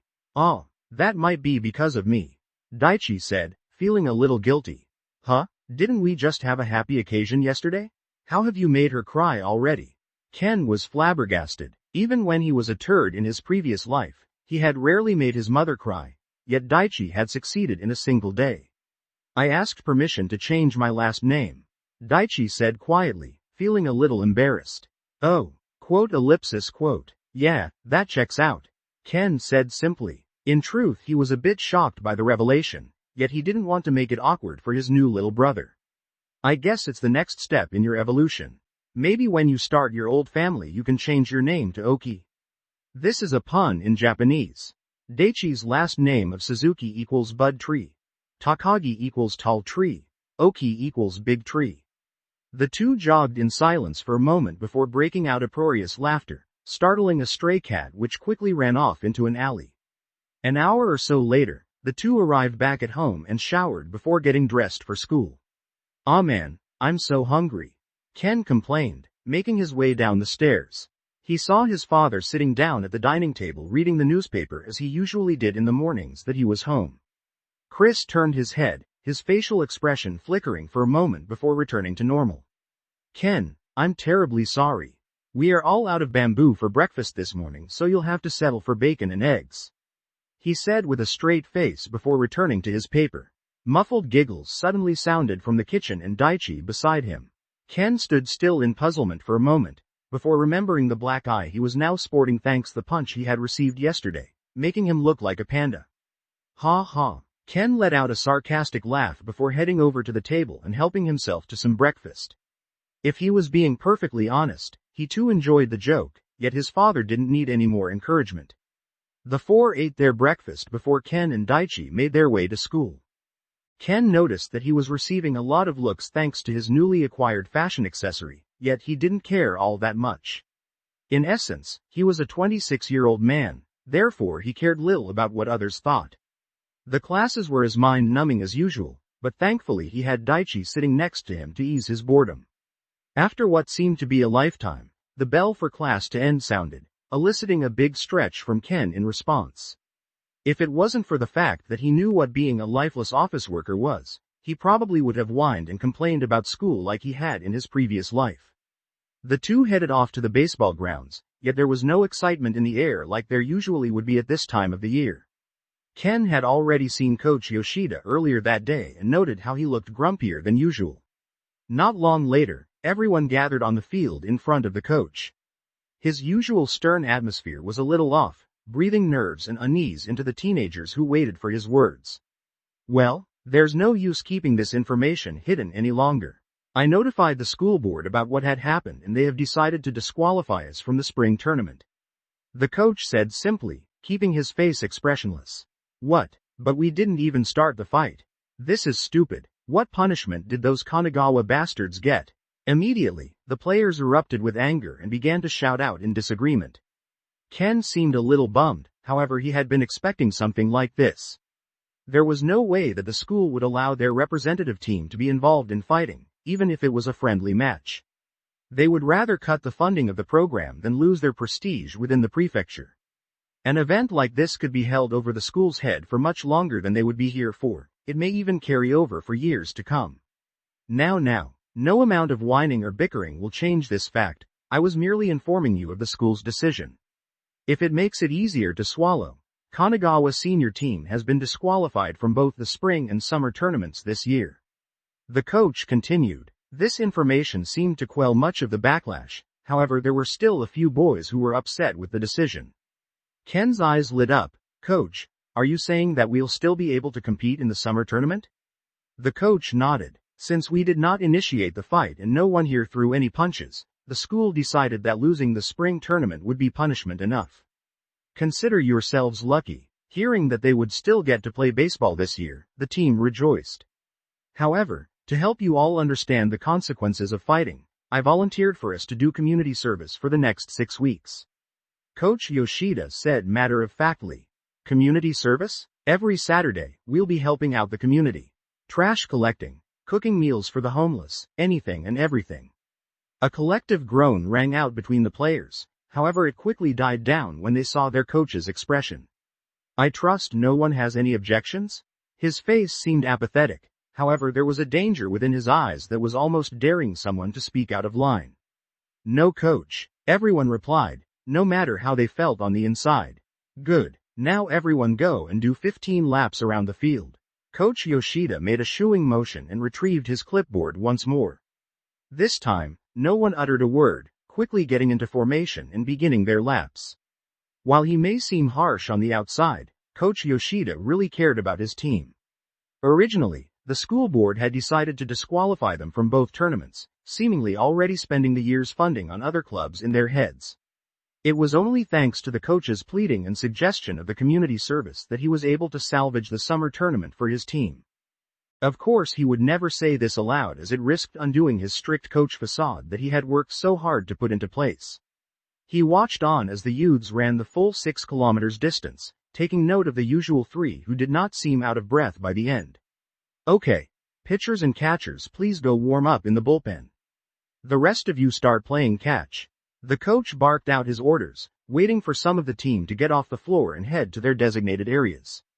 Daichi, come here for a moment. Ken raised his eyebrow in question, yet he still urged Daichi to go by himself. Daichi seemed a little confused but agreed, heading towards the coach. Ken was too far away to listen to what was being said, but he saw the shocked and confused expression on his face and felt his curiosity thicken. Ken, come here too. The coach waved him over after a minute or so. What's up, coach? The coach had a bit of a frown on his face, as if he wasn't sure why he needed to involve Ken in the discussion. I've suggested that Daichi try and learn the catcher position, based on his amazing reflexes and powerful arm. However, he said that he won't make the decision without your input for some reason. I'm not sure why, but as a former ace pitcher, you should understand that Daichi has the talents to move into such a position. The coach finished, looking almost pleadingly at Ken. Ken's eyes lit up. He had been wondering how he would get Daichi into his best position before high school, but it seemed as if Coach Yoshida was already way ahead of him. Daichi, you should do it for sure. Ken all but jumped down in his excitement, startling Daichi. Remember, Dad also contemplated training you in the catcher position but told us to hold off. Now that we have all this time before the summer tournament, it's the perfect opportunity to learn. He continued, grabbing Daichi by the shoulders. I almost forgot that's what Dad said. Well, if Ken says so then I'll do as you say, coach. He responded after a moment. Great, let's head over to where the pitchers are warming up. The coach said with a beaming smile. Wait, did Daichi just call Ken's father Dad also? He thought while walking away. Ken laid in bed after the day's proceedings, yet instead of being tired he was itching to try out the new image training option within the system. He had waited patiently throughout the day for this very moment. #NOTICE. It is advised that user enters the image training when he will not be disturbed. Does the user wish to enter image training? Yes. No. Ken clicked yes without hesitation, yet he was met with another notice. User's mental capabilities have not met the criteria. Required mental grade. C+. Please come back once you have met the minimum grade. Ken's mouth gaped open and he was instantly dissatisfied. What the hell? Why didn't you say so in the first place? He screamed internally. Yet before he could wallow in despair, he suddenly remembered that he had received a B-grade mental conditioning elixir as a reward from an earlier mission. If it's B-grade it should be enough to bump me up 3 grades, right? He rubbed his hands together and moved through the menu and into the inventory section of the system. Are you sure you wish to consume B-grade mental conditioning elixir? Yes. No. Ken quickly said a prayer, hoping with all his heart that it would increase by at least 3 grades. He wasn't sure how to increase his mental grade otherwise, so this was his only shot at unlocking the new image training feature of the system. He clicked the yes button and waited patiently. Due to user's inept mental grade, there may be some additional unexpected pain while the system administers the elixir. Seeing the bold writing flash in front of him, Ken blinked a few times, yet he steeled his heart in the next moment. He had lived a life of pain with his shoulder, so he was confident that he would be able to deal with some momentary pain. Yet in the next moment, he felt his head throb before a splitting and agonizing headache shocked his brain.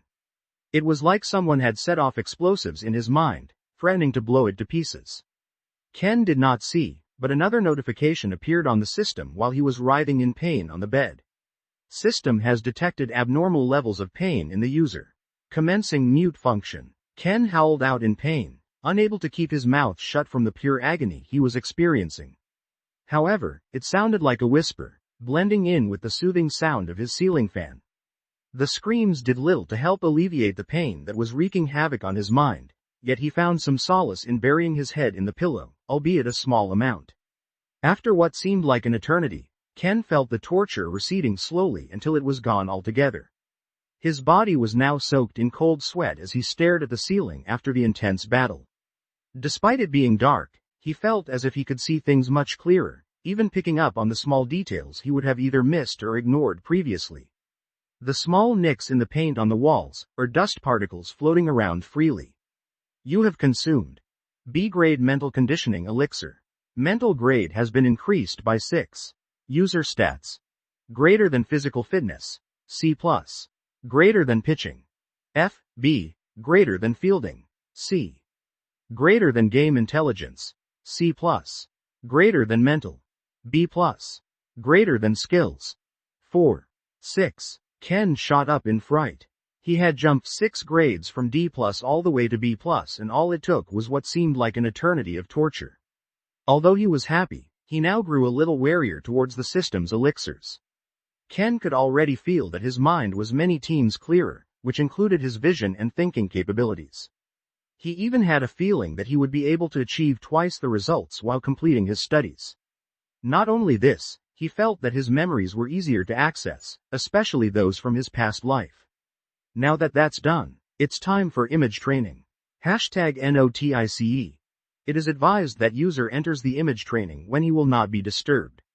Does the user wish to enter image training? Yes. No. Yes. Ken suddenly felt his consciousness waver as he fell back onto his pillow. His surroundings were dark for a moment before light particles started to appear all around him. In the next moment, the light particles assembled themselves into a baseball field. But this was no ordinary field. He recognized this field as the one where he had played at nationals in high school. Koshien? It was surreal to see the stage that he had yearned to return to currently empty. Please choose a skill to practice. #IMAGE training menu. Greater than pitching, locked, greater than batting. Greater than fielding. Ken was a little disheartened upon seeing that the pitching section was locked, however he had been expecting it. It would have been nice to at least gotten a few pitches in, even if it was just inside his mind. However, what he needed now was skills that would allow him to become a better player and make it into the starting lineup. Now that they had almost 3 months of no baseball, Jin would likely recover from his injury and could retake the first base position from him. He debated for a little while before choosing to do some batting. The biggest difference between him and Jin was their batting capabilities. While he could only bunt and effectively run between the bases, Jin was capable of hitting the ball more often than not. #BATTING missions. Greater than hit 500 bunts successfully 100 major points plus bronze lottery ticket. Greater than hit 500 balls into outfield 100 major points plus B-grade balance and coordination elixir. Greater than hit 1000 foul balls 100 major points plus silver lottery ticket. Greater than don't swing on 1000 balls 100 major points. Greater than hit 500 home runs 1000 major points plus B-grade strength elixir plus gold lottery ticket. Please pick up the bat and head to the batter's box to begin the image training. Please note that time here is aligned with the outside world. Whoa! Ken's eyes sparkled as he looked at the missions and rewards that floated in front of his face. The 500 home run mission seemed the most glaring as it rewarded 10 times the major points as well as a gold lottery ticket and B-grade elixir. Ken had never even used a silver lottery ticket, so the thought of using a gold one made his imagination run wild. Maybe it will give me a skill to never miss a pitch? He thought, rubbing his hands together greedily. Without further ado, Ken grabbed one of the bats and headed into the batter's box before squaring up towards the mound. Wait, who is going to pitch? He asked aloud. A moment after he asked the question, a tall Japanese man appeared on the mound, wearing the colors of the national team. Before he could even realize what was happening, a blazing fastball went straight through the strike zone, causing the dirt on the ground to fly into the air. Strike. The robotic voice of the umpire sounded out behind him, knocking him out of his reverie. T.T. Tanaka. Ken's whole body felt as if it had lost strength as he stared at the ace pitcher for the Japanese national team. What the hell was Yu Tanaka doing in his image training facility? Ken's attention was drawn to the signboard behind the pitcher, which had the number 97 flashing in red upon it. 97 kilometers per hour? There's no way that it was that slow. Then it dawned on him. Most professional baseball players use the imperial miles per hour system rather than kilometers per hour. 97 miles per hour. How the hell am I meant to hit that? That's like 155 kilometers per hour. Suddenly, the missions that once felt achievable, now seemed as if they were an unclimbable mountain. 2 more roaring pitches went straight through the middle and into the catcher's glove, sucking all of the enthusiasm out of Ken's body. Just as he was about to give up, he saw a notification appear from the system. System has noticed that the user is unable to hit such pitches. Would you like to lower the difficulty? Greater than Major League. Greater than Professional. Current. Greater than Amateur. Greater than High School. Recommended. Greater than Middle School. Stats will not be recorded towards missions in this difficulty. Greater than Elementary School. Stats will not be recorded towards missions in this difficulty. Oh, thank God. Ken breathed a sigh of relief, seeing as he could choose his difficulty level. It would be pointless going up against such a fast pitcher at his current level. However, it filled him with even more enthusiasm for his future as baseball player. Let's go with high school. The moment he selected the option, someone unexpected showed up on the mound, himself. Or rather, himself in his previous life when he was in high school. Looking at the older version of himself felt a little weird, however it had a positive psychological effect on Ken. His current goal was to surpass himself, both in his home life and baseball career. Going up against his former self-made seemed to make this goal tangible, filling him with fighting spirit. Ha ha ha, it's time to see what it's like on the other end of one of my pitches. Ken pointed the bat towards his previous self and let out a laugh. Getting into position, his eyes narrowed as the pitcher performed his wind-up. Whoosh, fastball down the middle, who do you think I am? Pa, strike, damn it, what the hell was that ball movement? Ken complained. Again, pa, strike, again, strike, again. Ken tried and tried again to make contact with the ball, but there was something wrong. With his new mental grade, he was able to track the course of the ball, however he always seemed to be off. This time, he decided to let the ball go, focusing his vision on the ball from when it left the pitcher's fingers until it ended up in the catcher's gloves. What? The ball seemed to move in an odd fashion just before reaching the strike zone, changing its course ever so slightly despite being a fastball. Is this what all my opponents felt like during high school? Ken mused, feeling frustrated. Now that he had seen it up close, he could now understand what was happening. His flexible limbs and fingers allowed the ball to fling off in such a way where there was an unusual spin applied to the ball. This made its course unpredictable, especially just before the ball reached the strike zone. But unfortunately, knowing about the quirk did not make it easier to hit the ball. Therefore he decided to just work on his bunts for a couple of hours tonight before getting some sleep. By the end of the 2-hour session, he had managed to successfully bunt 100 times. Despite having a skill, he had only managed to convert around 50% of the pitches into bunts, the others either fouling or missing completely. Of course he was going up against a high school pitcher who was pitching around 120 kilometers per hour, but still, it gave him a wake-up call not to blindly rely on the system's skills. While the major league system was a great tool to help him achieve his dream of becoming a professional baseball player, it was just that, a tool. If he didn't put in the work and utilize it correctly, then it would feel as if he had achieved nothing. And if the system were to disappear one day, he would have learned nothing either, returning to his previous self. This was not something that he would allow happen. As his thoughts drifted, Ken's consciousness reappeared in his room and he quickly took a look at his alarm clock which read 10:30 p.m. Looks like I need to adjust my schedule if I want to do image training every night. He mused before turning over, falling asleep only a few minutes later.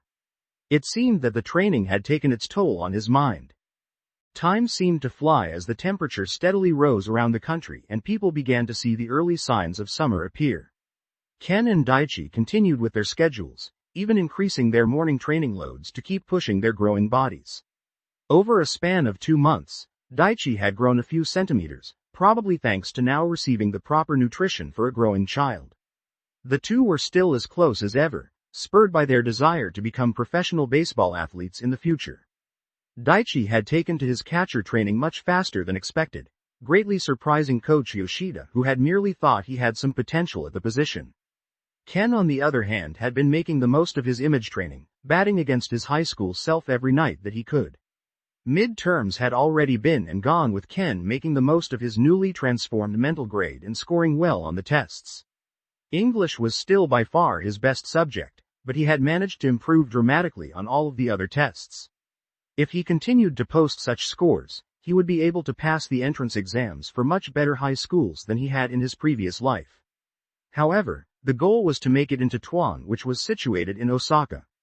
Ken had always wanted to get into the prestigious school which would give him the best opportunity to make it into the professional scene. Like most schools, they offered scholarships to students who they wanted to recruit into their baseball program, while also organizing tryouts for those with less exposure.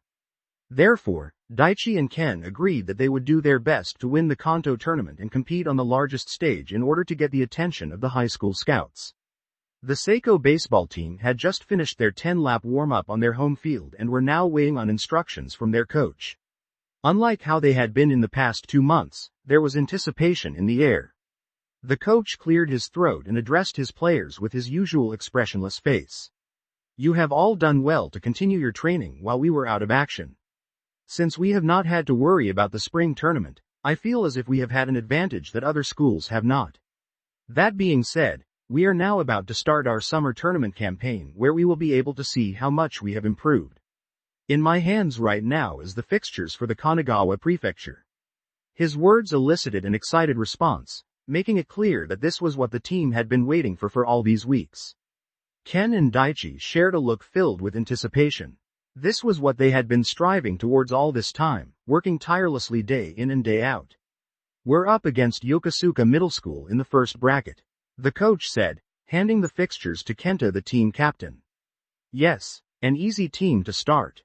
The rest of the team crowded around Kenta to get a good look at the fixtures. Ken looked over the captain's shoulder and nodded his head. Thanks to his mental upgrade, he could tell with one look that the fixture was essentially the same as his previous life. They would need to win 3 games total in order to qualify for the Kanto Prefecture tournament, followed by another 4 games to win the whole thing. If he had been pitching, Ken might have confidence in getting through these 2 fixtures, but he would have to rely on Kuchi to take the reins. As long as they could limit their opponent's runs, Daichi would do the rest.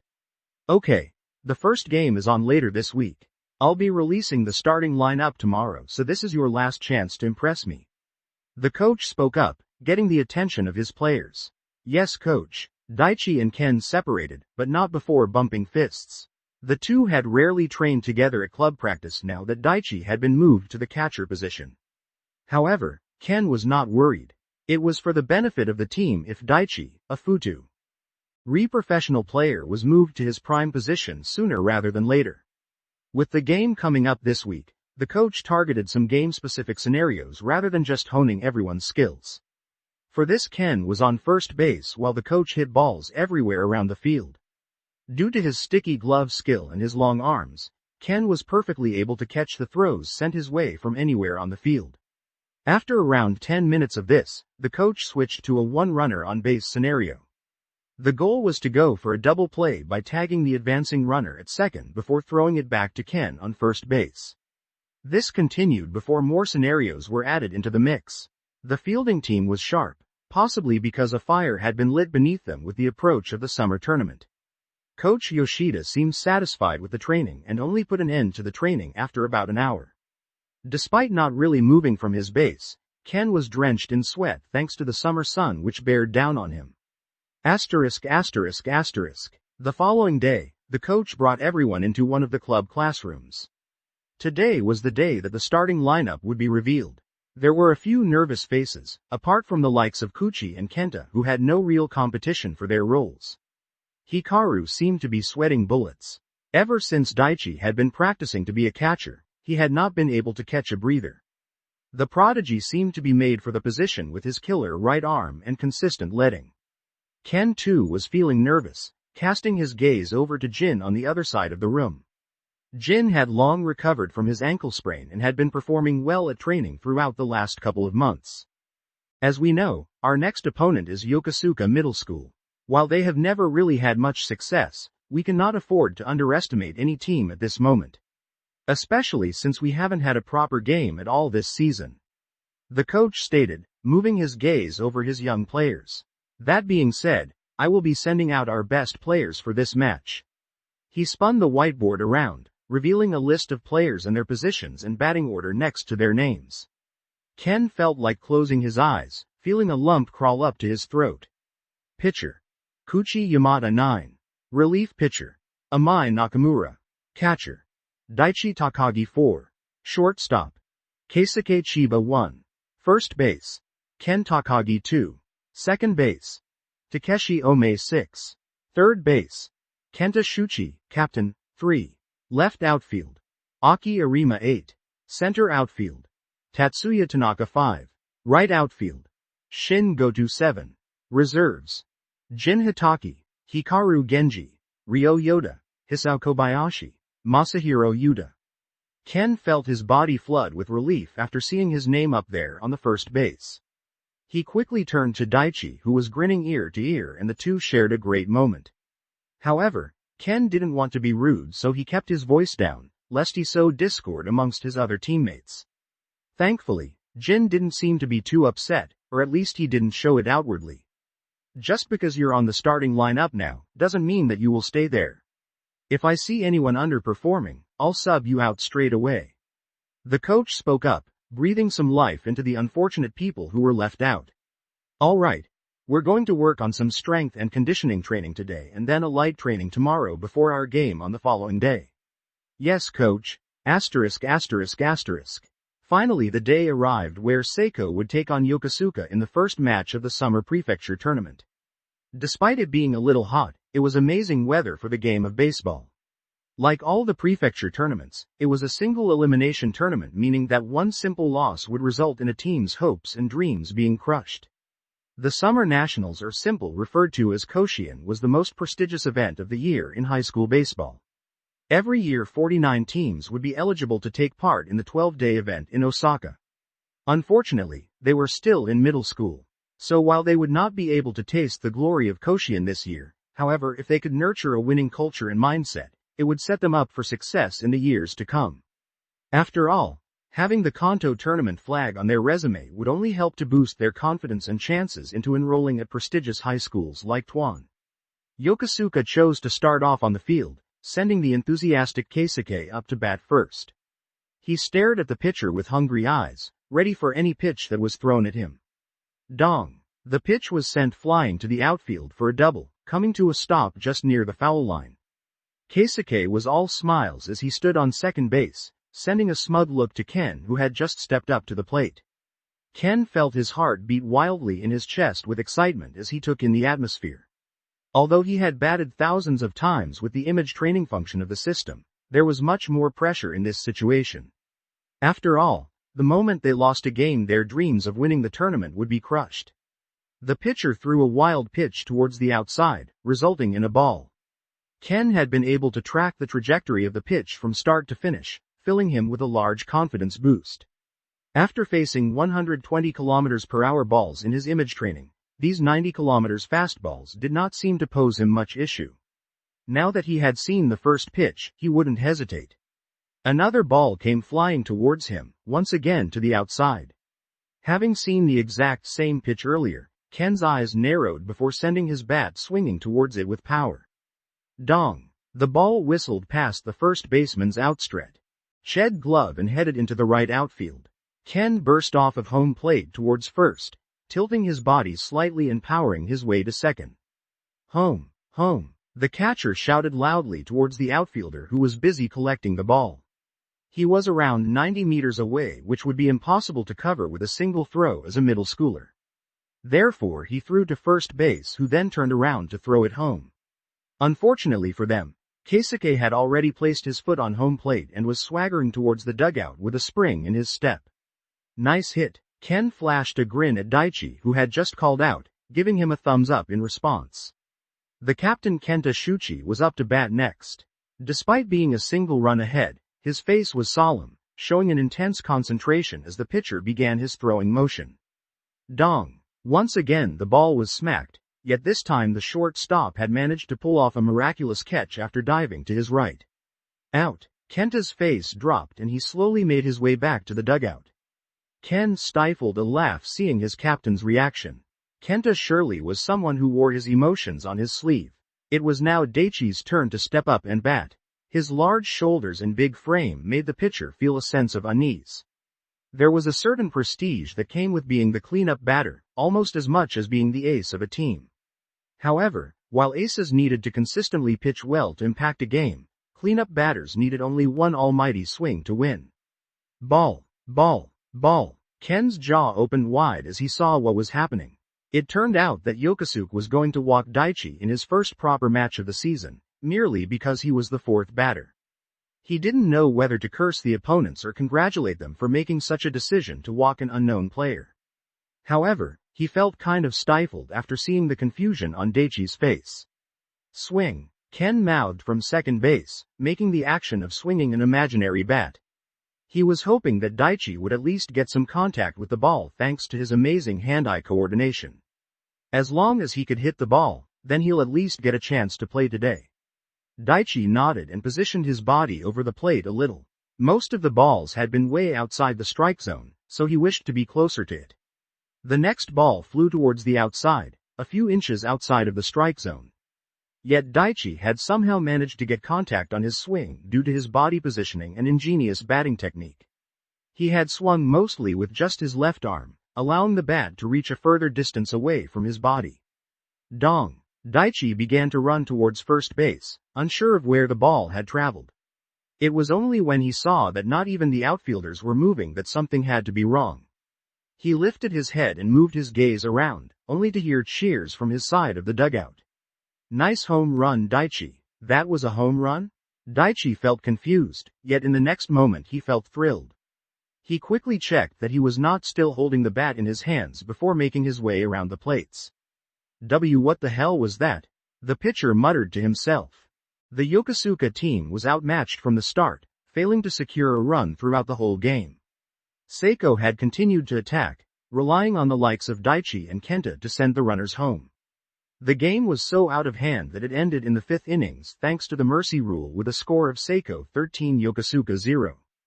Following this game, the Takagi family celebrated with katsudon, a meal generally eaten when wishing for or celebrating victory.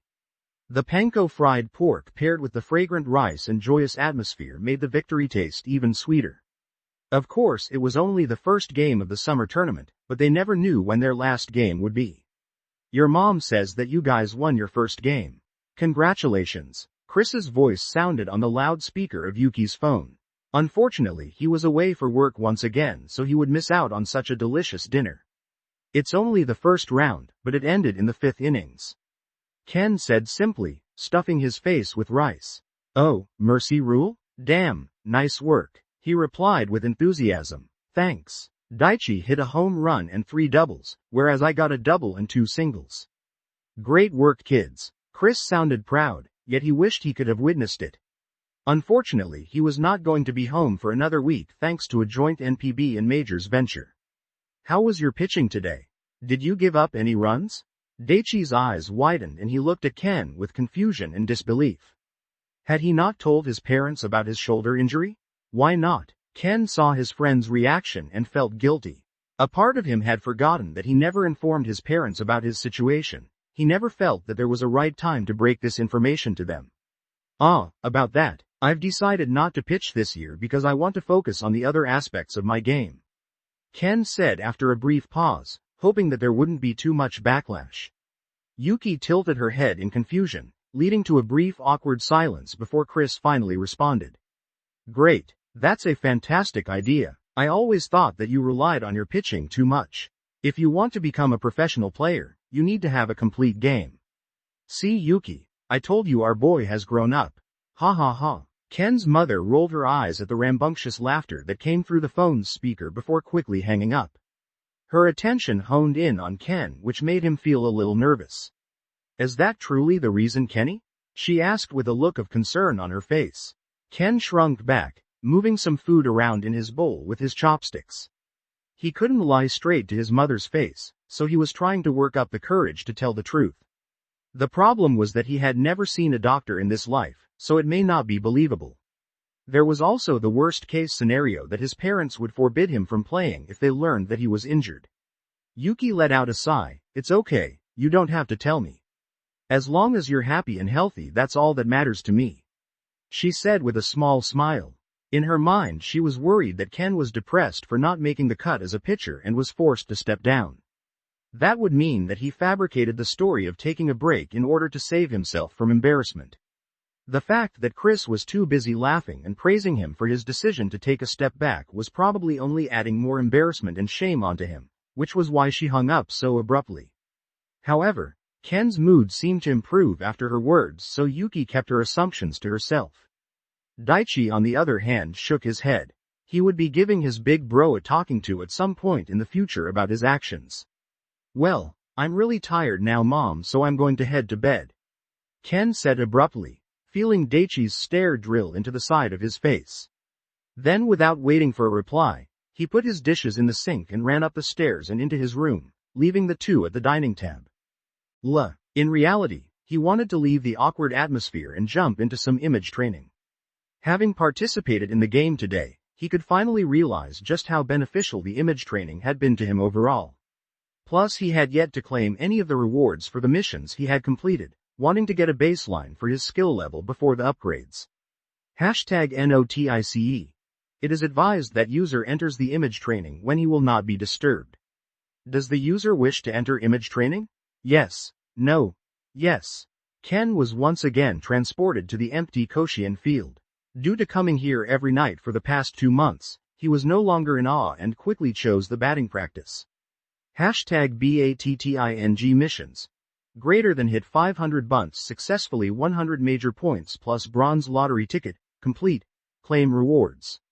Greater than hit 500 balls into outfield, 100 major points plus B-grade balance and coordination elixir, complete, claim rewards. Greater than hit 1000 foul balls, 100 major points plus silver lottery ticket, complete, claim rewards. Greater than don't swing on 1000 balls, 100 major points, complete, claim rewards.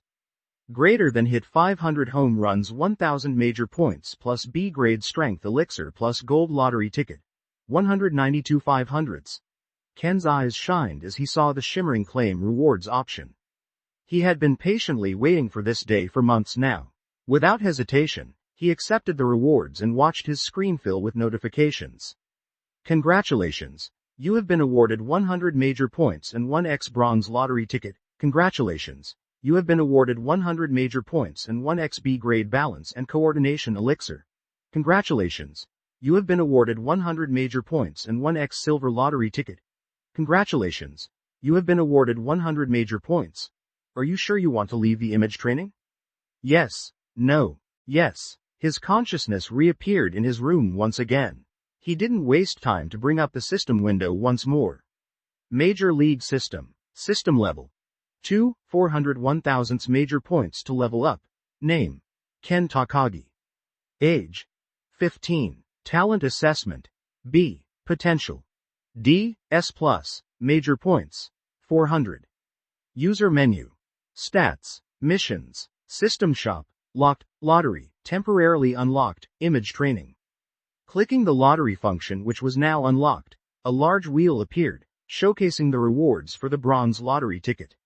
With great anticipation, Ken clicked the arrow which took him to the smaller wheel. Ken was practically salivating as he looked at the wheel which was no longer locked. Would you like to consume a silver lottery ticket to spin the wheel? Yes. No. Yes. A moment later, the wheel spun at breakneck speed and turning into a blur. The noise was like music to his ears as Ken watched on with bated breath. Click, click, click. Soon enough, the wheel came to a stop on a silver tile with a picture of a bat upon it. A batting skill. Ken almost jumped off his bed in excitement upon seeing it. Congratulations. User has drawn the Power Hitter skill. Power Hitter. Increase strength by 3 grades when the ball is struck with the middle of the bat. Ken sucked in a cold breath of air through his teeth. This skill was ridiculously good. With the 2 C grade strength elixirs he had taken, his strength was now at the B- grade. Once this skill activates, his strength would skyrocket to the A grade. Of course, there was the drawback of the skill only activating if he hit the middle of the bat. If he wanted to utilize this skill as much as possible, then he would have to increase his balance and coordination. It just so happened that he had acquired a B-grade balance and coordination elixir from the image training rewards a moment before. Yet before he consumed it, he still had a bronze lottery ticket to use. Moving to the large wheel, he clicked the spin button and the familiar sound of the wheel spinning entered his ears. Congratulations, user has drawn the Focus skill. Focus. Phase out all distractions during certain game scenarios, allowing the user to perform under pressure. Oh, not bad, not bad.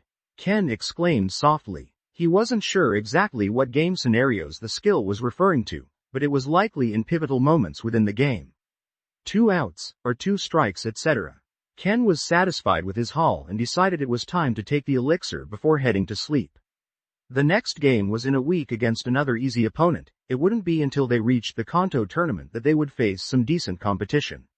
You have consumed B-grade balance and coordination elixir. Balance and coordination grade has been increased by 3. User stats. Greater than physical fitness. B. Greater than pitching. F. B. Greater than fielding. C+. Greater than game intelligence. C+. Greater than mental. B+. Greater than skills. 6. Physical fitness. AVG. B. Balance and coordination. B+. Agility. B. Strength. B. Stamina. C. Ken woke up the next morning and couldn't stop staring at his upgraded stats with a big dumb smile on his face. Even though a single day had passed, his skills had leapt to another level thanks to the system. He couldn't wait to get into the next game and show off his newfound skills. However, Ken was bound to be disappointed. Despite being a part of the winning squad, Coach Yoshida had chosen not to start Ken against their next opponent Asano Middle School. Ken was forced to cheer on from the dugout as their team once again put on a stellar performance. Daichi continued his great form, once again hitting a home run in the 4th innings and giving Seiko a dominant 10-run lead going into what would be the final inning. Being an adult, at least mentally, Ken had chosen not to confront the coach about his absence from the starting lineup. If he was his true middle schooler self, he had no doubt that he would be throwing a tantrum right now. Also, seeing as their team had advanced to the finals of the Kanagawa tournament, he couldn't exactly complain. Yet when he was forced to sit out of the final game against Yamate Gakuen, Ken found it difficult to stay quiet.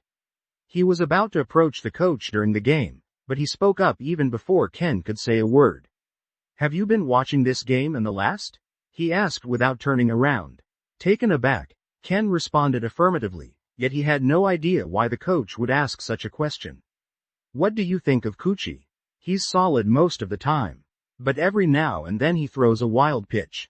Ken replied truthfully. Having been thrown thousands of pitches in the image training and being a pitcher himself, he was able to easily identify Kuchi's faults and habits.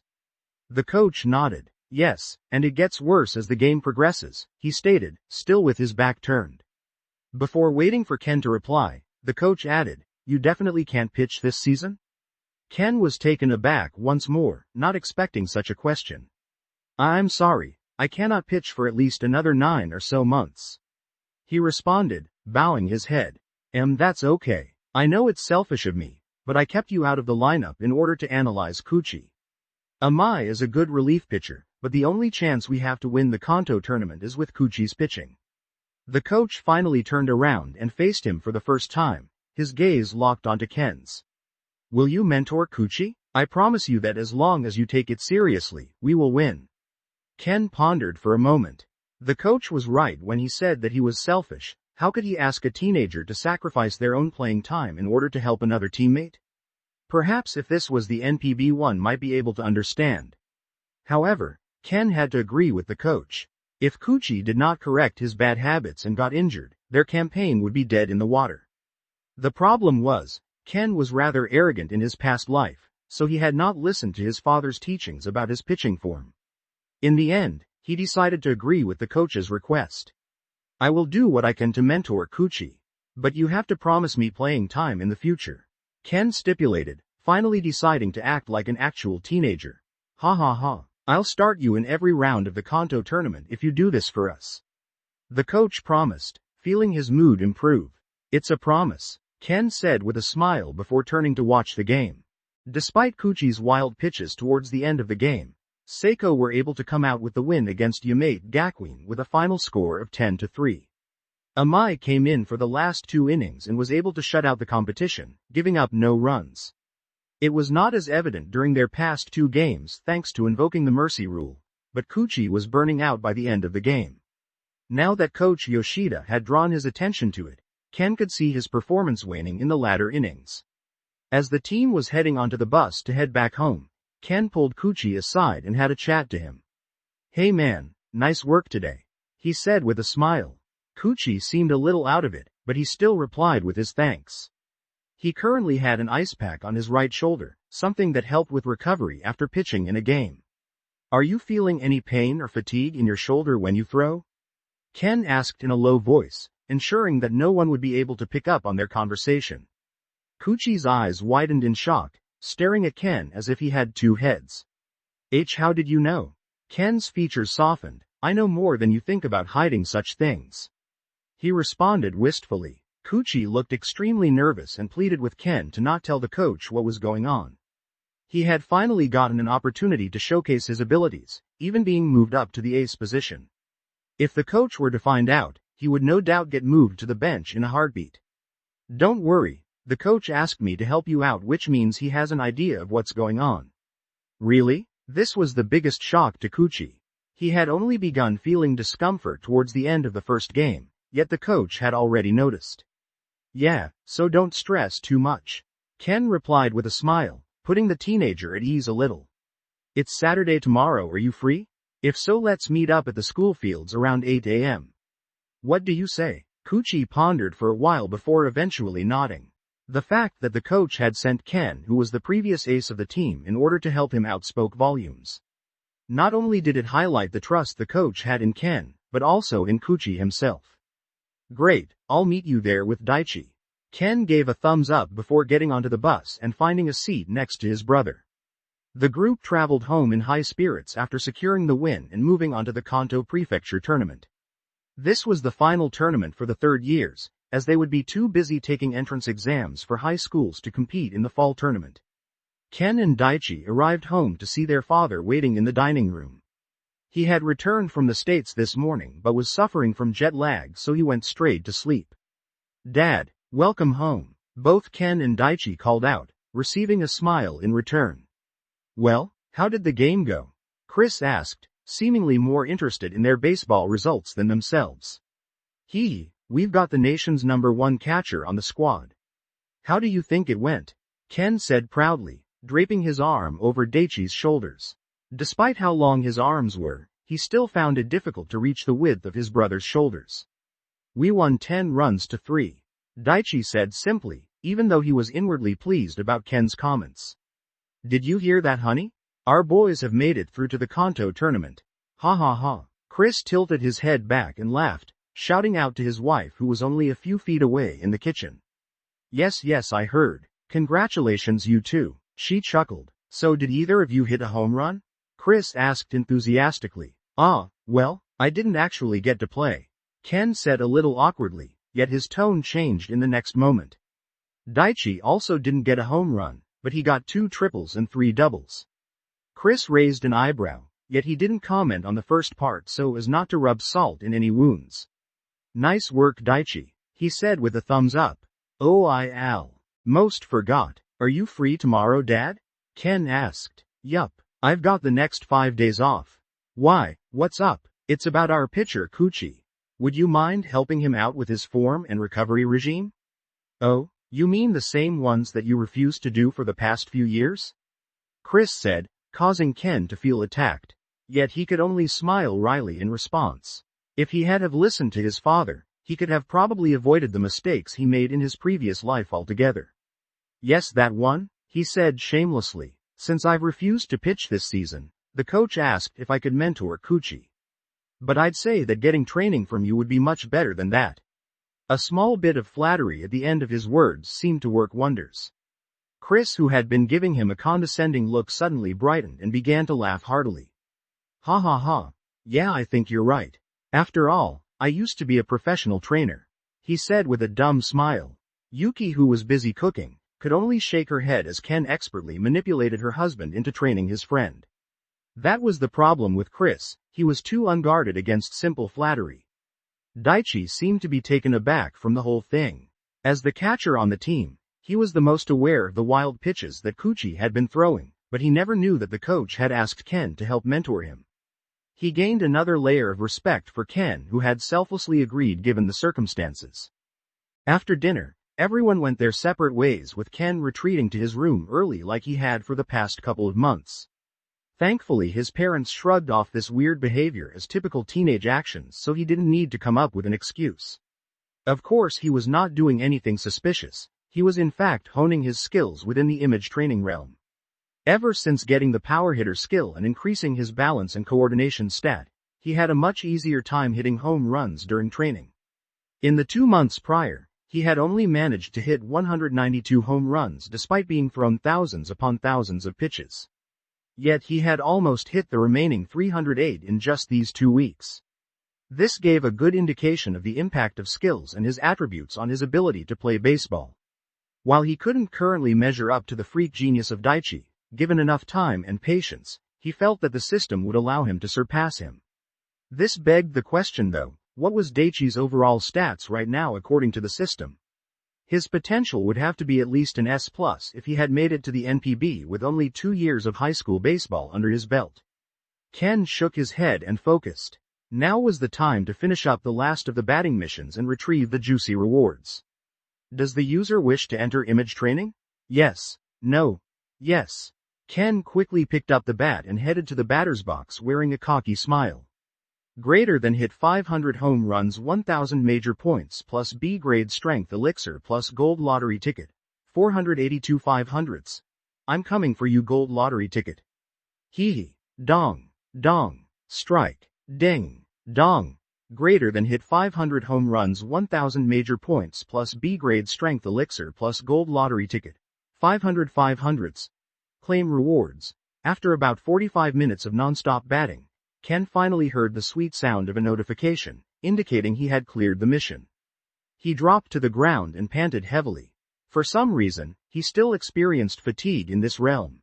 Perhaps it was to emulate the state of his consciousness, or for another reason entirely. Either way, such a thing prevented him from spending too much time inside, which was a good thing. Congratulations. You have been awarded 1000 major points 1x B-grade strength elixir and gold lottery ticket. A smile blossomed on Ken's face as these words appeared in front of him. Yet they were followed by another line of text. User has completed all tasks for the high school difficulty. To receive new missions, please increase the difficulty. Greater than Major League. Greater than Professional. Greater than Amateur. Recommended. Greater than High School. Current. Stats will not be recorded towards missions in this difficulty. Greater than Middle School. Stats will not be recorded towards missions in this difficulty. Greater than Elementary School. Stats will not be recorded towards missions in this difficulty. Ken raised his eyebrow in surprise. He had originally thought that he would no longer receive missions for the batting training once completing these, however he was pleasantly surprised. He decided to change the difficulty and check out the new missions. User has selected Amateur difficulty. Suddenly, his high school self disappeared and was replaced with someone else. Well, that was only partially correct as the figure once again looked like himself yet even older. If he had to guess, the figure should be around 20 years of age. That's weird. My last time pitching was in the summer of my second year in high school. He muttered, feeling mystified. Before he could pondering the situation, another window popped up in front of him, detailing the new missions. Greater than hit 1000 bunts successfully 250 major points plus silver lottery ticket. Greater than hit 1000 balls into outfield 250 major points plus B-grade stamina elixir. Greater than hit 3000 foul balls 250 major points plus silver lottery ticket. Greater than hit 1000 sliders 250 major points. Greater than hit 1000 curveballs 250 major points. Greater than hit 1000 fastballs 250 major points. Greater than hit 1000 home runs 2000 major points plus A grade S. Strength elixir plus gold lottery ticket. Ken couldn't help but let out a whistle of appreciation, seeing the generous mission rewards laid out in front of him. However, he didn't get ahead of himself as he had yet to see a pitch from the foreign version of himself on the mound. All right, let's see what you got, he said, lifting his bat and squaring up against the pitcher. Whoosh! The ball flew towards the strike zone with some heat behind it, yet the course seemed predictable. Ken swung with the intention of making contact rather than sending the ball flying. However, the familiar feeling of hitting the ball did not reach his hands. Paw! Strike! Holy crap! What a curveball! Ken could only exclaim in appreciation. Suddenly the mission seemed a lot more difficult after seeing the first pitch. He had never learned to throw the curveball in his previous life, yet apparently this version of him had. The ball seemed as if it was on an easy course, yet the top spin caused it to drop just before hitting the plate. While it wasn't as difficult to predict the course as some other breaking balls, it was tough to pick. Good pitchers were able to keep their throwing actions for fastballs and curveballs similar enough that batters would struggle to identify the type of pitch until it was too late. Ken shook his head. Now was not the time to continue his batting practice. It was time to gamble. He quickly left the image training realm and his consciousness reappeared back in his room. He could feel the golden lottery ticket burning in his pocket, even though it was not a physical object. Without hesitating, he opened up the lottery function and spun the golden wheel. Here goes nothing. After what seemed like an age, the small wheel finally stopped and a new window popped up.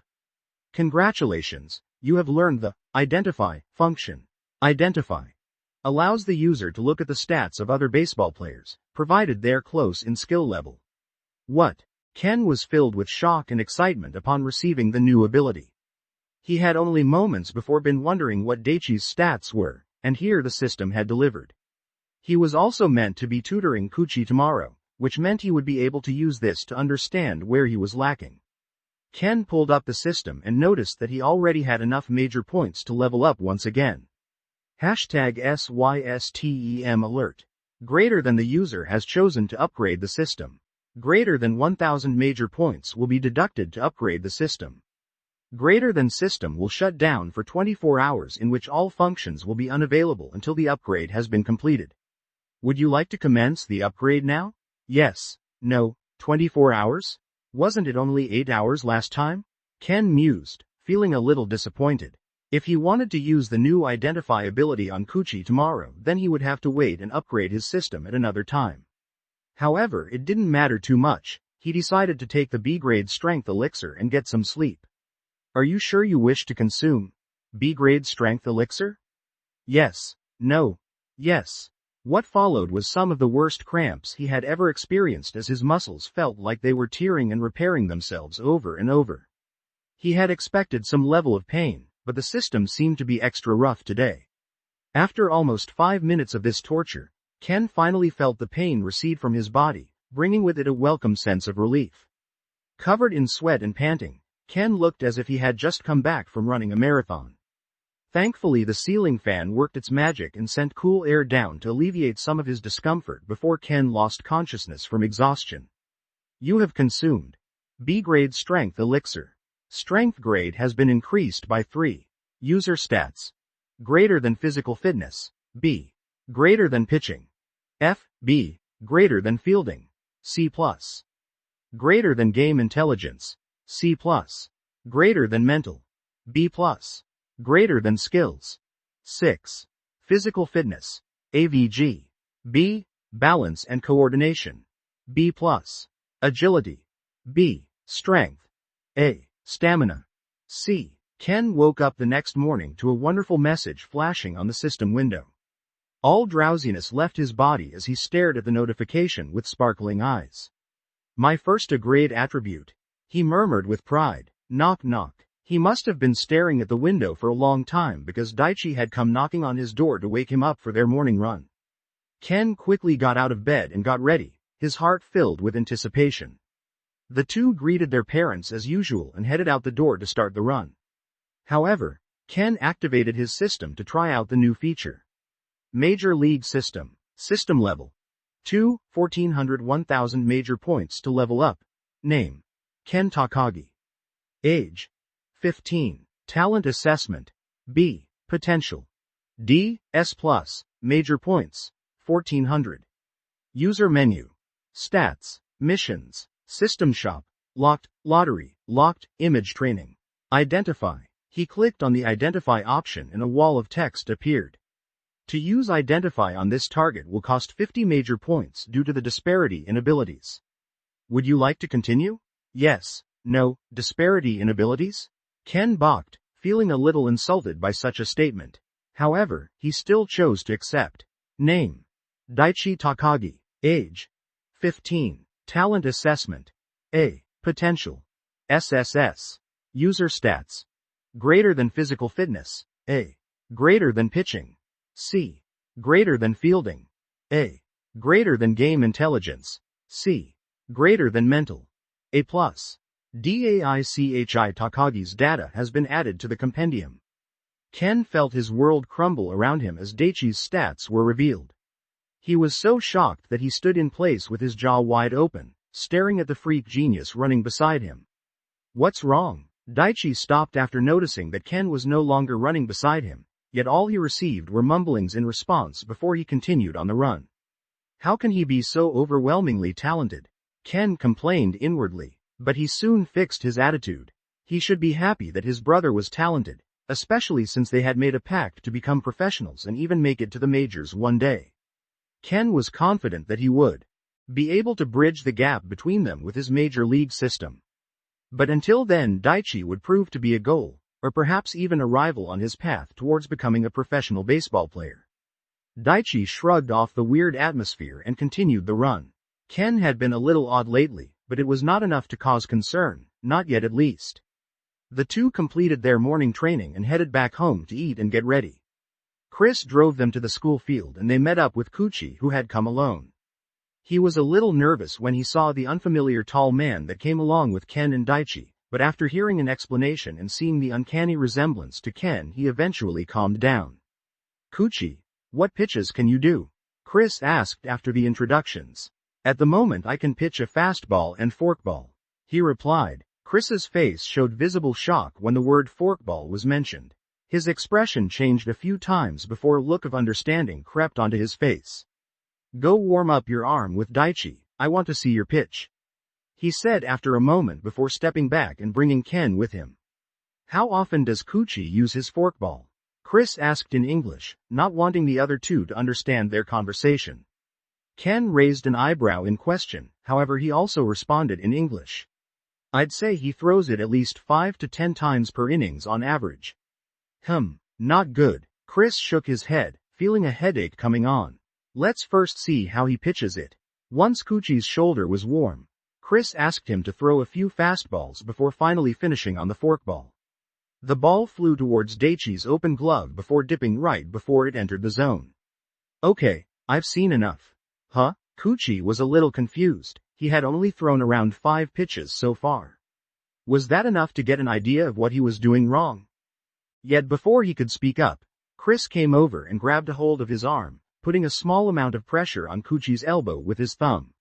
Arg! Kuchi yelped in pain, not expecting such a thing. Are you trying to injure me? He yelled out, backing away defensively.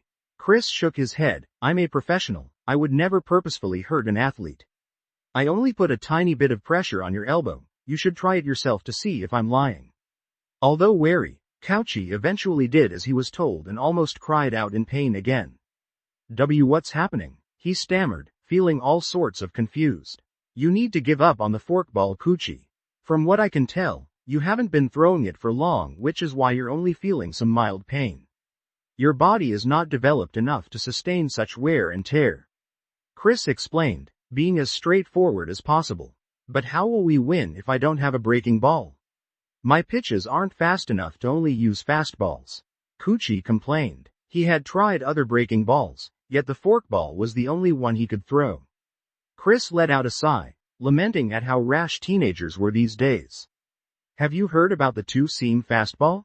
He asked. Two-seam? Kuchi tilted his head in confusion. Even Ken felt the term was foreign.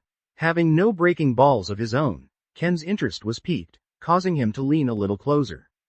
Show me how you hold the ball while pitching a fastball, Chris directed. Kuchi did as he was told, holding up the ball. Okay, that's what we call a four-seam fastball. This grip allows for the most speed and velocity, however it is predictable and lacks movement. Chris reached forward and turned the ball in Kuchi's hand, exposing the horseshoe-shaped seam towards the front. He then took a step back and explained. This is a two-seam fastball. Not only can it be thrown at a similar speed, the seams and rotation causes the ball to move erratically through the air. If you use these two grips effectively, you won't need to learn a breaking ball before your body has fully developed. Ken's eyes lit up. He had never really paid attention to the grip of the ball when he was pitching, something that did not make him very proud at this moment.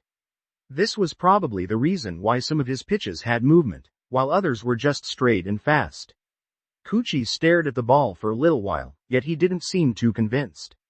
What kind of difference would changing the position of the ball in his hand really do? Chris could see that the teenager wouldn't accept things so easily, so he directed him to throw a pitch and see for himself. Daichi got into position and waited for the pitch to come his way. He of course trusted his father, so he had plenty of time to follow the movement of the ball once it left Kuchi's hand, catching it perfectly in his glove. Kuchi blinked a few times after throwing the ball, not believing what had just happened. His usually dead straight fastball looked alive as it snaked through the air, filling him with happiness. As he pitched with his right arm, he noticed that the ball slid towards the right just before reaching Daichi's glove. If he could add this pitch into his arsenal, it should be just as effective as his forkball. Wow, thank you Mr. Takagi. Kuchi bounded over, the excitement palpable in his features. Chris waved him off, yet his true feelings were plastered on his face in the form of a boastful smile. Now, the next part will probably be the hardest. His face turned serious as he addressed Kuchi. The boy's expression darkened, yet he nodded. Now that Ken's father had identified what was wrong with him and even given him a new weapon to his arsenal, he had decided to follow whatever he was going to say next. No more pitching until the next game, Chris said flatly, yet his tone was stern. Oh, sure, that's fine, Kuchi replied positively. Ah, ahem. Good, very good. I'll also give you a training regimen to follow which will help increase the strength and flexibility of your arms. Chris continued. He had been so sure that Kuchi would object to his request that he had prepared many ways of convincing him. Yet it turned out that not all teenagers were rash and disobedient like a certain someone used to be. Chris turned his gaze to Ken, who shuddered unconsciously in response. A sudden feeling of guilt crept into his bones for some unknown reason, but it quickly disappeared when his father smiled at him warmly. What the hell? The guilt I felt from my previous life just overcame me for a moment. Ken thought inwardly, before shaking his head and trying to remove the lingering feelings. His father took Kuchi through the exercise regime and even had a copy that he had written the night before. Ken appreciated how thorough and professional his dad was, complimenting him inwardly. After another hour, they finally went their separate ways. The weekend flew by, particularly with Ken's father being home and having some time off. The trio went to the batting cages a couple of times and Chris was shocked with the sudden improvement from Ken. Compared to the first time he had taken them this year, Ken was like a whole different person. Daichi had also improved by leaps and bounds, especially since his body had started developing properly. The family made the most of Chris being off work, eating meals and going out together. The days passed like this until the Kanto tournament fixtures were released. Seiko had gotten lucky and was given a bye for the first game, meaning they had made it through the first round without even having to play a game. They would play against the winner between Johto and Nogi Koretsu Middle. The team alighted from the bus at the home ground for the Kanto tournament. After resting almost 2 weeks, they were raring to get on the pitch and play some baseball today. Their opponent was Johto Middle School, who had blitzed through the first round against Nogi Koretsu, even keeping them scoreless in the proceedings. This was a surprise as Johto was never really known for their baseball program. Ken sat next to Daichi in the locker room as the coach went over the game plan and reiterated the starting lineup. He tried hard to keep a neutral expression, however, seeing that he had been left out once again, it was tough. Perhaps sensing his frustrations, the coach moved his gaze to him and gave him a reassuring look. Ken's spirits lifted a little seeing this, hoping that it would translate to playing time. After a small pep talk, the team walked onto the field and greeted the opposition, bowing respectfully.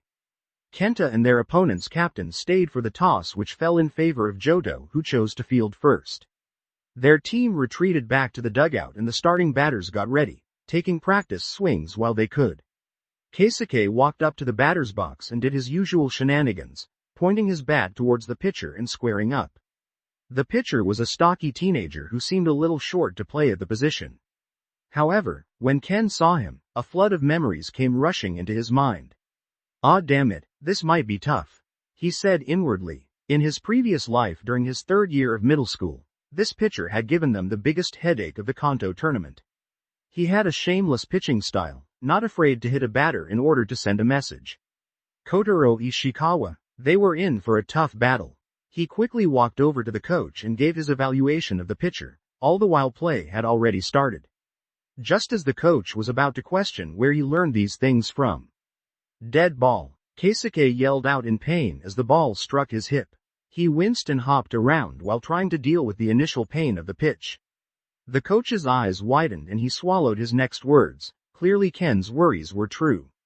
Unfortunately, there was nothing that he could do about it right now considering it was just the first time. The umpire gave a warning to Kotaro, who apologized profusely.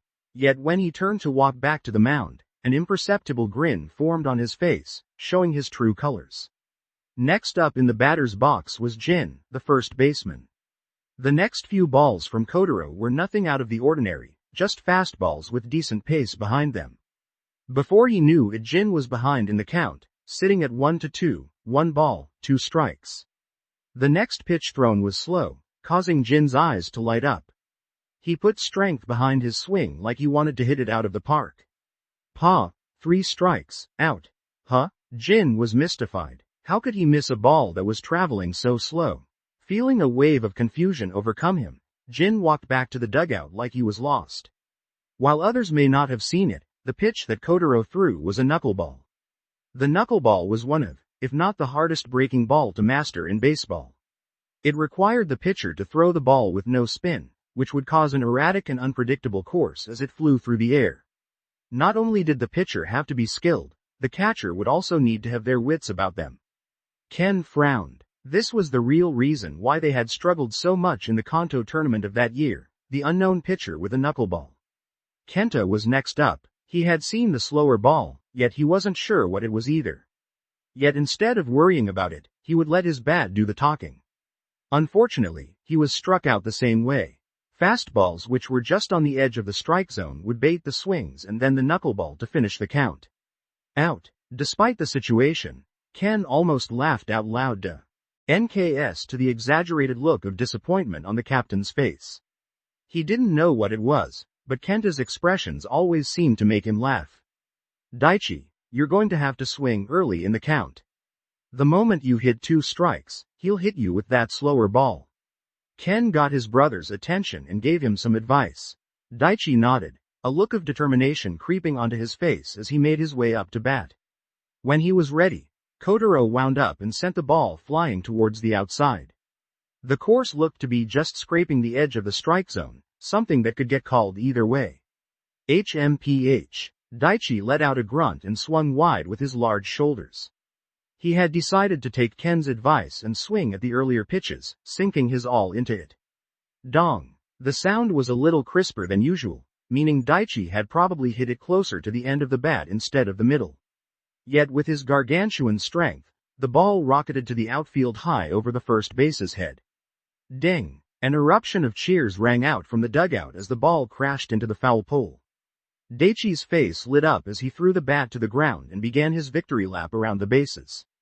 Ken breathed a sigh of relief as Daichi ran around all of the bases and arrived home. As long as they had some runs on the board, he wouldn't be worried about losing the game.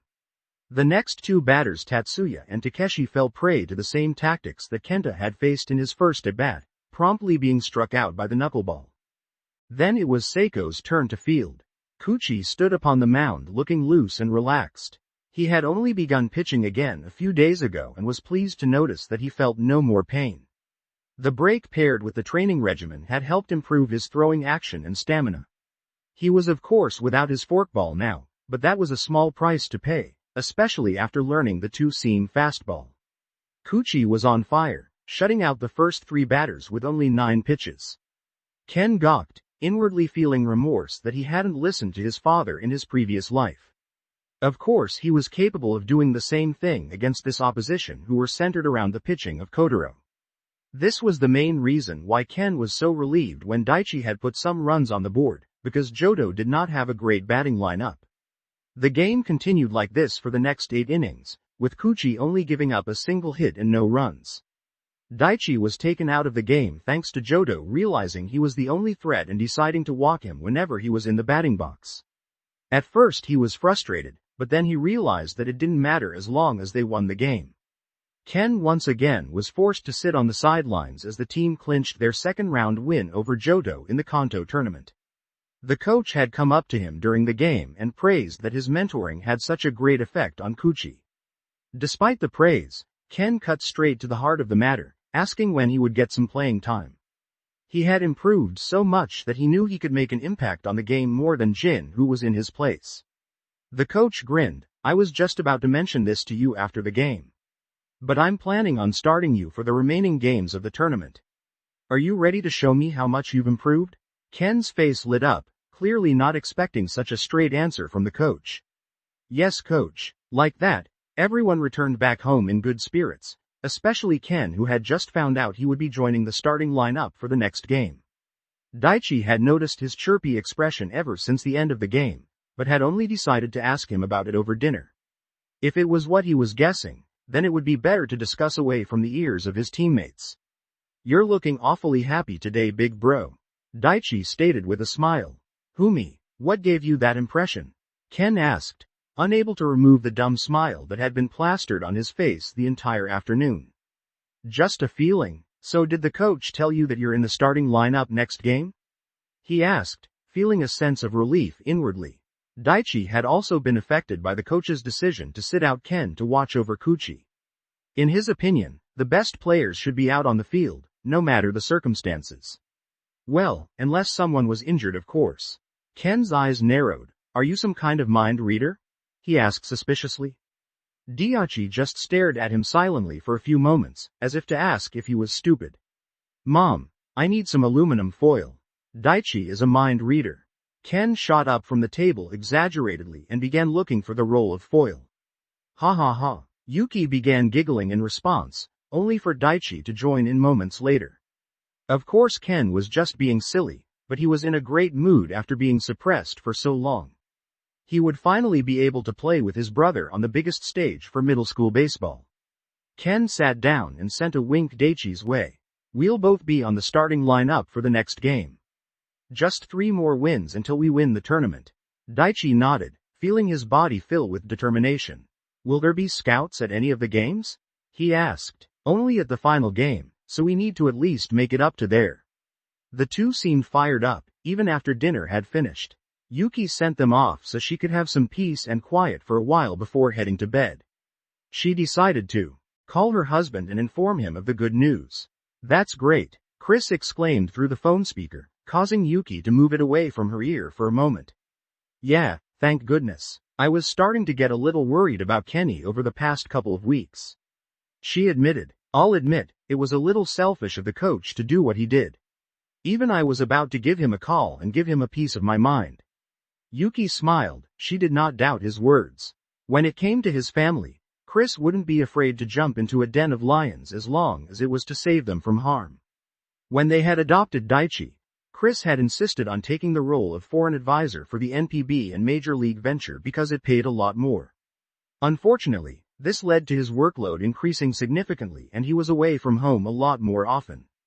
However, Chris and Yuki's marriage was strong. They both agreed that having her stay at home and look after kids was the best way to raise them. When are you coming back home? I miss you, she said softly, staring out the window solemnly. I won't be home for another 3 weeks.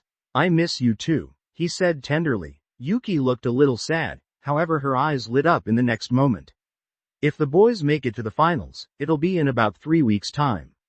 That means we'll be able to watch, she exclaimed excitedly. Chris was silent for a while before responding. That sounds great, but don't tell them. I don't want to add any more pressure onto their shoulders. The next week went quickly for the two boys who had kept up with their training religiously. There was an additional fire in their bellies as they spurred each other on to improve at a rapid rate. Soon enough, the day of the game arrived. After barely squeaking by Jodo Middle School, they were up against Itakura Junior High. While this team had limited success during their baseball tournaments, Ken knew something that the others did not. If he remembered correctly, a first year by the name of Hayato Yagi would have joined the squad this year. He was a clean-up batter who would eventually turn pro, joining the ranks of the Yokohama Warriors in his second year of university. Thankfully, Ken saw Hayato's name as one of the reserves in their lineup. Either he had not impressed the coach enough yet, or his skills had yet to manifest. Out of curiosity, Ken activated his identify function while they were lining up. To use identify on this target will cost 20 major points due to the disparity in abilities. Would you like to continue? Yes. No. Ken stealthily chose the yes button and managed to get a look at his status. Name: Hayato Yagi. Age: 13. Talent assessment: C+. Potential. SS. User stats. Greater than physical fitness. B. Greater than pitching. C. Greater than fielding. B. Greater than game intelligence. B. Greater than mental. B. Hayato Yagi's data has been added to the compendium. Another genius. His stats were way better than mine, and he's only 13. Ken commented inwardly. Looks like the coach made a real blunder by keeping this guy on the bench. Kind of reminds me of another coach. He complained inwardly, turning his gaze to Coach Yoshida, who was shaking hands with the opposition's coach. Perhaps he felt Ken's eyes drilling into the side of his face, because he soon turned around and sent a small smile in his direction. The coin toss went to Seiko, who decided to field first. In the dugout, Ken was putting on his glove and baseball cap when suddenly he heard the sound of a notification. Ding! System has detected that user will be playing in the Kanto tournament. New mission available. #NEW mission. Kanto tournament. Task 1. Get on base 20 times. Task 2. Hit 3 home runs. Task 3. Make the finals of the Kanto tournament. Task 4. Win the tournament. Task 5. Win player of the tournament. Rewards. Greater than Task 1 rewards. B- grade agility Xlear. Greater than Task 2 rewards. Silver lottery ticket plus 300 major points. Greater than Task 3 rewards. Silver lottery ticket plus 500 major points. Greater than Task 4 rewards. Gold lottery ticket plus 500 major points. Greater than Task 5 rewards. A grade mental elixir plus 300 major points. Ken almost exclaimed aloud at the mission tasks and rewards. If he felt motivated before, he now felt as if he was burning all over. It seemed that the system would reward him the more he played in organized baseball. We have to win, he commented inwardly. He ascended the stairs from the dugout onto the field. The moment he stepped onto the field, he felt an influx of emotions stir within his heart, causing him to stop in place. Daichi slapped him in the middle of the back on his way past and smiled. Let's go win, he said simply. The slap seemed to knock all of Ken's emotions back into place, bringing him back to the present. Embracing the stinging sensation in the middle of his back, he flashed a grin before jogging over to first base. Play ball, the umpires called out, sending the first batter up to the box. Kuchi on the mound was the picture of confidence as he performed his wind-up, sending the ball roaring into the strike zone. Strike. The batter swung on the first pitch, not expecting the movement from the ball at the last second. Ken smiled. It seemed that Kuchi had truly integrated the two-seam fastball into his arsenal. Strike out, 3 outs, change. Ken blinked a few times before following the others back into the dugout. He gave Kuchi a nudge and notified him that he could let the batters hit if he wanted. Haha, nope. Just because you've made the starting lineup, doesn't mean you'll get any act. Ion, Kuchi said, poking out his tongue in response. Keisuke happened to be close by and couldn't help but bursting out into laughter at Kuchi's response. Ken could only shake his head in exasperation. Kids these days, he thought inwardly. It was now Seiko's turn to bat against Itakura Junior High. The coach gave Keisuke the signal to do as he pleased while in the batter's box, receiving a nod in response. The first pitch was sent flying towards the outfield by Keisuke, who had already begun his dash towards the first base. Unfortunately, the ball was easily caught by the right outfielder. Out. Keisuke clicked his tongue and headed back to the dugout, yet no one seemed worried as it was only the first at-bat. Most players took time to adjust to the pitcher's throws, finally gaining success in their second or third at-bat. Ken's turn was next. He walked up to the batter's box with confidence and determination practically oozing from his body. He had been waiting for this moment ever since the first game of the Kanagawa tournament almost 2 months ago. Even Coach Yoshida raised an eyebrow in surprise of how Ken was carrying himself. As he looked at his back from the dugout, he did not see a nervous teenager. This was someone that looked like a professional. The first pitch came at him at just over 100 kilometers per hour, but Ken did not take a swipe at it. He lifted his leg and performed a checked swing, stopping before it went over home plate. This was something that he had been doing in the image training realm, using it to get the timing down before he chose which ball to swing at. As long as his bat was not swung through the strike zone, it wouldn't be considered a strike. Ball. Thankfully the umpire was sharp today and called the pitch correctly. Thus Ken focused once again and prepared for the next pitch. Ball. Once again, Ken performed a check swing before nodding. All he needed was 2 balls in order to get the timing right. Now he was confident in being able to match the speed of the ball. The pitcher seemed calm and collected, however he could hear a grumble behind him from the catcher. "Are you gonna swing or what?" he mumbled under his breath. It seemed his checked swings were starting to annoy the catcher, causing a small smile to form on his face. "Don't worry, I'll swing when you give me a good pitch," Ken replied, letting out a chuckle. The catcher seethed inwardly after hearing the reply.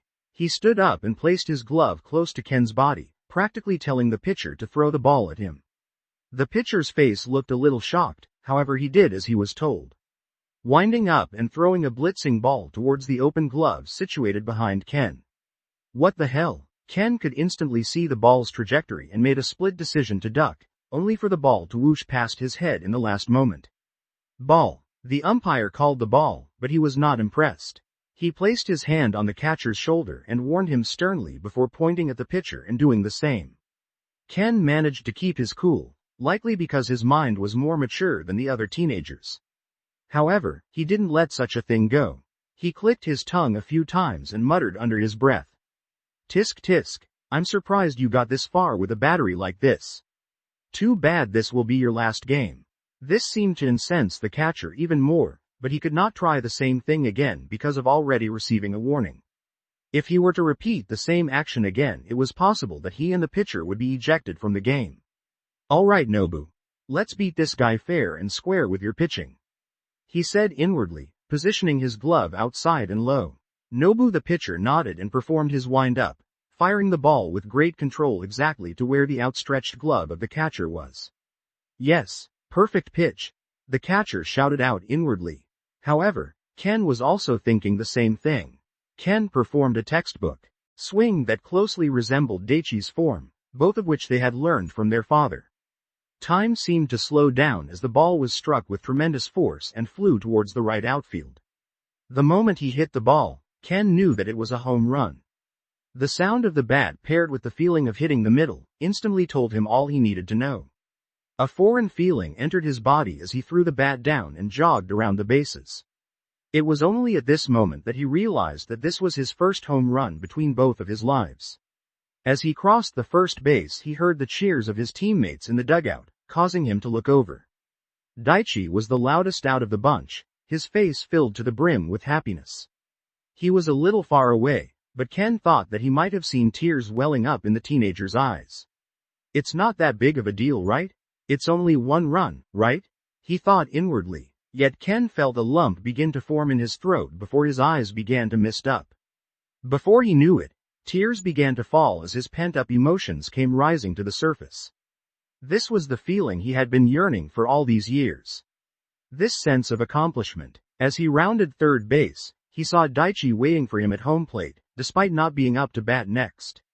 He was grinning ear to ear and cheering him on loudly. While everyone else was happy about the home run, perhaps no one other than Daichi knew how much this meant to Ken. All those months of preparation and sacrifice were now worth it as he stormed towards home plate. As soon as Ken's foot touched down at home, Daichi picked up his brother effortlessly and embraced him tightly. In that moment, Ken felt the happiest he had been in both of his lives, despite making it to Koshien before in his high school career. It only took him a while to realize that it was because of Daichi. His best friend and now his brother had cheered him on throughout both his lives, even when he had continued to push him away. Ken felt all of his remaining guilt and self-loathing from his previous life disappear, filling him with a sense of freedom. It wasn't till now that he finally recognized that despite being given another chance, he still carried those burdens over. Ken had finally taken a step forward in his new life, together with his best friend and brother Daichi. Ken basked in his newfound freedom, feeling unfettered like a bird soaring in the sky. He wrapped his arm around Daichi like he had done many times before, yet this time it felt different. He no longer saw Daichi as the one in his previous life, although he would forever be grateful to him. The Daichi in front of him was different, he was his brother. "No matter what, we'll both go pro," he vowed inwardly. When he returned to the dugout, Coach Yoshida, who was usually reserved, placed his hand on Ken's shoulder. You did well. The words were simple, yet the tone in which they were said spoke volumes. This paired with his expression showed that the coach understood he had wronged Ken, and despite not saying this aloud, Ken understood his intentions. Sometimes men didn't need an apology, and it seemed that this was one of those times. Ken was in a great mood, so he merely took the compliment and turned his attention back to the game. Despite getting a home run, they had only gotten one run on the board as of now. Up to bat was Kenta, the expressive captain who Ken believed would suck at poker for obvious reasons. After fouling a few times, he was eventually struck out by the pitcher with a slow curve which caught him off guard. Wearing his emotions clearly on his face, Kenta frowned as he returned to the dugout. "Let's go, Daichi," Ken yelled out words of encouragement as Daichi went up to bat. They currently had 2 outs, so it would be a changeover if he got out here. Daichi let the first couple of pitches go to the catcher, getting a feel for the speed and timing he would need to utilize. When the third pitch came, it was the slow curve which curved away from Daichi. Feeling a little off guard, he tried to adjust his form and somehow managed to make contact with the ball, sending it between first and second base. He was a little disappointed that he had been baited into going after a bad ball, but he still managed to safely get onto first base. Tatsuya was up next, yet he was led by the nose and ended up striking out in only 3 pitches. 3 outs, change. Ken grabbed his hat and glove before making his way onto the field again. They had managed to get 1 run on the board in the first innings, yet he was in no way satisfied with such a small lead. Kuchi stood on the mound once more, ready to take on the cleanup batters of Itakura. The best batters were usually at the top of the order, with the heavy hitters generally being placed at 3rd, 4th and 5th. This was because home runs were worth more when there were runners on base. A lead-off hitter like Ken and Keisuke were tasked with getting on base no matter what, setting up opportunities for the cleanup hitters to send them home. Therefore, Kuchi had to be careful of the next 3 batters and attempt to keep their 1-run lead. The first pitch came flying towards the open glove of Daichi, a sharp 4-seam fastball on the inside. Dong! The ball was sent straight to the captain at third base, who collected the ball and sent a throw to first. "Ah damn!" Kenta called out as soon as the ball left his hand. Ken watched the ball come his way. He could see the Itakura player running towards him with great speed. In this situation, his job was to remain calm and simply catch the ball while his foot was planted on first base. Yet as he saw the ball approaching, he could instantly tell that it was too high and was going to sail over his head. His mind worked quickly as he decided to prioritize collecting the ball and preventing the runner advancing any further, even if it meant that he was safe. Ken jumped up high with all of his might, stretching out his long left arm and snatching the ball out of the air. He only managed to hold onto it thanks to the sticky glove skill which he had earned from the silver lottery. Yet in the time that he was airborne, the runner was close enough to the base that it did not matter. "Safe. Sorry Ken," Kenta yelled out from the other side of the field. "It's fine." Ken waved his hand to say that it was okay. As long as they got the next couple of guys out, it wouldn't matter. However, surprisingly enough, the next 2 batters also managed to hit a single, finding gaps in their defenses and loading the bases. Before they knew it, it was already no outs with 3 runners on base. Ken frowned. What had happened to the confident and amazing Kuchi from the first innings? He looked at Daichi with a raised eyebrow as if directing that question at him. Daichi decided to take a brief time out before the next batter came up to the plate. "You all good, man?" He approached the mound and spoke into his glove so no one could overhear what he was saying. "Yeah, I'm fine," Kuchi replied, looking a little frustrated. "Your pitches are sharp. Just make sure you follow my lead and pitch directly into my glove, okay?" "Okay, no worries." After a brief chat, Daichi returned into position and the game was restarted. Daichi had plenty of experience now in the catcher position. With the coach and his father mentoring him, he had quickly acclimatized to the new position. While his leading was still a little immature, he was brilliant in picking up the quirks and habits of his pitcher. He had noticed that Kuchi tended to throw too hard sometimes, especially when he was tense. While the pitches would generate more speed, the control would always suffer.